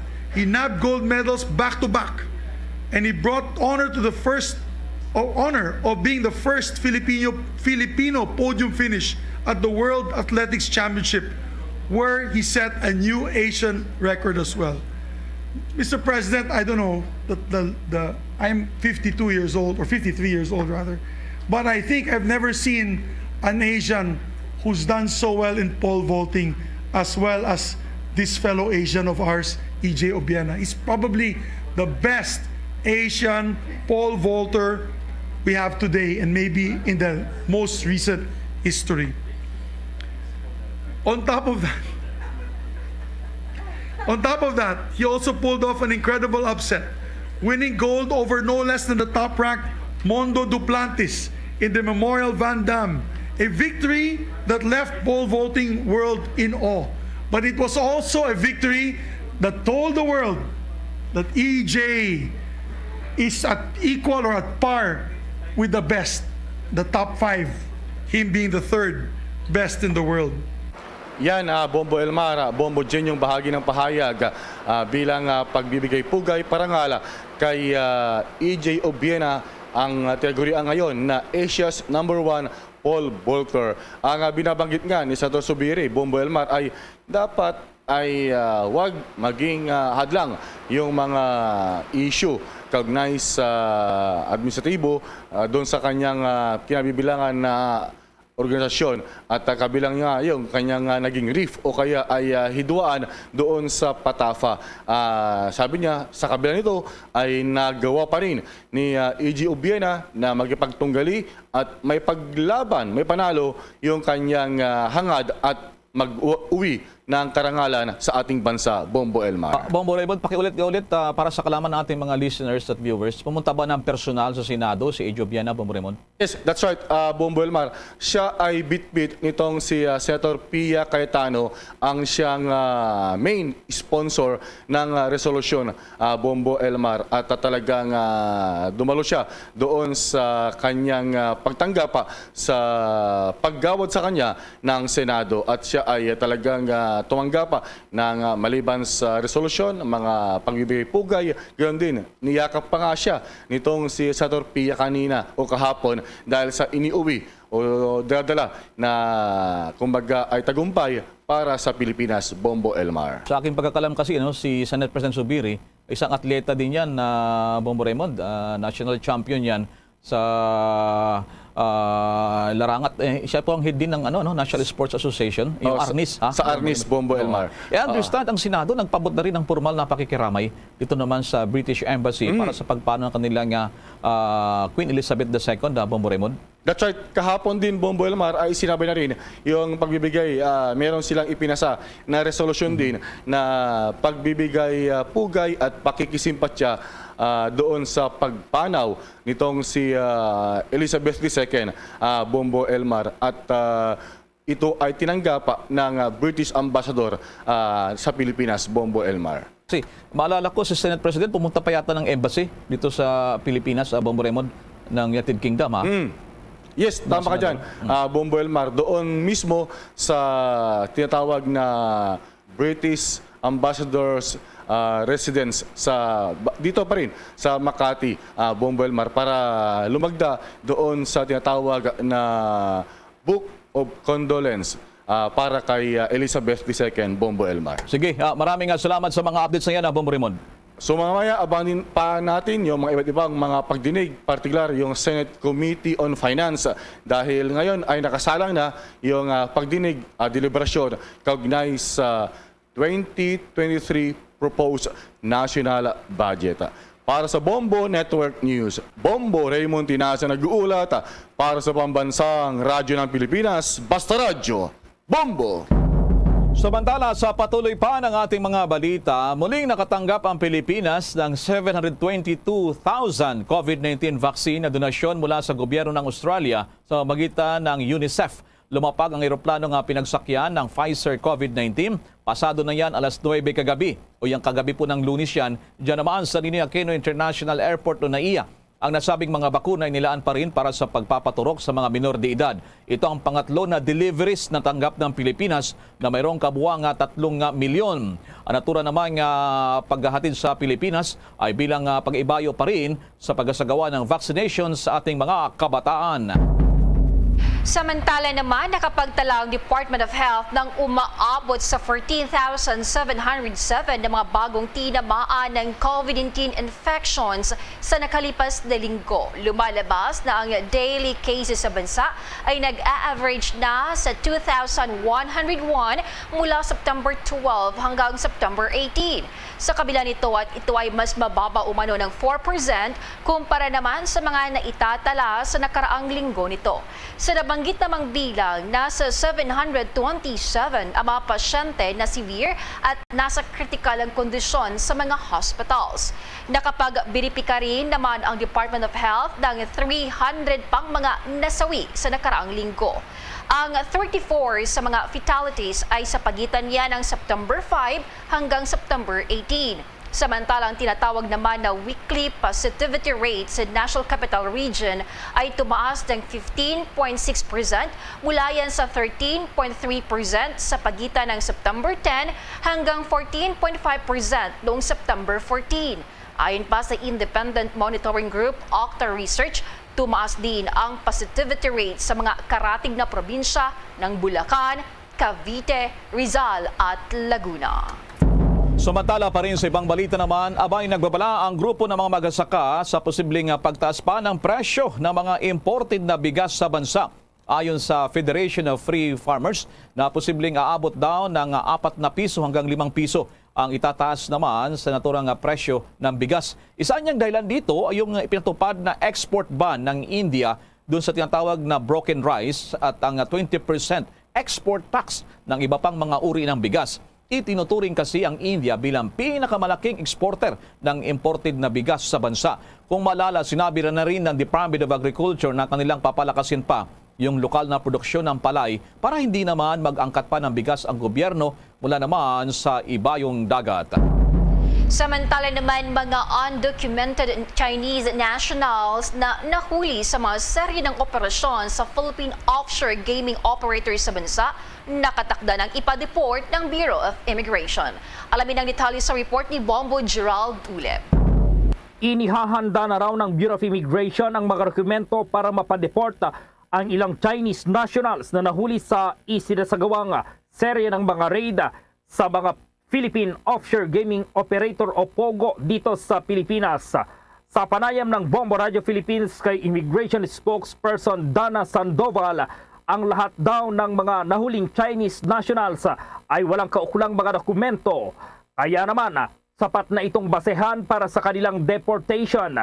Maliban dito ay mayroon din umano silang mga nilabag na immigration laws dito sa Pilipinas matapos mahuling nagtatrabahong walang kaukulang mga dokumento. Una rito, pinasara na ng pamahalaan ang mga pogo na kanilang niraid sa ilang bahagi ng bansa. Opo, sa ngayon po pinoproseso pa po ang kanilang mga kaso but sa nakikita po natin sa initial na findings po ng ating Intelligence Division, mukhang may mga immigration violations po talaga ito po mga foreign national na ito.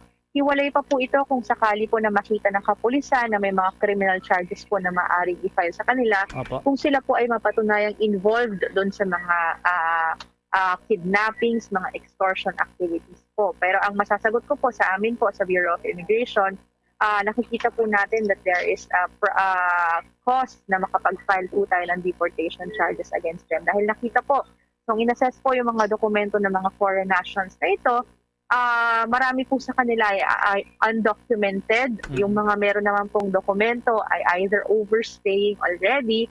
Meron pong mangilan-ngilan po, handful na meron pong working visas na hawak. Pero ibang kumpanya po sila nagtatrabaho, which is also a violation of immigration laws and is also a reason for deportation. Samantala, tiniyak naman ng Department of Interior and Local Government at Philippine National Police na gagawin nila ang lahat para mahuli ang mga nasa likod ng iligal na operasyon ng Philippine Offshore Gaming Operators sa bansa. Itong pahayag ni DILG Secretary Ben-Hur Abalos Jr. matapos ipasara ang Lucky 99 South Outsourcing Incorporated Facility sa Pampanga na sangkot ang human trafficking ng mga dayuhang Chinese. Sinabi ng kalihim na mayroon pang pinaghahanap ang PNP na pananagutin sa naturang kaso.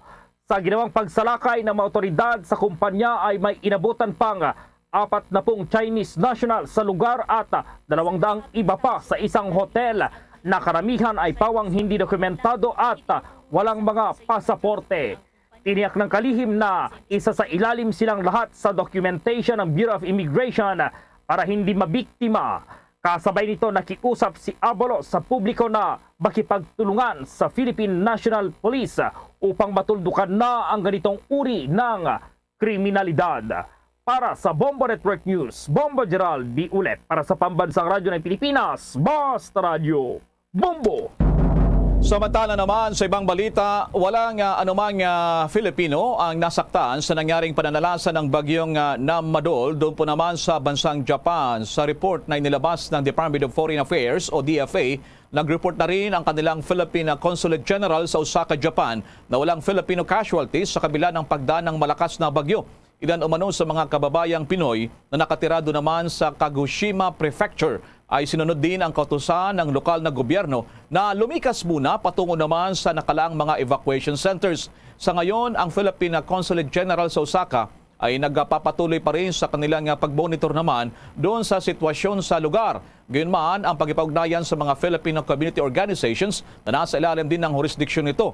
Samantala, inulat din naman ng DFA na wala ring Pinoy na nasaktan sa nangyari ng mga pagtama ng magnitude 6.9 na lindol doon naman sa may bahagi ng Taiwan. Ipinabatid pa rin ng Manila Economic Cultural Office doon sa Taiwan at gina sa report ng ilang mga kababayang Pilipino sa Bombo Radio na walang mga Pinoy o kaya naman mga naging biktima ng kalamidad. Tiniyak na rin ng Department of Migrant Workers na handa itong tumulong sa mga Pilipino na maapektuhan kung sakasakali dyan sa Japan at sa Taiwan. Umaabot nga sa 147,000 yung mga overseas Filipino workers doon po naman sa Taiwan. Nagpalala na lamang ang kagawaran sa mga OFW doon na palagiang makipag-ugnayan din sa Filipino community doon naman sa kani-kanilang mga lugar. Samantala naman, hinikayat ng gobyerno ng Pilipinas ang mga Chinese investors na gumawa ng mas maraming negosyo dito sa bansa, particular na sa larangan yan ng manufacturing, infrastructure and construction, digital industries at food and agri-business.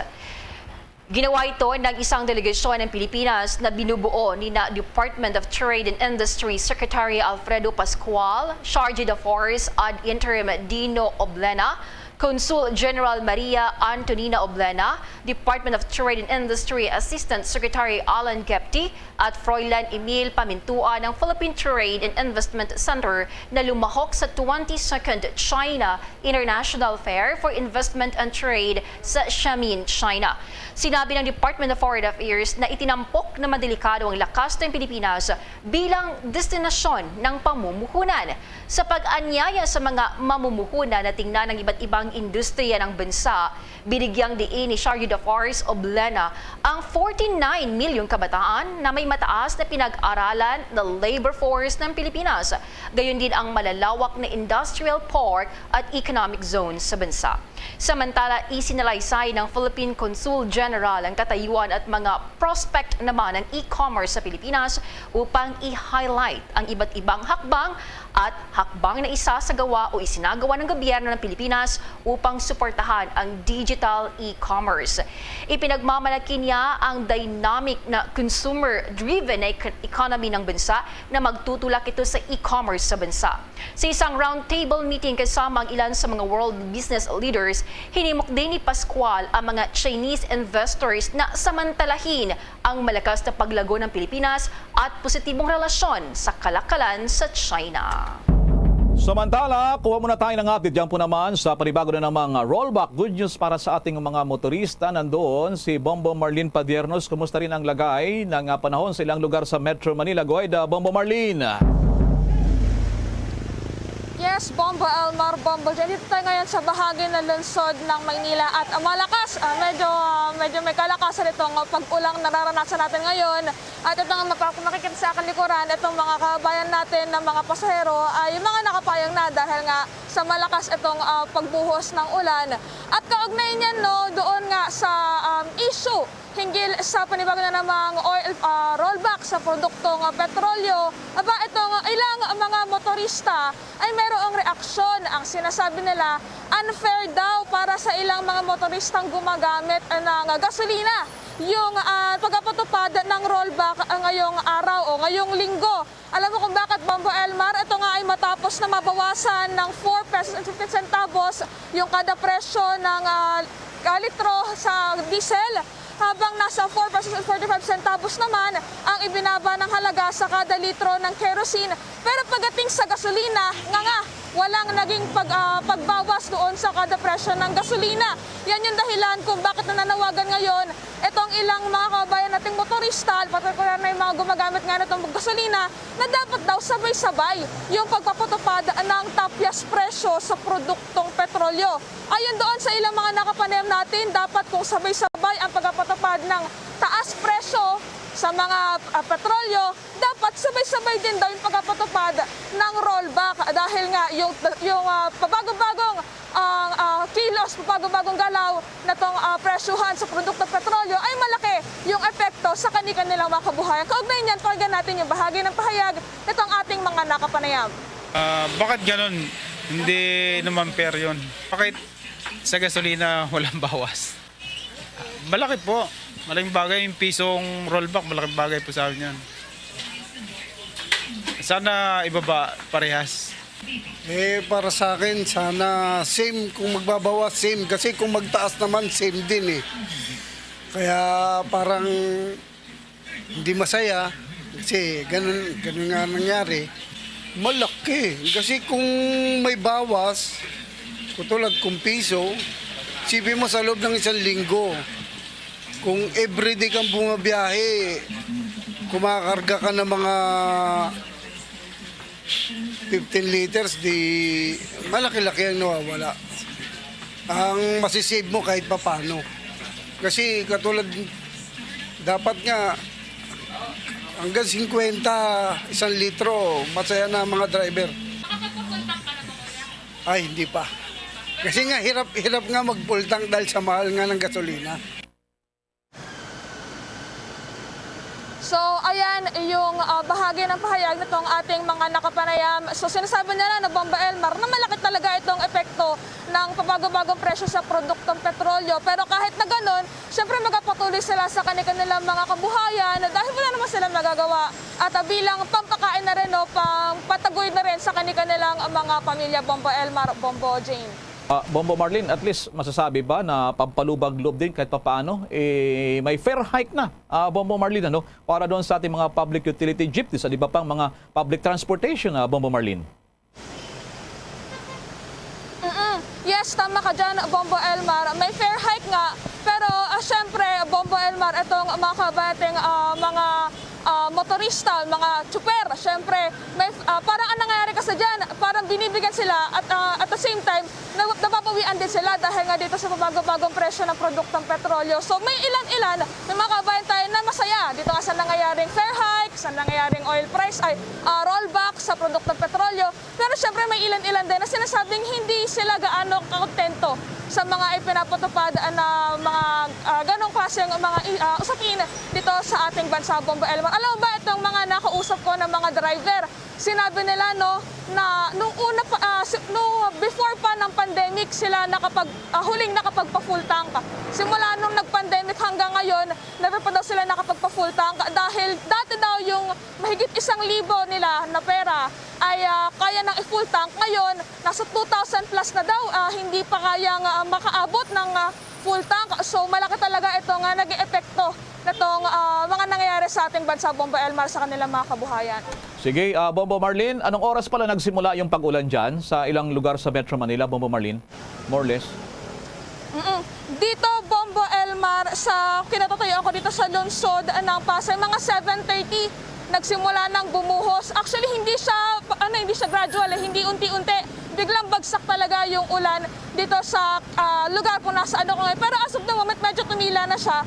Medyo paambon-ambon na lang. Kung nakikita na sa aking background, paambon-ambon na lang. Kanina talaga sobrang lakas. Kaya ito, nakapayong na kami ngayon, Bombo Elmar, para sure na hindi tayo mas medyo maaabala sa ating pag-report ngayong umaga, Bombo Elmar. Sige, ingat kayo dyan, Bombo Marlene. Live mula dito sa bahagi ng lungsod ng Pasay, ako po si Bombo Marlene Padiernos, nag-uulat para sa Pambansang Radyo ng Pilipinas, Basta Radio, Bombo! Samantala, balik tayo sa pagbabalita at ginarin sa nangyaring makasaysayang paghatid na sa himlayan itong si Queen Elizabeth II. Nagpabot na rin ng pasalamat ang royal family doon sa mga sumama sa kanila. Libo-libo na naghatid naman sa huling hantungan ni Queen Elizabeth II na nagtapos naman kagabi. Ilang oras kasi matapos ang state burial ng Monarch Queen ay nagsagawa naman ng private family state burial na dinuhan lamang ng mga malalapit na kamag-anak nitong si Queen Elizabeth II. Sa statement ng royal family ay nagpalabas pa sila ng larawan ni Queen Elizabeth II. Dito ay formal nilang kinumpirma na nailibing na nga ang labi ng Queen Elizabeth II katabi ng kanyang asawang si Duke of Edinburgh, si King George, yung kanyang ama, King George. At maging itong pinaglagakan, ang tawag ito sa chapel ay King George VI Memorial Chapel. Katabi rin itong si Queen Elizabeth, ang kanyang ama, ina at kapatid na babae. Samantala sa pagbabalik tanaw sa St. George's Chapel, yung huling church service kagabi, lalong naging madamdamin dito yung tagpo. Kagabi kasi mga halos mag-alas 12 na, doon sa mga hindi nakaabang po. Halos mag-alas 12 na po kagabi ng hating gabi, oras sa Pilipinas, nang matapos itong aktibidad at seremonyas. Kabilang sa naging highlight, yung pag-alis sa corona, yung tinatawag na scepter at yung orb doon sa itaas ng kabaong nitong si Queen Elizabeth. At dito rin ay pinag-usapan ng marami sa iba't ibang dako ng mundo yung nangyaring pagputol o breaking of the wand. Ito'y parang kakatwang pangyayari kung saan nga ay huling nakita ito na parang pagputol doon sa stick. Ang tawag dito ay wand, ay nakita noong pang taong 1952. Doon po naman sa kanyang tatay na si King George VI. Yung pagputol sa wand o parang stick ay simbolo rin sa pagtatapos na ng serbisyo ng monarkiya nitong si Queen Elizabeth II. Yung pagputol doon sa wand ay kung saan nga ay kasabay din ito, inilagay ito sa itaas ng kabaong, yung pag-lower na sa kabaong sa vault ng tinatawag. Diyan sa sahig lamang yan, sahig ng simbahan, bilang hudyat na rin ng pagkatapos ng seremonyas sa St. George's Chapel. Dito naman ay inawit at madamdami naman nakita ang ilan sa mga royal family ng awitin na itong national anthem ng Grand Britannia at binago na nga ito sa mga katagang God Save the King. Narito ang bahagi ng national anthem ng Great Britain.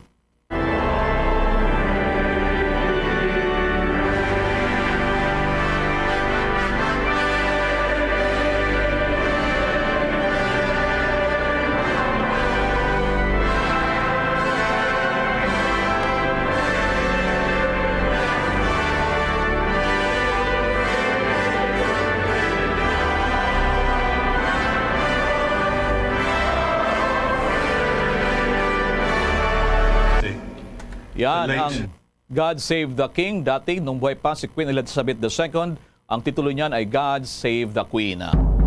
Samantala sa mga balita pa sa Pilipinas, pinangunahan kagabi ni dating Vice President at tumatayong Angat na Buhay Chairperson Leni Robredo yung pagbubukas ng Museo ng Pag-asa dyan sa Quezon City. Nakapaloob sa museum ang mga memorabilia sa kanyang 2022 campaign kasama ang kanyang running mate na si dating Senador Kiko Pangilinan. Makikita rin sa loob ng museum ang Angat Buhay Office. Nandun din ang mga artworks tulad ng mga paintings, mga damit, isang donasyong bisikleta at motorsiklo na ibinigay ng mga supporters sa kasagsagan ng kampanya. May video wall din ito ng mga clips sa malalaking campaign trolleys sa iba't ibang mga probinsya. Binigyan din naman ni Robredo na mistulang pagbabalik tanaw lamang ito, nostalgic ang feeling pero masaya naman daw. Binigyan din pa ng dating pangalawang Pangulo na hindi naman malungkot ang loob ng museum kundi masaya kahit daw sila ay natalo nung nakalipas namang halalan. Dagdag pang balita sa oras na ito, ang grupo ng mananakay na nawagan sa mga public utility vehicle operators na mabigyan silang sapat na serbisyo. Ang Land Transportation Franchising Regulatory Board naman magtatatag ng benchmark sa pagpapatupad ng dagdag pasahe. May pag-ulat si Bombo Jovino Galang. Hiniling ngayon ng grupo ng mananakay sa mga operators at drivers ng mga pampaserong sakyanan na magbigay sila ng tama at magandang serbisyo. Kasunod ito sa pag-aproba ng Land Transportation Franchising and Regulatory Board o LTFRB ng dagdag pasahe simula sa Oktubre. Ayon kay Attorney Ariel Inton, Pangulo ng Lawyers for Commuter Safety and Protection, na maging ang pasahero ay may karapatan din ay nararapat na mabigyan sila ng magandang serbisyo. Isa sa mga tinukoy dito ay ang hindi dapat paghintayin ng matagal ang pasahero, ganon din ang pagsiksika na sa isang sasakyan. Pinag-aralan po ng LTFRB to at nagbase sa mga economic indicators na ibinigay sa kanila ng mga economic agencies ng pamahalaan at ng mga memorandum circular. So coming from a previous LTFRB board member myself, masasabi po natin na talagang pinag-aralan ng gusto ng LTFRB. Pasanin to ng mga pasahero, kaya ang amin pong pakiusap sa public transport, considering na meron po tayong increase, ay suklian natin ng mas magandang serbisyo para naman mapagaan ang biyahe ng ating pong mga pasahero.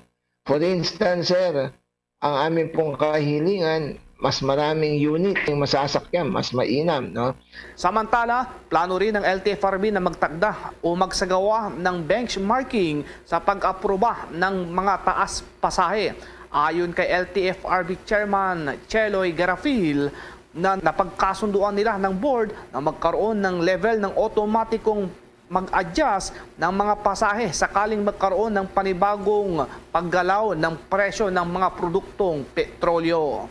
Napag-agreehan namin ng board last week na magkakaroon kami ng benchmarking na if ever na merong level kaming siset na pag bumaba yung price of oil sa level na yon, magkakaroon ng motu proprio na price adjustments. Kasi meron naman power ang board na mag-set ng rate hike based dun sa 019-037 na MC namin. Pero we will have to consult them also on before we will issue kasi wala naman kami pwedeng ilabas na syempre magko-consult kami sa lahat ng stakeholders. Nag-uulat para sa Pambansang Radyo ng Pilipinas, Bombo Juvino Galang, Basta Radyo, Bombo! Standby ang Bombo Radio Cebu, pero bago sa report ng Bombo Radio Cebu, ilang mga paalala muna. DG SB, give the SB combo quiz a try. Large coffee and classic donut. 99. Style premium donut and large coffee. Hot or right? Oh my. Large coffee and bun which 140. Just dunking yan, had a right choco. 120. Show Ken. Premium and classic munchkins for 120. The SB combo quiz a try. Available now. See posters and print ads for details. Promo runs from August 19, 2022 to December 31, 2022. The DTI Fair Trade Permit number FTEB 147309 series of 2022. Mga kabombo at ka-Star Nation, babalik na sa face-to-face ang selebrasyon ng Dinagyang 2023. Isasagawa mula January 13 at ang highlight ay sa January 22, 2023. Ang Dinagyang 2023 ay hatid ng Iloilo City Government at Iloilo Festivals Foundation Incorporated. Ang live updates at coverages ay maririnig at makikita sa lahat ng himpilan at digital platforms ng Bombo Radio Philippines. Viva! Viva! Viva! Viva! Senyor Santo Niño!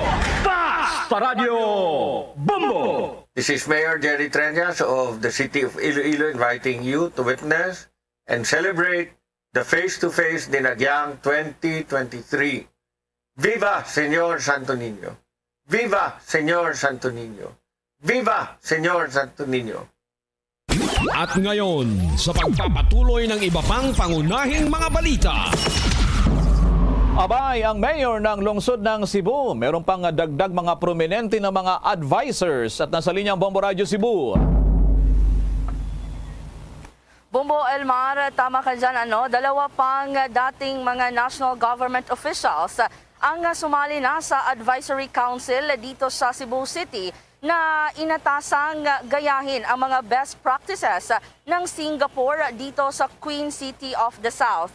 Ipinakilala ni Cebu City Mayor Michael Rama kahapon, Setyembre 19, sina dating Senator Franklin Drilon at dating Department of Public Works and Highway DPWH Secretary Rogelio Babe Singson bilang pinakabagong miyembro ng Advisory Council nitong lungsod.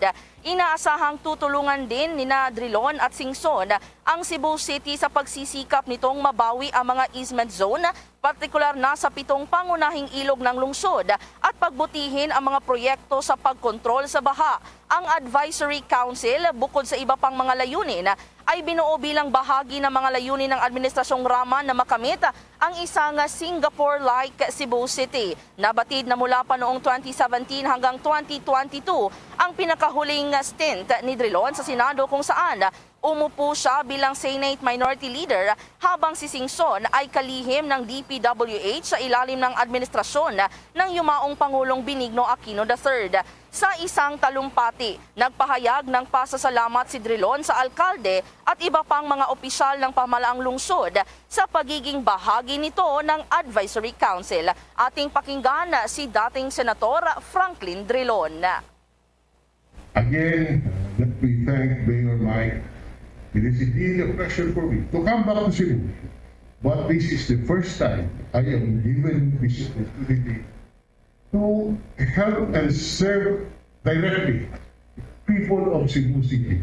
34 na taon na ako nanungkulan sa kabataan.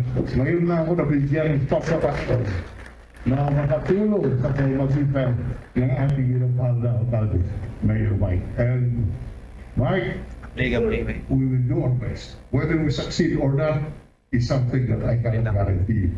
But the willingness to help will be there. Ating napakinggan si dating Senador Franklin Drilon.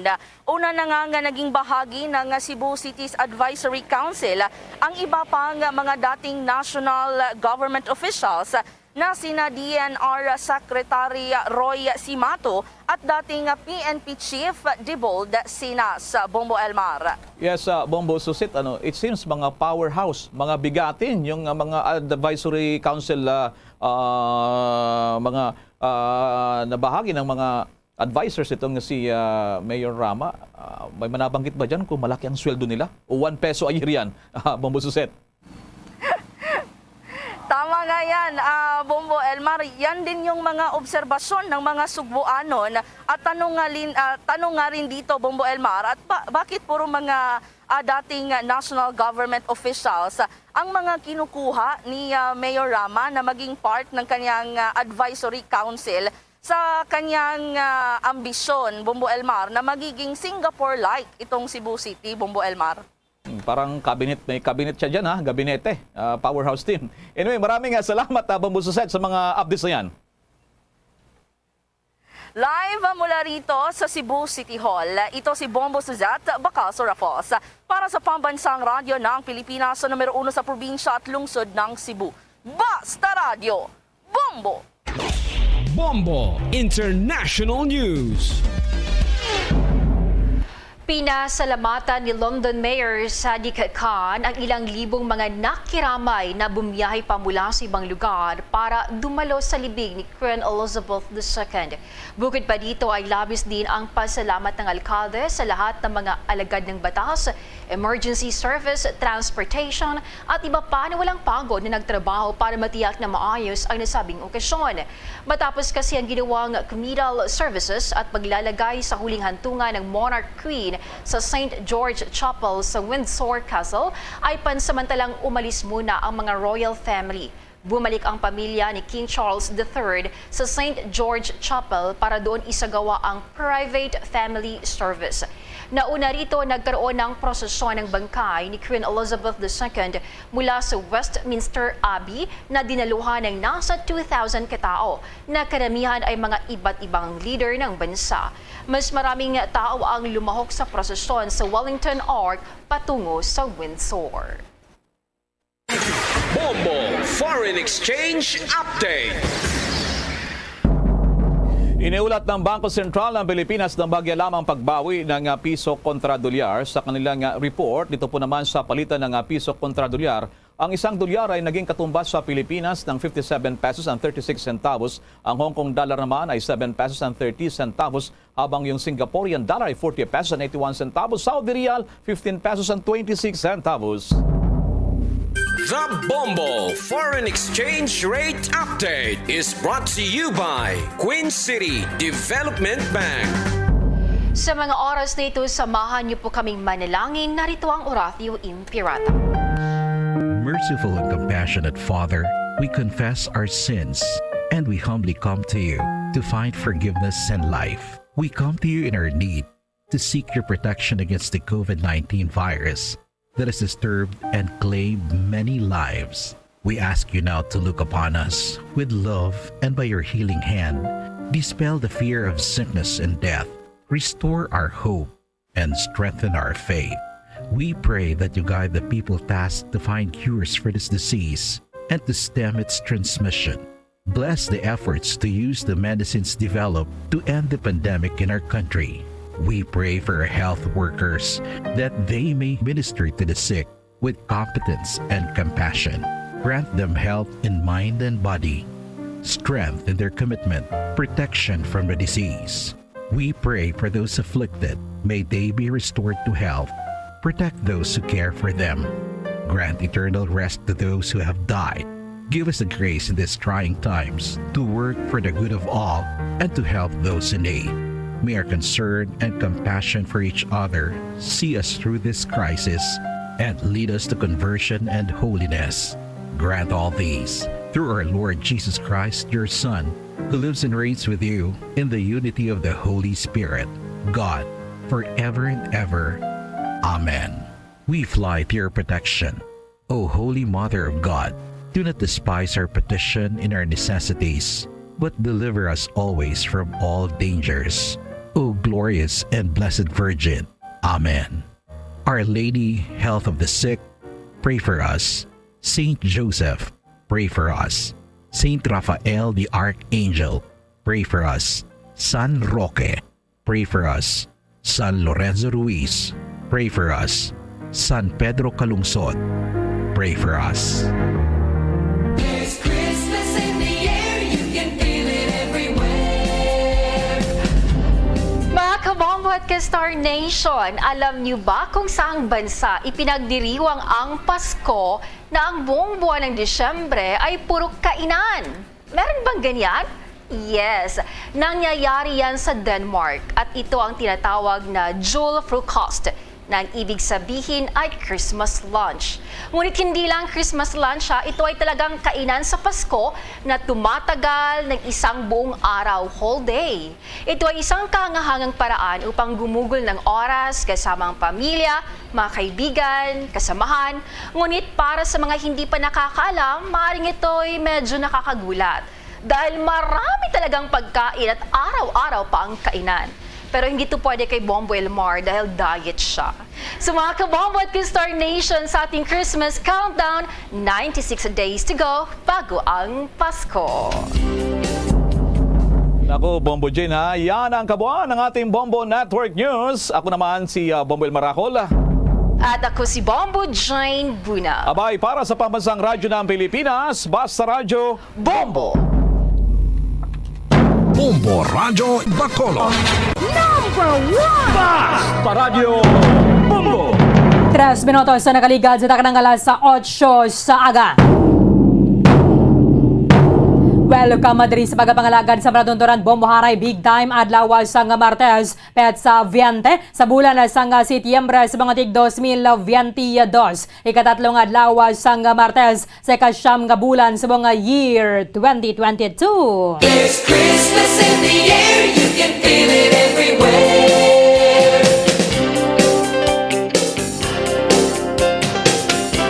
Sa ato ng Christmas countdown, 96 dias ang nabilin antes ang adlaw sang Pasko. 96 days to go before Christmas.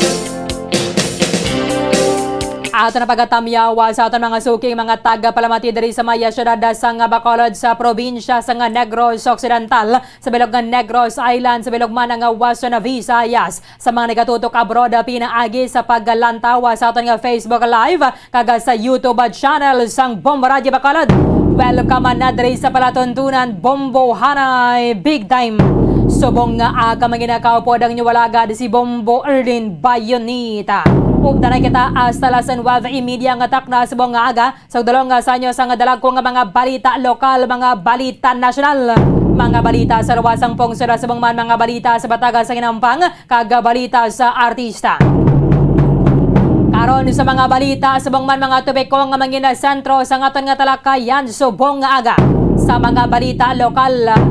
Pamilya sa nga commercial sex worker nga sa Puan nga wide sa nga kabuhi dira sa Maya Paroca Progreso Barangay Alihis sa nga nagligad ang Setyembre 9 mayra sa nga reaksyon sa sining kamatayon ni Mario Demetrio amo ni ang bugaw nga naghatag sa iya sa isa ka customer sa nga Setyembre 8 dira sa ila sining bar sa Golden Field Commercial Complex. I-check at nakaroon na sa report ni Bombo Gracelyn Labato na at the same time may raman na sa latest investigation ang ato na sining mga otoridad. Atensyon sa tanan ng mga member consumers sa Central Negros Electric Cooperative. Nagasaka naman ang rate sa kuryente para subong nga bulan sa Setyembre. Mayara sa dugang 0.2211 centavos atag sa kilowatt hour ang rate bangod naman sa pagasaka sa generation, transmission and system loss charges. Botsilingon lauman na nato na gining pagdugang sa ato na sa nga galastuhan para sa first week sa Oktubre. Ay saka na naman ang rate sa kuryente sa Central Negros Electric Cooperative mahimo na nga 15 pesos and 6,983 centavos ang residential rate para subong nga bulan. Ano nga mapahayag diri sa pilaman na ka mga grupo nga nagabantaya sa ato ng kuryente diri sa Maya syudad sa Bacolod. Manginakaupod na to na karon si Amlig Kuryente Convener Wilson June Gamboa. Mayo pa yang presyo sa produktong petrolyo kaya bisan na paano naganubo ang balayran nato na sa Seneco. Why gidya ganubo? Gasaka lagi nga nagasaka no ang reklamo sa kalabanan daw sa miman ganing galunta nga power interruption pero ang bill sus gatimbuok. Sa balita nasyonal, ang Department of Migrant Workers nagkumpirmar ang tanan ng mga Pilipino ngato sa Taiwan ang hilway diri sa pagtayog sang magnitude 7.8 ang linog sang Domingo. President Bongbong Marcos maghambal sa mga miyembro sang United Nations sa kadungan sang General Assembly subong Martes. Sa mga miyembro sang Filipino community dito sa Estados Unidos ginapahayag sang presidente nga kinahanglan na gid naton ang Amerika bilang isa ka partner. Dati suwayang nagalaom ang presidente nga makaistorya sila ni US President Joe Biden sa sidelines sang United Nations General Assembly. Sa iban pang mga balita nasyonal, sa tanan na dirang mayra sang cellphone, atensyon na kaya daw positibo na gida ini banwa because aprobado na sa third and final reading sang Kamara ang hagna nga magamando sang registration sang SIM card sa aton na tanan nga mga Pilipino. Mayo man na kaya tingiba na dira nagabakalang sang SIM card para mga scam. Hindi gani magpalapta sa mga text messages ni balang pagpanginto man lang sa isiga kapareho.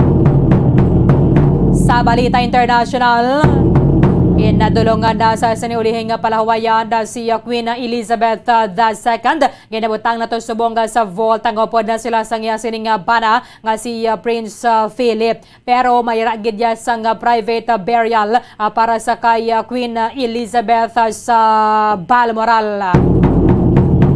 Sige, iban pa ang mga impormasyon kag mga balita banuwang posible magluntad samtang nga nagapangalagad kita diri sa palatuntunan na Bombo Hanay Big Time. 10 minutos sa nakaligad sa taknang alas 8 sa aga Philippine Standard Time.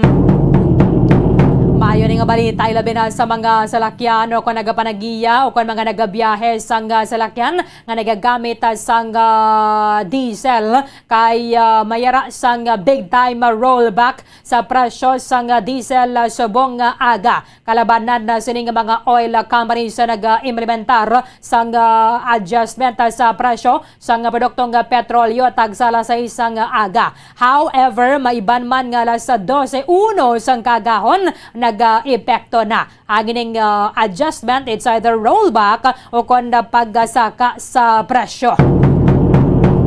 Ang Chevron Philippines Incorporated o ng Caltex. Ang Petron Corporation, Pilipinas Shell Petroleum Corporation at ng Sea Oil Philippines Incorporated. Nagpanubo sang 4 pesos kag 15 sentimos sa kada litro sang diesel subong nga Martes sang aga. Ang kerosene naman nagnubo sang 4 pesos kag 45 sentimos. Amo man ni mga adjustment na ginapatuman sa iban na pang mga oil companies sa Banwa kangaya sang clean fuel ang Petrogas Phoenix Petroleum Philippines Incorporated at ang Uni Oil Petroleum Philippines Incorporated. Ang iban na sini Banwa ang clean fuel at ng Caltex nag-implementar alas 12:01 kay nasang kagahon.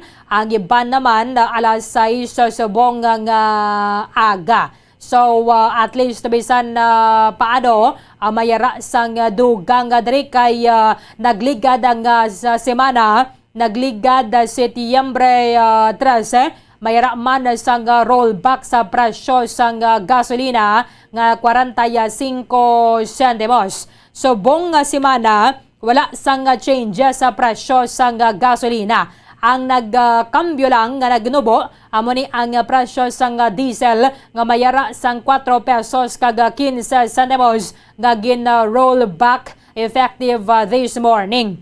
Last week ang presyo sang diesel nagnubo sang 1.45 and then ang kerosene nagnubo sang 1.70. Kabaya pa nga magkatayo yun o galing sa kinandan na inang daw ginapasalig-salig kita bala sa pila ka semana nga rollback. However, so pagkasunod na naman ng semana, bawi-o na ka naman ang isa ka sa nga presyo. Sobra pa gani sa tingbon mo tong pila ka semana nga mayara sa nga rollback. Base dere sa latest data from the Department of Energy, ang total adjustment sa presyo sa gasolina umalin sa nagsulod ng tuig 2023 nagadugang ini sa 15 or 17 pesos kag 45 sentimos. Again, from the January 2022, ang gasolina nagasaka sa 17 pesos kag 45 sentimos. Ang presyo sa diesel naman ang nagasaka sa 29 pesos kag 10 sentimos. At ang kerosene nagdugang sa 24 pesos and 30 sentimos. So, bantayan din nato na kay pinagusto man lang yung daan because deregulated na ang presyo sa produktong petrolyo. So, ito na makadepende sa nandira asif nga daan niya pagasaka niya sa presyo kada semana nga buta sa mga tanker bala. And then naman ang pag-ailis man sa inventory or supply sa fuel nga ginabaligya sa naglain-lain nga mga gas station. Pero kung isipon mo pa lang, bisa may mga changes sa presyo sa produktong petrolyo sa world market. For example, sa buong semana, hindi pa na mag-epekto. Dapat sa masunod nga semana, kay man natin ma-inventory, pamana sila nga bilin. Kaningin, huwag kita may mo kayara sa ilay mga kamot ang pagdesisyon. Kung bala, pila naman ang igasaka o kung iganubo. Pero Ito na malain gani nga balita kaya may rasang rollback katuod sa presyo sa produktong petrolyo ang ato sa nga balayran sa kuryente sa kaanaman na subong nga bulan. Istoryahan naton sa pagbalik sang Bombohanay Big Time.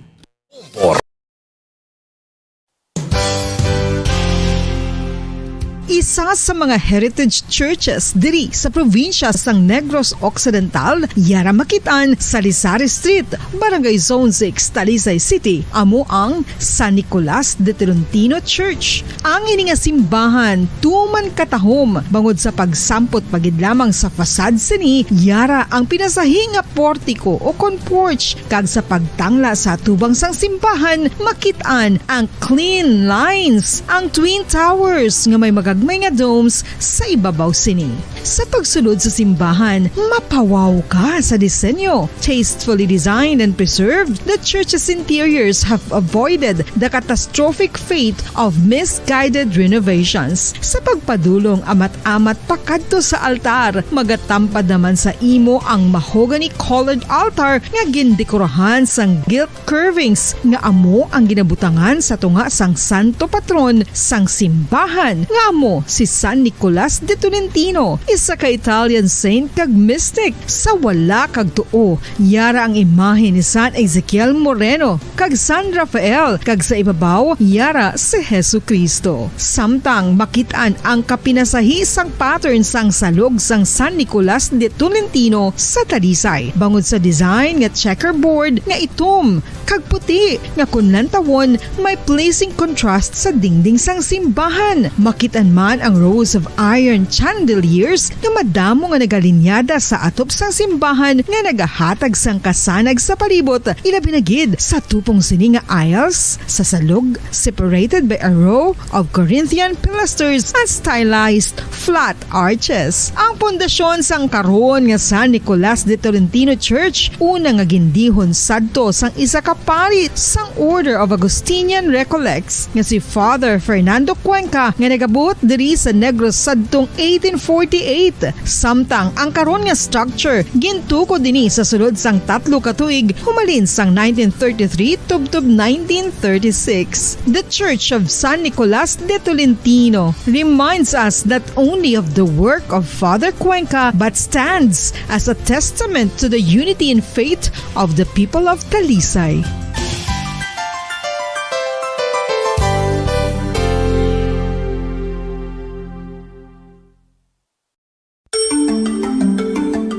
Matapos nga nagbalatian ang bugos sa kalibutan dulot sang coronavirus disease, isa naman sa karon kabalatian ang bulos sa ginakahadlukan worldwide, ang monkeypox. Ano ang ginatawag na monkeypox?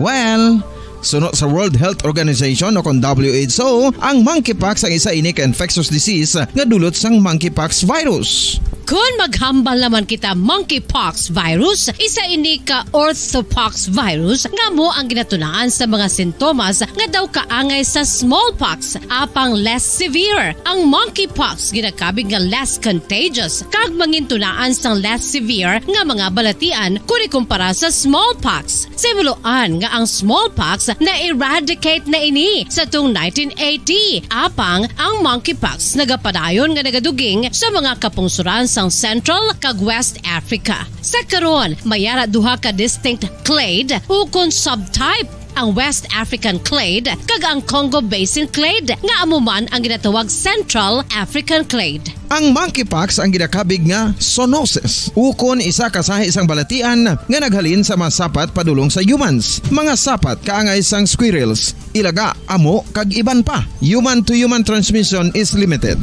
Monkeypox is transmitted to humans through close contact with an infected person or animal or with material contaminated with the virus. Base pa sa key facts ng World Health Organization ukon WHO nga ang monkeypox virus mahimo ini matransmit ukon malaton sa iban pinaagi sa bodily fluids, lesions sa panit ukon internal mucosal surfaces kaangay sa mga naghalin sa baba ukon tutunlan sang pasyente respiratory droplets kag mga contaminated objects ukon materials kaangay sang beddings. Samtang base naman sa fact sheet sang Mayo Clinic nga isa ka medical center sa Minnesota, USA, nga kun matapikan ang isa ka tawo sang monkeypox virus, ang initial symptoms amo ang paghinanat, paglingin sang ulo, nagahinubag ang mga lymph nodes kag pagadasnan sang pagtinubo-tubo sang mga rashes sa lawas tubtob nga magmangin flat patches ini. Amat-amat nga magaulbo o kon mangin nodules tubtob nga magbinitog-bitog kag mangin pus-filled blisters. Ini nga nagalabot sa 5 tubtob 7 ka adlaw. The rash heals by scabbing over. Makabig na nga infectious ang isa ka pasyente sa pagsugod pagid lamang sang paghilanat sini.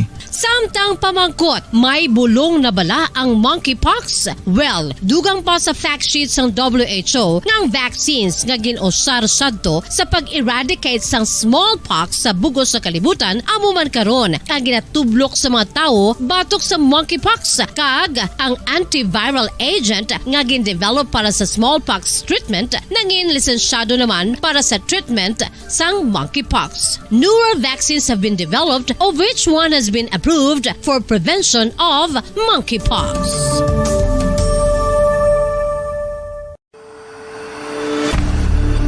FIFA World Cup 2022 Trivia. Sa din balalabing una nga ginpatigayon ng World Cup. Ang labing una nga FIFA World Cup ang ginpatigayon sa Uruguay sa Hulyo 13, 1930. Sa final round, ang host kag pre-tournament favorite nga Uruguay ang nagluto sa Argentina sa score na 4-2 sa tubang sa manuglantaw nga nagalapot sa 68,346.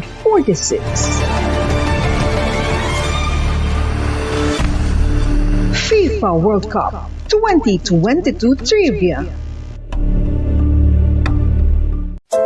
Luyag mo bala mga kabumbo nga mapanubo ang imo nga bugat? Nakasiguro ka bala nga nagakaigo ang imo nga pamaagi? Isa sa masami nga ginahimo sang iban nga mga luyag magpanubo sang bugat amo ang starvation diet ukon pagpagutom. Ini ang hinali nga pag-utod ukon pagpanubo sang intake sang calories sa gina-consume sa kada adlaw. Ginapinsar sang iban nga epektibo ini nga strategy sa madasi nga pagpanubo sang bugat. Apang nakahibalo bala kamo nga ang hinali nga pagbaylo sang pinaagi sang pagkaon ang makatuga sang suli nga resulta? Naibaluan nga ang pagkaon sang tuman kadyutay o kon pagpagutom ang hindi maayo nga ideya kag ini ang makatuga agud nga magdako na gid ang bugat. Suno sa mga doktor, ang pagbalansi sang pagkaon sang manubo sa calories nga diet ang pinakaepektibo nga makabulig agud mapanubo ang bugat. Ano-ano ang mga pagkaon nga makakuha kita sang vitamin D? Well, pila sa mga ini ang mayara sang significant amounts sang vitamin D nga mahatag sa aton lawas ginalakipan sang cod liver oil, swordfish, salmon, canned tuna, beef liver, egg yolks kag sardines. Uy, ang sardinas! Samtang gina-advise nga nagakadapat gali nga kauno naton ini o kung i-consume naton nga ini nga mga pagkaon sa halos matag adlaw nga tanan agud nga makaangko na nga lawas sang enough vitamin D. Outdoor direct sunlight skin exposure of the face, arms and hands for 5 to 10 minutes 2 or 3 times a week combined with vitamin D supplements is required to ensure vitamin D sufficiency. Gani, ano pa ang ginahulat ninyo? Magwa na kun aga kang magpainit-init o kun magpabalhas samtang naga ulo exercise bagod maayo ang dulot sini sa aton ikaayong lawas. Sa tuman ka kapoy, pag-abot sa balay, kun kaisa nagkakatulugan na lang ang isa ka persona. Apang sa babayi antes magdulog, may mga ritual pa nga dapat himuon kaya nga isang paghukas sang makeup. Ano ini ka importante? Ang pagkakas sang makeup kag pagpanghilam o sang guya antes magtulog ang maayo para sa panit bangod ginakakas sini ang mga cosmetics, impurities kag higko sa surface ng skin nga makatugas sang iritasyon o kung pagpadasig sang pagtigulang sini kung hindi mahimo. Ginabuhinan man sini ang risgo sa pagdevelop sang pimples, pagpula sang guya, blackheads kay iban pa nga size sang blemishes. Naga-promote man ini sang cellular renewal paagi sa paghukas sang dead skin. Importante ang paghukas ang makeup bangod ginapahanugutan sini ang panit nga makaginhawa. Ano ang masami nga rason sa pagsakit sang aton tiyan? Ang pagsakit sang aton tiyan, ang bangod sa sahi sang pagkaon nga aton masami ginakaon. Suno sa oncologist nga si Dr. Isaac David Ampil II, ang masami nga pagsakit sang tiyan ang bangod sa hyperacidity. Suno diri, ang pagsaka sang acid ang nagatuga sang pagsakit sang tiyan. Ini ang ginatumod nga sinisikmura o kung stomach ache. Ang usual nga ginatunaan sini amo ang pagkaon sa mga pagkaon nga mataas sa acid content, kaangay sang citrus fruits, kaglabaw sa tanan, ang spicy food. Ang iban nga sources amo ang alcohol, coffee, kag masami ang pagpagutom. Ang stomach pain, ang bangod man kung kaisa sa ulcer kung sa diin ginadigest sang acids ang lining sang stomach. Apang agud masiguro ang gintunaan sang stomach pain, mas maayo nga magpakonsulta sa doktor. FIFA World Cup 2022 Trivia. Ano ang pinakadasig nga time o kon oras nga nakagol sa World Cup history?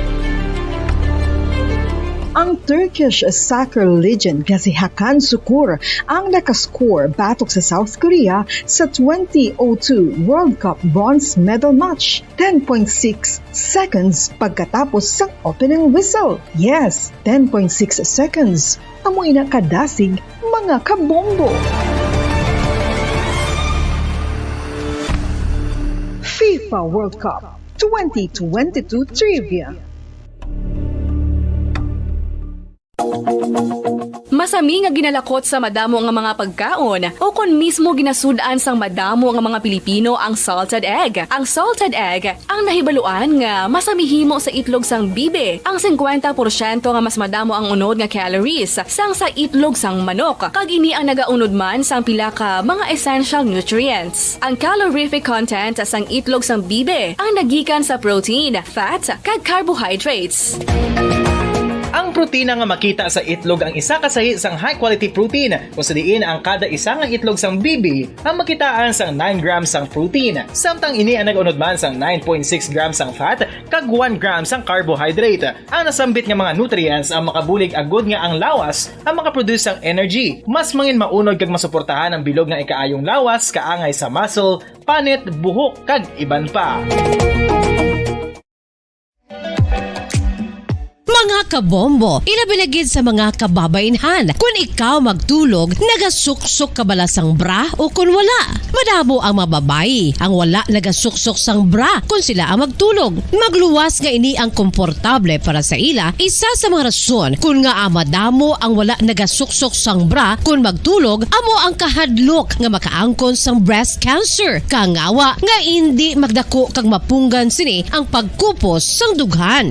Apang suli sa ginapatihan sang kadamaan, wala sang medical evidence nga nagapamatuod nga malain ang pagsuksok sang bra. Depende sa kadakuon sang dughan. Ang pagsuksok sang bra ang makalimit sang breast movement nga makabulig sa pagpamagaan sang breast pain kag nagatuga pa sang mas komportable nga pagtulog.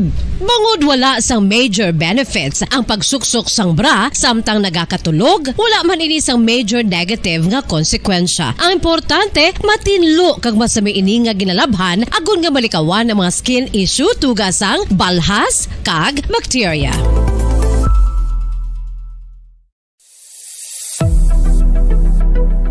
Nakahibalo bala kamo kung nga ginatawag bilang miracle liquid ang gata sang lubi? Well, ini bangod nga madamo sang mahatag nga amazing benefits sa ang coconut milk sa aton nga lawas. Suno sa pagtuon sa mga dermatologist, ilabi na gid sa kay Dr. Rahul Nagar sang Max Healthcare Institute Limited, isa ka hospital chain nga nabase sa New Delhi, India, nga napamatud-ana nga may amazing benefits ang coconut milk sa aton buhok, guya kag panit. Ang gata sang lubi manggaranon sa vitamin C, E, B1, B3, B5 kag B6 kalakip ng iron, selenium, sodium, calcium, magnesium kag phosphorus. Coconut milk also contains good concentration of lauric acid, isa ka medium chain fatty acid nga nag-convert sa monolarin sa aton lawas. Ang monolarin isa naman ka compound nga nagaangkon sang antiviral kag antibacterial properties. Kaangay sa pagpati ka ginhimo sa aton nga katigulangan, ilabirigid sang aton mga lola na pamatudaan man sa research nga may maayo nga madulot ang pagnusnos o kon pagmasad sang aton scalp kag buhok sa ulo gamit ang gata sang lubi. Ini bangod nga nagapa-restore sang pagka-dry, brittle kag pagka-damage sang aton buhok kaangay sang split ends. Ang coconut milk ang may ginaangkon nga excellent moisturizing properties nga makadulot sang good nourishing effect. Uy, makabulig man patubo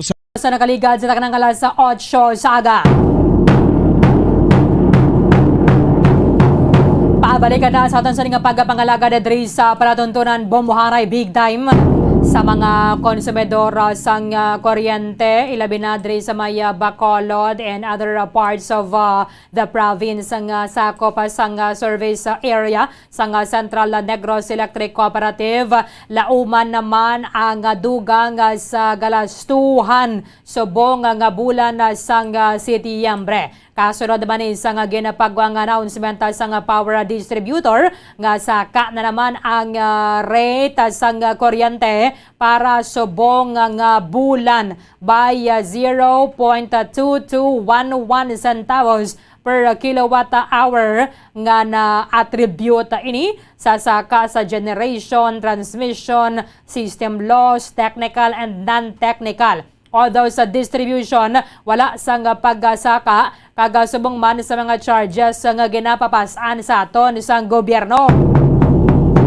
Abo naman na ang nagadugang, that is why nga ang rate sang kuryente para Setyembre 2022 yara na sa 15 pesos and 6983 centavos. Ang rate na to nabala diri sa may syudad sang Bacolod and other service areas sang Seneco, doble gid sang toto sa Panay, no?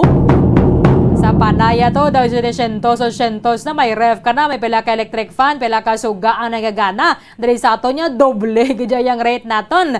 Yara sa piya kalinya, ang Liga Kuryente Convener, former Councilor Wilson June Gamboa. Sir, live kita sa Bomba Radio Bacolod. Dapat mo si Bombo Ernin mayong aga. Ma'am, mayong aga sa imo, Ma'am Erlin, kag sa tanan-tanan nga nagapamati. Mayong aga sa inyo tanan-tanan. Mayo pa ning produktong petrolyo naga-rollback, Councilor. Ang kuryente nato nagasaka lang ganyan nagasaka. Anong mambalan ninyo sa amlig kuryente? Now, mayo atong obserbasyon mo, Ma'am Erlin. Nga kung nga aya ang presyo sa Iloilo barato kumparar diri sa siyudad sa Bacolod nga halos tuparay man lang ning aton nga syudad.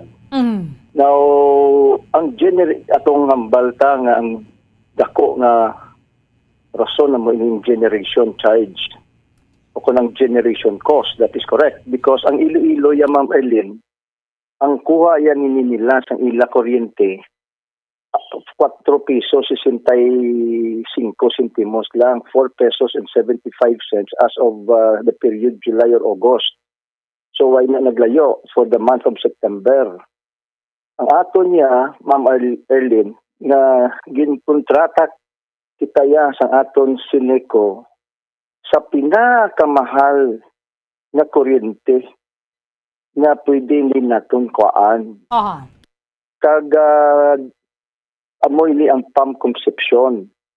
Now, Ma'am Erlin, kundi ara kita siling nila sa emergency situation. Ang ito nga nagsulod kita sa emergency power supply agreement with pump conception, right? Amo na ang rason sa aton nga mga board of directors. Pero ara, Ma'am Erlin, sa guidelines policy, no? Sa aton lagi, nga kung magkuha kita yak kuryente, emergency situation, dapat ang may ara inada nga ginbutang ang ERC tariff. Ang pinakanubo nga approved ERC tariff sa sina nga area, which is the Visayas area, kabalo ka kung pila lang ang presyo, 4 pesos and 59 cents. Okay? Kindly please take note. O galing, may ara iya provision ang pump conception nga dala na inada siling nila ang mga acceleration, escalation charges, mga pass-on charges, amo na ako nga ang ato niya generation cost is 10 pesos and 74 cents with Kepco Salcon. Pinakamahal nga kuryente nga kutog nga makuha ini din naton. Amo na ako nga nagalukdo kita. Yes. Yes, ma'am. Subong sir na dugangan, ininagimo na nga 10 pesos and 8617 because ang pagwa naman nila, meron naman sang saka sa rate subong langgid nga September. This was released yesterday. Yes, because part ina sang kontrata nga panhan negotiated ini hindi niya wala niya nag-agi sa bidding. Baloka Ma'am Erlyn, no? Itong dala na sa ilang nga provision mo sa kontrata nila nga upod ang pass-on charges pagsakta o pagsambuo kabi sang aton petrolyo, pagsakta sang presyo sang coal, dala na inada. Ilakip na inada nila. Amoy ni Banwa, Ma'am Erlyn, ang wonder sang kompetisyon nga kung sa diin, may bidding. O galing, ato ang bidding, din pong ganyan nila. Hindi sila kauyon sang bidding, gusto nila yan negotiated contract. Kaya ang bidding, may ara kita na terms of reference. Ang nagdumduman mo, Ma'am Erlyn, nag-intra kita, nag-bidding kita sang nagligad na tuig. Ang nagdaog, Kepco Salcon. Ang presyo kung tani, nagin-offer sang Kepco Salcon, 3 pesos and 29 cents lang. Fixed in na siya, wala na iya escalation. No, sa sulod sang 10 ka tuig. Okay. Ang ginobra sang aton ng board of directors, ginpunggan ato nila. Kaya gusto yan nila magnegosyar sang amo ini nga presyo. You see? Apat lang natindihan sang tao. I hope klaro na iya sa aton ng mga konsumidor. Ginkuha nila ang justified na pagtugong sang bidding, nagsulod sang extension, mahal kayo, kag subong naman nagnegosyar sa pinagigid kamahal nga kuryente nga kutob nga mabakal naton sa merkado. Mahal pa sa wisem ha. Nga ara ya sa retail price nga kung tanin mas mahal na ya din. Kung na mo ni tanin sir ang ginakuha naton na hindi kita maglapaw man kita sa pulo pero at least do dira lang balay nga range sang rate sang kuryente. Hindi kita nga subong lapit na kita 16. Salain na ma'am. Ang kuha iya sang Iloilo is 4 pesos at 75 cents. Hindi kita magsugot sa range sang 10 ka pesos. Mahal-mahal din ni kayo. Ginpasulod kita nila sa pinakamahal. May 5 pa kung tani nga choices sila. Barato. Ang pinakabarato, Wisem, ara sa spot market, 9 pesos lang. Pero ginsulod kita yan nila sa 10 ka pesos, 64 centimos. You see? Sabi, pa-explica rabi sa Banwana kung nga nag-amo na. You get what I mean, ma'am? We should not settle for anything less. We should dapat tagaan nato ng konsumidor naton at the least cost manera mo ng hambas ang laye. Ang pinakabarato. So, ang ilay ang ginobra. Ang pinakamahal. Sir, kung sa mas barato, tani kita nagkuha, ang aton siguro nga rate gid sobra lang gid 10 pesos. Hindi. Sa kabugusan na bala? Ang Iloilo, pila itong ambal mo? Daw 8 sila 8 plus. 9, 8? 9, mga dira-dira. 8 pesos lang, sobra. Hindi tayo mag-settle. Kaya ang Iloilo, yan nga nag-8 pesos, 10 pesos lang yan. 8-9 pesos lang yan. Nga, kita yan, nag-15, 15.69 na kita yan. Correct. Lapit na kita, sir, this is size. So, sobra kita sa double sang rate sang Iloilo. Yes, nga kung tani, we could have enjoyed isang sini nga presyo nga nubo for the next 10 years nga ara lang niya siling ko pila tong ambal mo nga ang fixed variables ang transmission cost tabi 2 ka pesos ang aton nga distribution cost is only 1.8 pesos 1 pesos and 80 cents. So, sa 3 ka pesos, 29 cents, madugal lang tadabi, biskan 5 pa ka pesos, tani ang aton nga presyo, ara lang niya nagampang sa 8 pesos. Sir, kita ni Okay. mga konsumidor, we are member consumer owners, pero doon ay pagani mamati ang mga miyembro sa board of directors. Do ginapasingtan ka ni Father Ernie Larida, subong councilor. Well, anyway, kung gusto niya mag-interest siya sa mga dinamat, kaya islander, personal, pati ako yan, let us stick to the issue. Amo lang ng ako nga angkat sa ato ng mga board of directors. Explicar niyo sa tao, kag ikaduha, dapat imuon na imin naton ang aton na cooperative, pinang matudtuod na cooperative, applyin nyo na siling ko sa Cooperative Development Authority. Oo. Na para maksiling naton na kitaya, tuod-tuod na ganyan nga nagapanagya sina. Na amo na dakag transparent ka mo silingon niya nga hindi nila magatag kuno sa akon kay tungod nga nagapamersonal ako kag malisyoso kuno ako.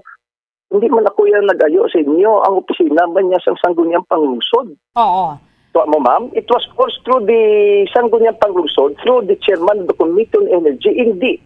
Si Konsyal Gamboa, former Councilor Gamboa, ang nagapangayo sa dokumento. Kundi ang Sangguniang Panglungsod, kag kita nga mga konsumidor.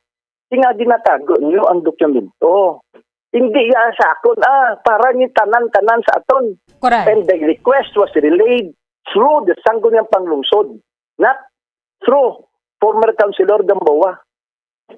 You see? Hindi na personal na siya. Kag, na siya. Sige lang, pabayin na lang nada si Father Larida. Oo. Ang Sir Abe, anong mga tikang dara kay sobra-sobra ng gini kamahalon? Kung i-survey naton ang bilog nga Bacolod and service area sang Seneco, wala sang bisan isang way gidyaga panghakroy sa kamahalon sang rate sang kuryente. Yes, that is why baloka pa imbestigaran ginayan naton sa sulod. There is no other way.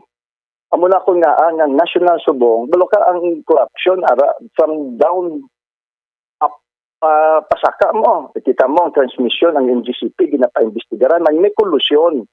Pero hindi ma'am, ari ma'am, ang rason sang board of directors ta Father Larida nga kuno wala sila ya sang basulon kiti amo niya sukot man lang kami 1 peso 80 cents ang distribution utilities. Pero ang pagpangontrata sa generation power supply sa isino gahalin how kay sa inyo man? Oo. Wa mo ma'am?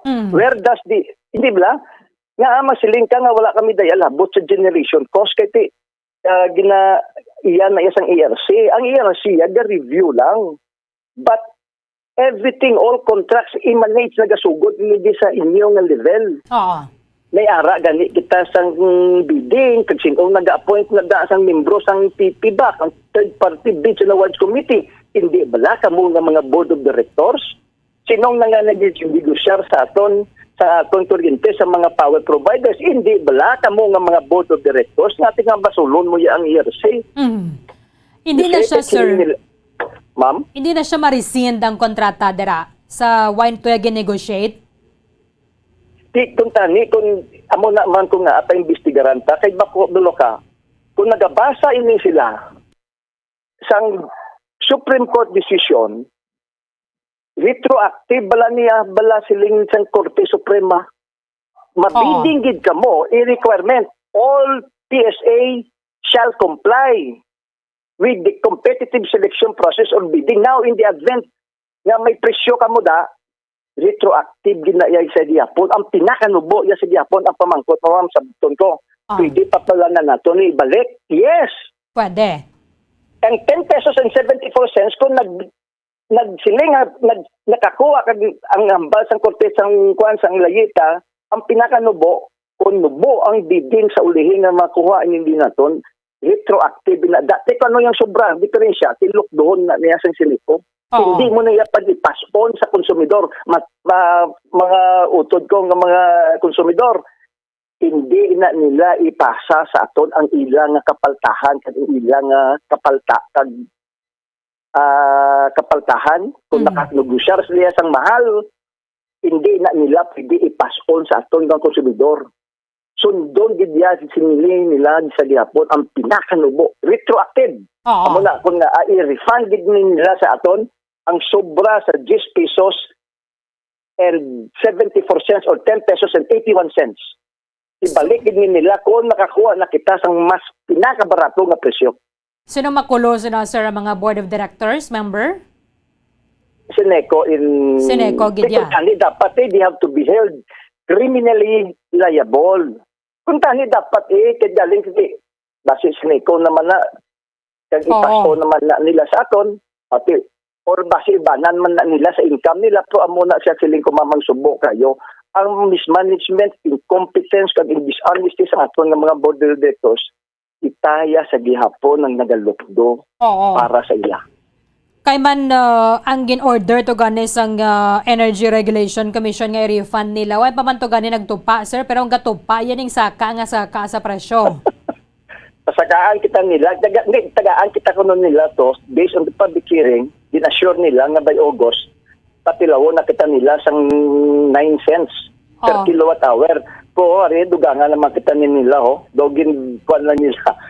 Daw ambot anong style ni nila di. Pero do wala pa man to nagtupa. Refund, pero badugangan kita nila sa presyo. Oo. Perde pa kita gyapon sa dugang. Sang sa refund ta.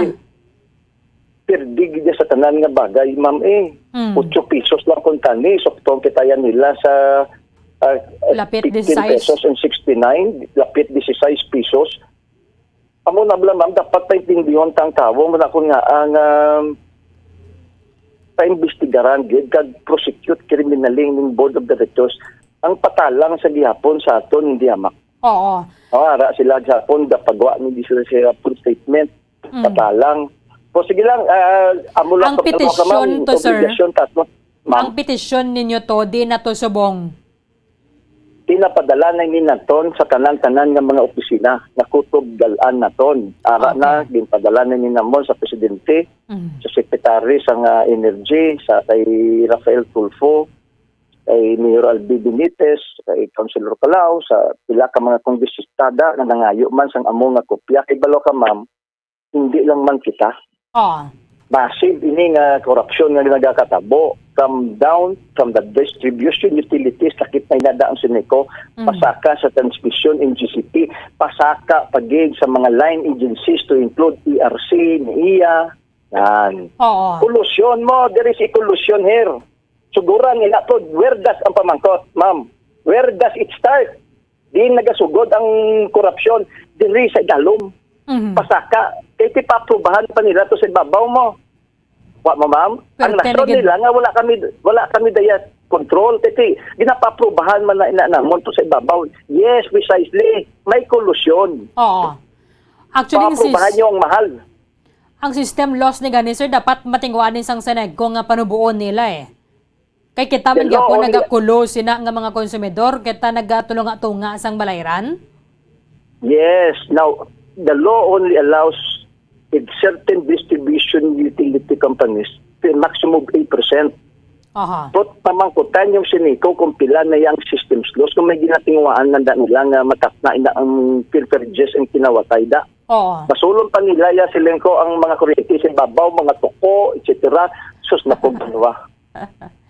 Mga dahon sang kwanda, dahon sang sanga, sang kahoy ta. Tungod sa sining patay sindi ta, excuse me. Yung amo na Sineco, gusto ko mamitik up, ini ka ginatun-an to ni Bisibong ang Kitex ang ginatumod ni Padre Larida ang capital expenditure. The latest nga naghulam kita was in the amount of 1.3 billion para sa Kitex. So hindi siya magambal nga wala kita sa Kitex. We have kagina-aprobahan na iya sa ibabaw.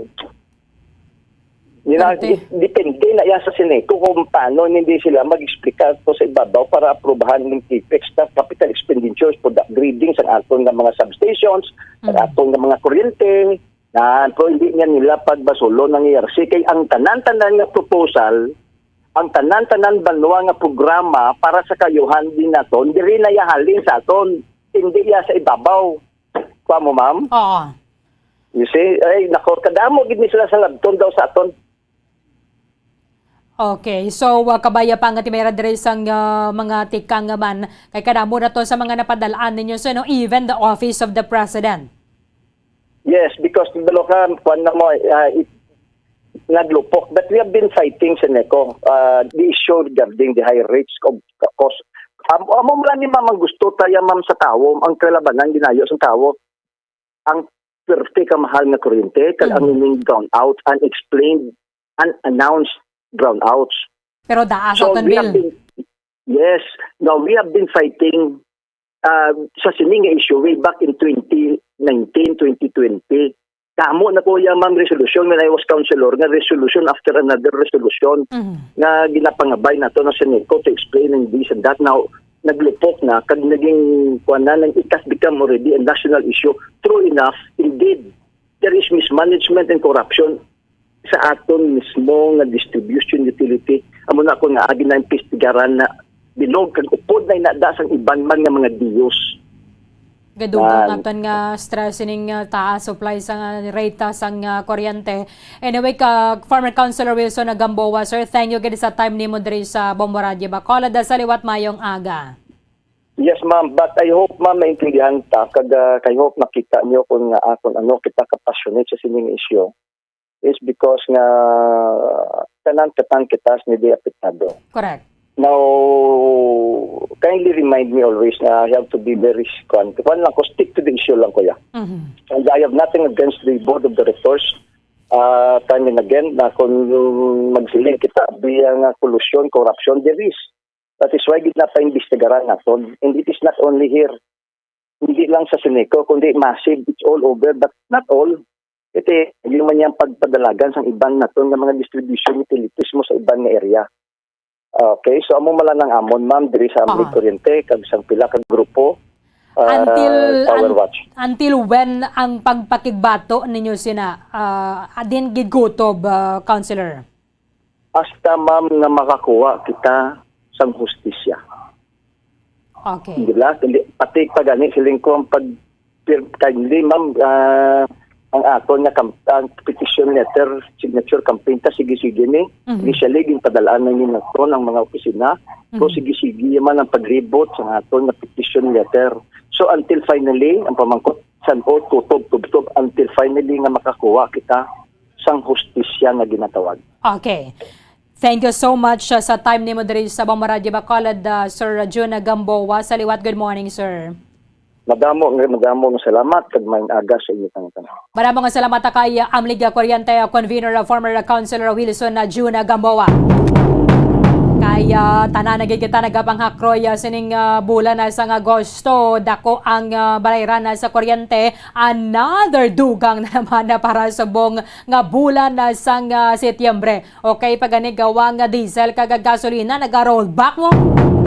Pero ang presyo sang or ang rate sang kuryente way gid naganubo nga saka lang nga nagasaka. Base diri sa announcement again sang Central Negros Electric Cooperative. Ang rate per kilowatt hour sa buong Setyembre 15 pesos and 6,983 centavos. Lapit na mag-16. Dugay-dugay doble na ang aton nga rate kung ikumpara sa mga nasakupan na sang Iloilo Electric Cooperative. Ang bill na to na diri nga daw ulo anggid man lang sa ginagamit na dito sa Panay ang aton diri nga ginabayran na doble gidya. Pilo sang ginabayran na sang taga Panay. Ang generation sa Subong is 10 pesos and 8617 from 10 pesos 0.74 centavos nagligad. Ang transmission 0.3524 centavos. System loss, technical and non-technical, 1 peso and 19 centavos. Ang distribution, wow, no increase ko no, siling isang Seneco. 1 peso and 18.66 centavos. Ang mga charges ng gobyerno, 2 pesos and 10.76 centavos. Total, September 2022, residential rate, 15 pesos and 6,983 centavos. Amo naman ang adugang nagligad siling isang pila nato na sining mga kauturan Ang ilang nga bill alin sa 2,000 nagasaka na gani dugay-dugay 4,000 5,000 na. Pero duway man na sa mga changes sa imo sini nga ginagamit bala. Ang paggamit nimo sang aircon do wala man sang pagbag-o nga pareho man lang sang tinalikda nga bulan. Ang ref mo tinakasaksaka man lang na dira.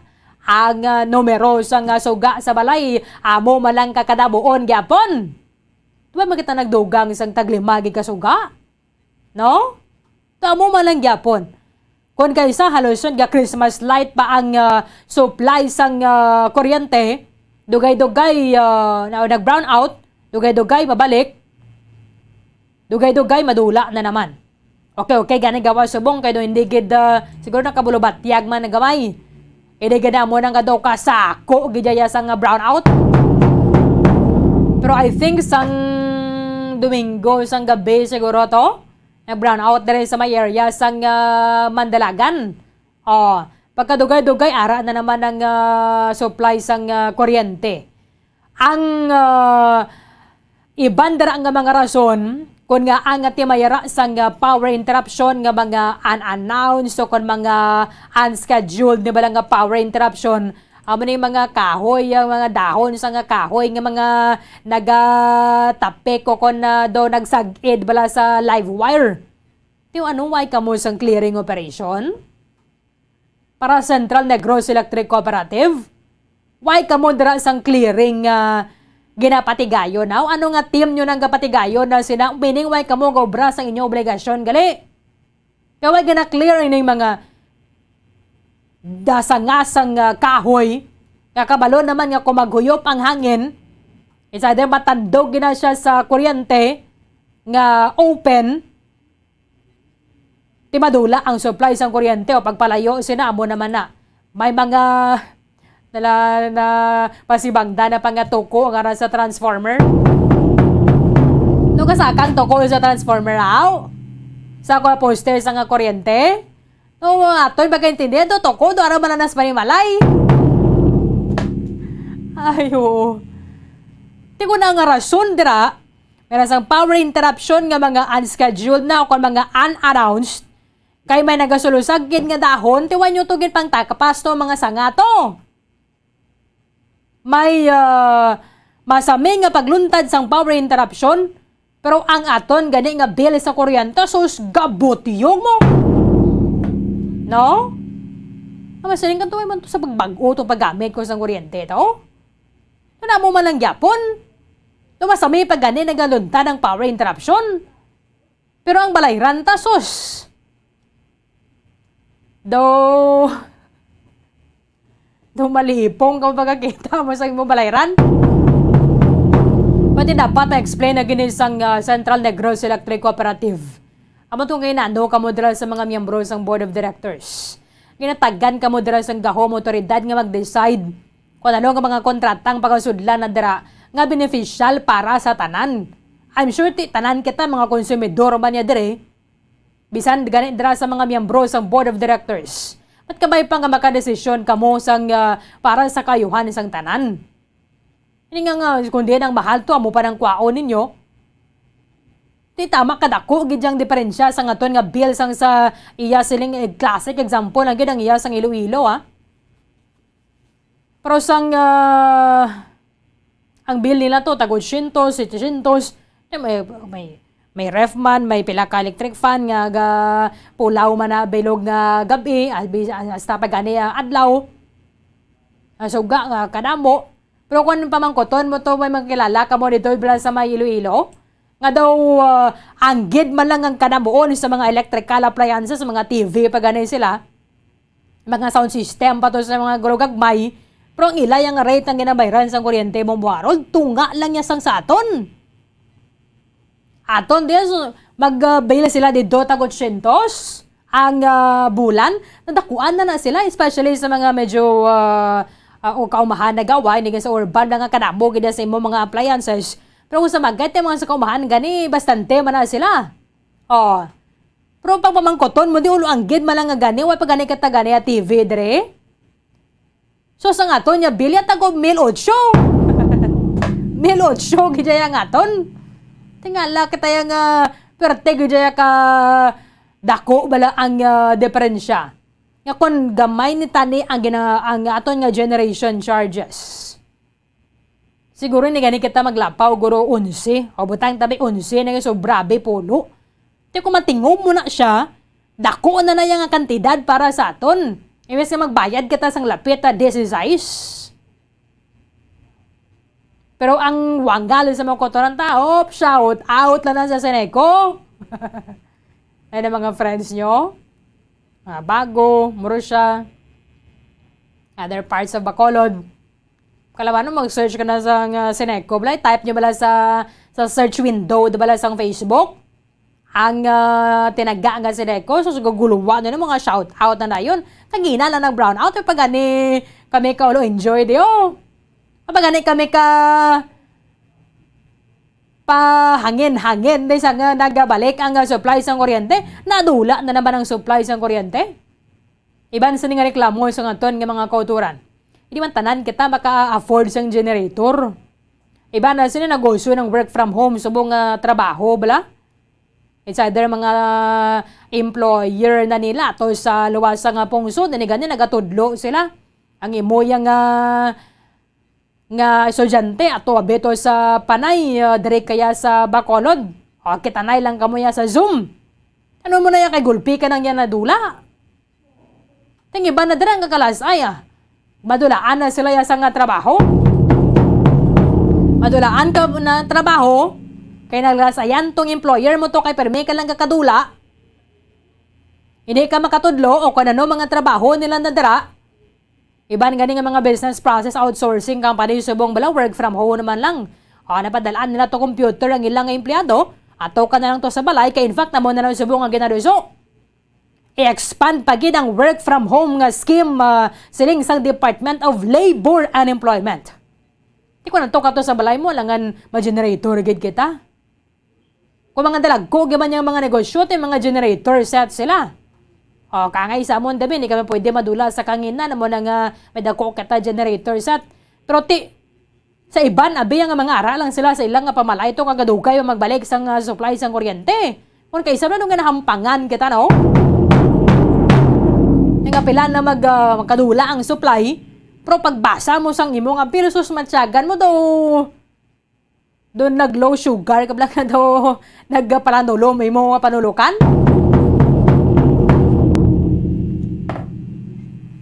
Uno minuto ba nakaligad sa taknang alas 9 sa aga. Pagbalikan nato na report ni Bombo Gracelyn Labaton. Siling sa mga eksperto, likawan yun ng stress, pero naman stress kita sining katason sa rate sa kuryente. Sige, magabalik kita dito sa palatuntunan Bombohanay Big Time.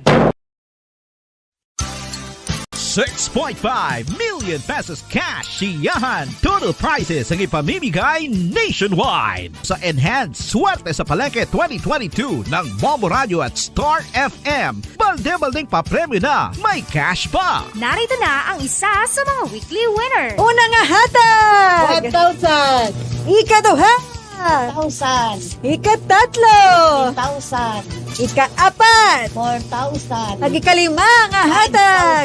5,000. Ang imo nga balde sang Orocan. Ayunod nga grocery. Ako gali si Alicia Gozon, taga San Roque, Sumag, Bacolod City. Nagdaog sang 5,000.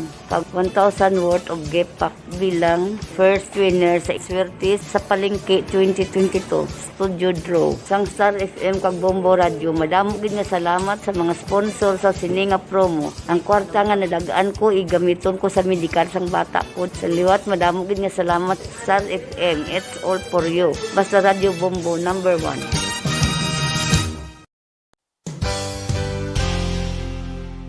Isa sa mga heritage churches diri sa probinsya sang Negros Occidental, yara makitaan sa Rizal Street, Barangay Zone 6, Talisay City, amo ang San Nicolas de Tolentino Church. Ang ini nga simbahan tuman katahom bangod sa pagsampot pagid lamang sa fasad sini, yara ang pinasahi nga portiko o kon porch, kag sa pagtangla sa tubang sang simbahan makitaan ang clean lines, ang twin towers nga may magagmay nga domes sa ibabaw sini.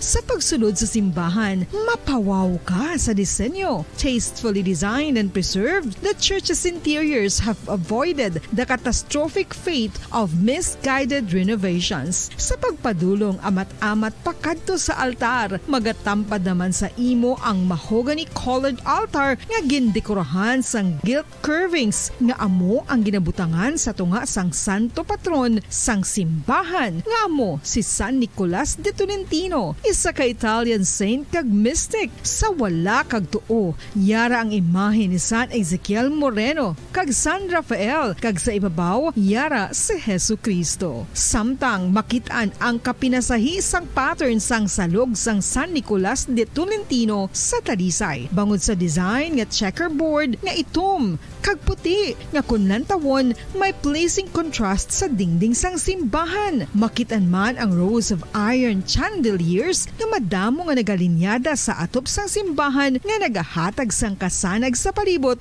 ilabi na gid sa tupong sini nga aisles sa salog, separated by a row of Corinthian pilasters and stylized flat arches. Ang pundasyon sang karon nga San Nicolas de Tolentino Church una nga gindihon sadto sang isa ka pari sang Order of Augustinian Recollects nga si Father Fernando Cuenca nga nagabot diri sa Negros sadtong 1848. Samtang ang karon nga structure gintuko dinhi sa sulod sang 3 ka tuig humalin sang 1933 tubtob 1936. The Church of San Nicolas de Tolentino reminds us not only of the work of Father Cuenca but stands as a testament to the unity and faith of the people of Talisay.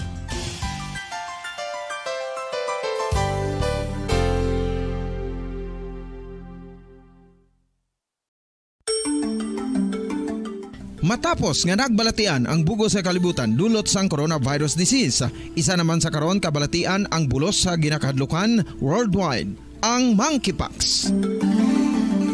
Ano ang ginatawag na monkeypox?